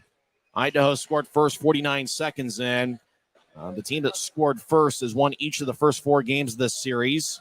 Bice, the second of the series, Demowski and Niram with the assists. Grizzlies scored the next 3 goals of the game. Kyle Betts, 2:36 in. There was a power play goal. Martell and Wright with the assists. Zach Sekos gave Utah a 2-1 lead. He scored 4:39 in. Pfizer and Cutler with the assists. Cameron Wright got Utah's second power play goal of the first period. He scored 13:16 in. Nolan Ritchie and Kyle Betts got the assists. Idaho called timeout after Cameron Wright scored 13-16 in. It was a good move by Everett Sheen to try to switch the momentum in the game, and it worked as Idaho scored 28 seconds later. A.J. White with his first of the series and first of 2 in the game. Hedrick and Cudlow with the assists. Grizzlies got a breakaway late in the first period, and Keaton Jamison scored as he skated down the middle. Cameron Wright with the assist. The time of goal, 18:09 into the first period. Utah led 4-2 after one period. The Grizz outshot the Steelheads 15-11 in the first 20 minutes. In the second period, Idaho scored twice. Kawaguchi 5:28 in with White and Haskinen getting the assist. That was an even strength goal. Then Idaho scored on the power play. A.J. White got the rebound as the shot was blocked by McDonald, the shot that was taken by Ducharme, and then White was just out in front of the net, and once he got the puck, just slid it 5-hole beneath Trent Miner, and that tied it up at 4. Wade Murphy also got an assist, 11:19 into the second. Steelheads outshot the Grizzlies 18-7 in the second period, and the score is tied at 4 after 2 periods. Idaho took a 5-4 lead. It was a power play goal. It was the second half of a double minor for roughing. Controversial among Grizzlies fans' eyes as Casey Johnson delivered a huge hit in the first half minute of the third period. Knocked Taryn Pfizer heels overhead. Cutler went to confront Johnson, and Cutler got a double minor for roughing. Johnson did not get a penalty on the play, and that gave Idaho a 4-minute power play. They didn't score in the first 3 minutes of the power play, but then 4:19 into the third, Murphy scored, and it's kind of interesting to note Cutler's penalty came 20 seconds into the third period. That means that Murphy's goal was scored, if I'm doing my math correct. He scored, let's see, when would the power play end? Now they tell you not to do math on the air. I already messed up myself. I think there was like 21 seconds left in the Idaho power play when Murphy scored. Kawaguchi and Bardo got the assists. Grizzlies tied it up as Kyle Mayhew was in the left point. And he just fired away. Bar down. You heard some You heard a ping on the crossbar, and the iron was kind. Great shot by Mayhew, Cameron Wright, and Kyle Betts with the assist. It was an outstanding game for Cameron Wright, who had 1 goal and 3 assists. And that tied it up 8:58 into the third period. But then in overtime, looked like the action was moving back and forth, but then Idaho had about 1 minute worth of offensive zone time. Misiak slid it over to the right point for Owen Hedrick. Hedrick fired away. There was a lot of traffic, and if it didn't get redirected by a Steelhead, it must have been a Grizzly. I'd have to check the replay, but it just seemed like the puck just kind of wobbled into the back of the net. There was a lot of traffic, and who knows if Trent Miner really had good vision on it. Kind of interesting, the last 2 goals in the game were scored from the point. They're on that same side of the ice, on Mayhew on the left side, and then Hedrick on the right side. As Hedrick wins it, 3:27 into overtime. It's kind of interesting when you think about Dastu, who was the league's defenseman of the year last season, scoring big goals here at Maverik Center. Well, this year's league defenseman of the year, Owen Hedrick, scores about as big a goal as a Steelhead can get to this point of the season. 3:27 into overtime. And that evens up the series 2 games apiece. That means that game 6 in Boise will be necessary.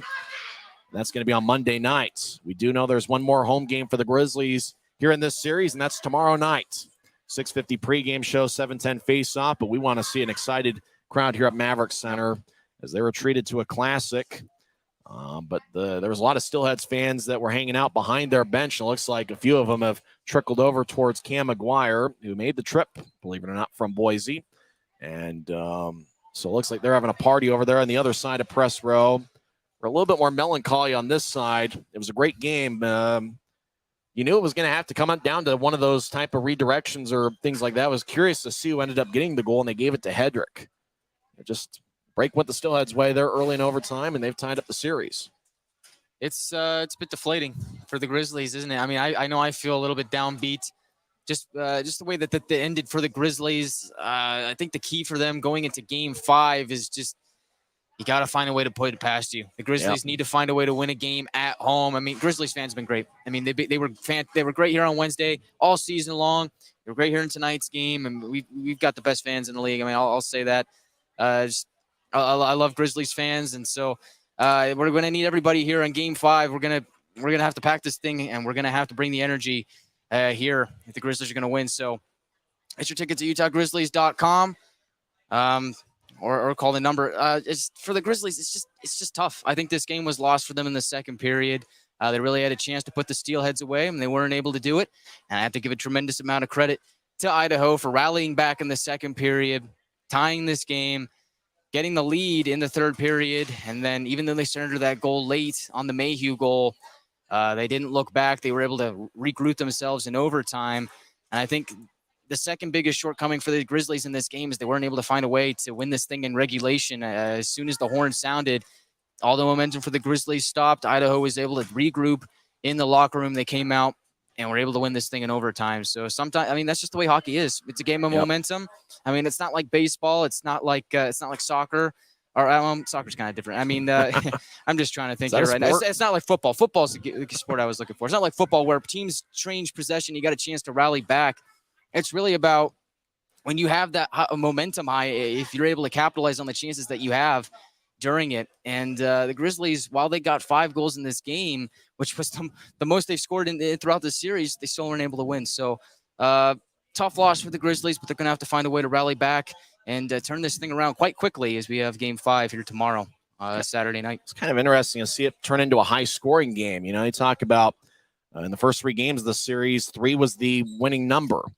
But tonight it took 6 goals for Idaho to win, and it was kind of a different style of game. I'm not sure I wouldn't say it was goaltending or anything. It was good offensive play on both sides, and you could tell the intensity was there. It was good that towards the end of regulation and into overtime, the officials let them play a little bit, and I think both teams were smart enough to adjust, to the game maybe being called a little bit tighter.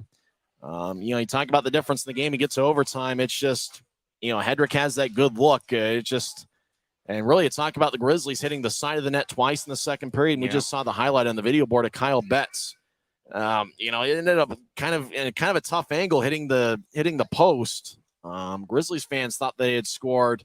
The goal light went off, but no goal on the play, and it turned out to be a good goal. The Kyle Mayhew goal, you talk about a guy that's going to be an outstanding pro next year. Kyle Mayhew, really a shine for the Grizzlies all series.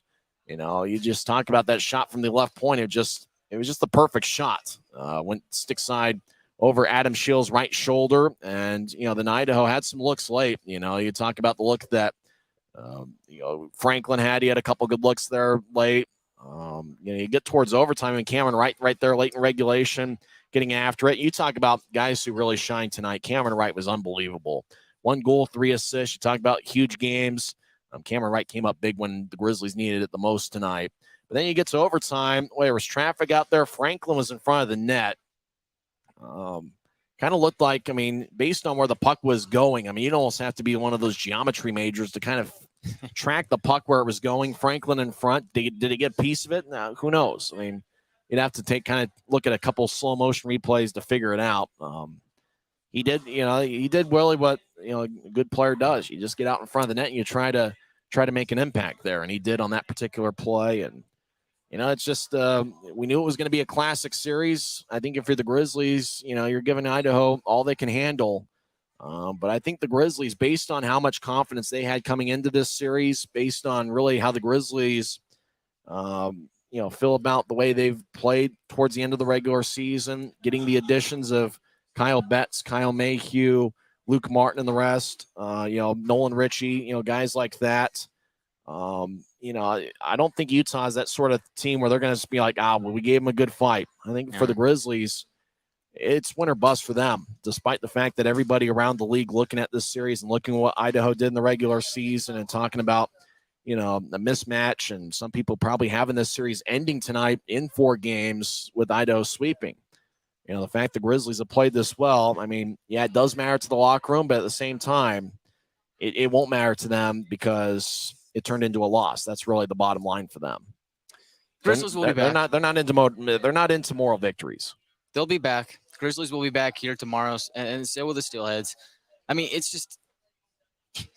It's one of those times where for the Grizzlies, there's times where you played really well in this game. There were times where you didn't.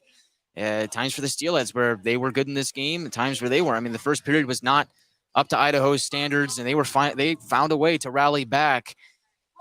And so what good teams do is they just go to bed, put it past them, take the good, and improve on it in the next game. And so whoever's able to do that here in the next one will take a commanding 3-2 lead in this series. Now, for the Grizzlies, if you're able to get that win here on home ice and take a 3-2 lead to Boise, a place where they know that they can win. They won the first 2 games in this series and a few times in the regular season. Then I think that'd be a good omen for the Grizzlies. And if you're Idaho, if you were able to take a clean sweep here at the Maverik Center, win all 3 games. The road team has won every single game in this series. So if Idaho's able to win here, take a 3-2 series lead going back to Boise, that'd look good for them as well, despite losing the first 2 at home.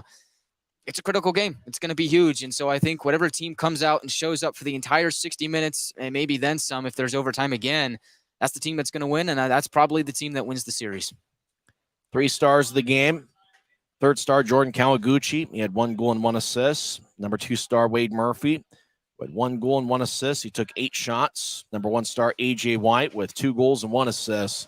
All 3 of the 3 stars were Steelheads, although, for the Grizzlies, Cameron Wright did have 1 goal and 3 assists. Kyle Betts had 1 goal and 2 assists. I think if the person who did the 3 stars had to do it over again, he'd include Owen Hedrick in there. He ended up with 1 goal and 1 assist, was a +3 and had 5 shots. A lot of great performances tonight. Just happened to be the Steelheads got that overtime game winner. And as Guy mentioned, the road team has won all 4 games so far in this series. Well, you got a quick turnaround. You talk about the energy and enthusiasm that was spent tonight. I think it was interesting. You kind of talk about Idaho, the way they celebrated after Wednesday night's game. It was ramped up even more so tonight. They knew the importance of Wednesday night's game. They knew the importance of tonight's game because I think the Steelheads, they knew they were in for a fight this series. I don't think that they looked at Utah as somebody they were going to take down easily. The way they were celebrating, you could tell the importance that the game meant to them. And really you can see on the other side the agony that the Grizzlies had after the game and just the deflation there. As you mentioned, it's a quick turnaround. You've got to just kind of flush it out of your mind, take the positives away from this game and move on because the season probably is on the line. Even though it's not an elimination game, Grizzlies did win 2 games in Boise last week, the first 2 games of this series. It'd be awfully tough, though, to go back there and have to win another 2 games in Boise. So it's a huge one tomorrow. Last home game here at Maverik Center of the first round series. Remember, you want to get your tickets to UtahGrizzlies.com and be part of Grizzmania. It's going to be a fun atmosphere. It's going to be electric. And don't forget, the NFL draft is going to be over by then. Mr. Irrelevant's going to be picked. You're not going to miss anything. If there's any other playoff games you want to watch, you can DVR those or do whatever it is you do to record them these days. Come on down to Maverik Center and enjoy some hockey, because tonight was fun. Despite, Grizzlies fans obviously didn't like the outcome much, but, tonight was a lot of fun, and I got a feeling tomorrow is going to be fun as well. Well, anybody that got a ticket here tonight got to see a great game and really got their money's worth. And so every single game in this series has been tight. It's been close, and it's been a lot of fun to watch, whether it was the defensive battle that we saw in the first 3 games or an offensive shootout here in game 4. So whatever it is, it's been fun to watch. And so I think that you should go get your tickets at UtahGrizzlies.com. Come on down to the Maverik Center. It'll be a lot of fun. And I think that game is really going to determine a lot of how the series is going to end. So it's a big game for both teams. Make sure to catch Kiki Crum's story at UtahGrizzlies.com. Let's go eat some dinner. It's a long night of hockey, a lot of emotion spent. And for the Grizzlies, they battled back to tie it up 5-5 halfway through the third period. But Idaho comes away with the game winner as Owen Hedrick found the back of the net. They actually have changed it. They say that Ty Pelton-Bice now is the game winner. They changed the game-winning goal to Ty Pelton-Bice, saying that he redirected it off the stick of Owen Hedrick. So they changed the game winner. Ty Pelton-Bice is the hero for the Steelheads tonight. For Guy Chiarenza and Kiki Crum, I'm Tyson Whiting once again in 3 hours and 1 minute in front of a good crowd of 6,258 here at Maverik Center. Ty Pelton-Bice is the hero with the game winner. 3:27 into overtime as the Idaho Steelheads defeat the Utah Grizzlies 6-5. Join us again tomorrow night, 6:50 pregame show, 7:10 face-off. If you want to see at Maverik Center, get your tickets to UtahGrizzlies.com. I'm Tyson Whiting, and it is what it is.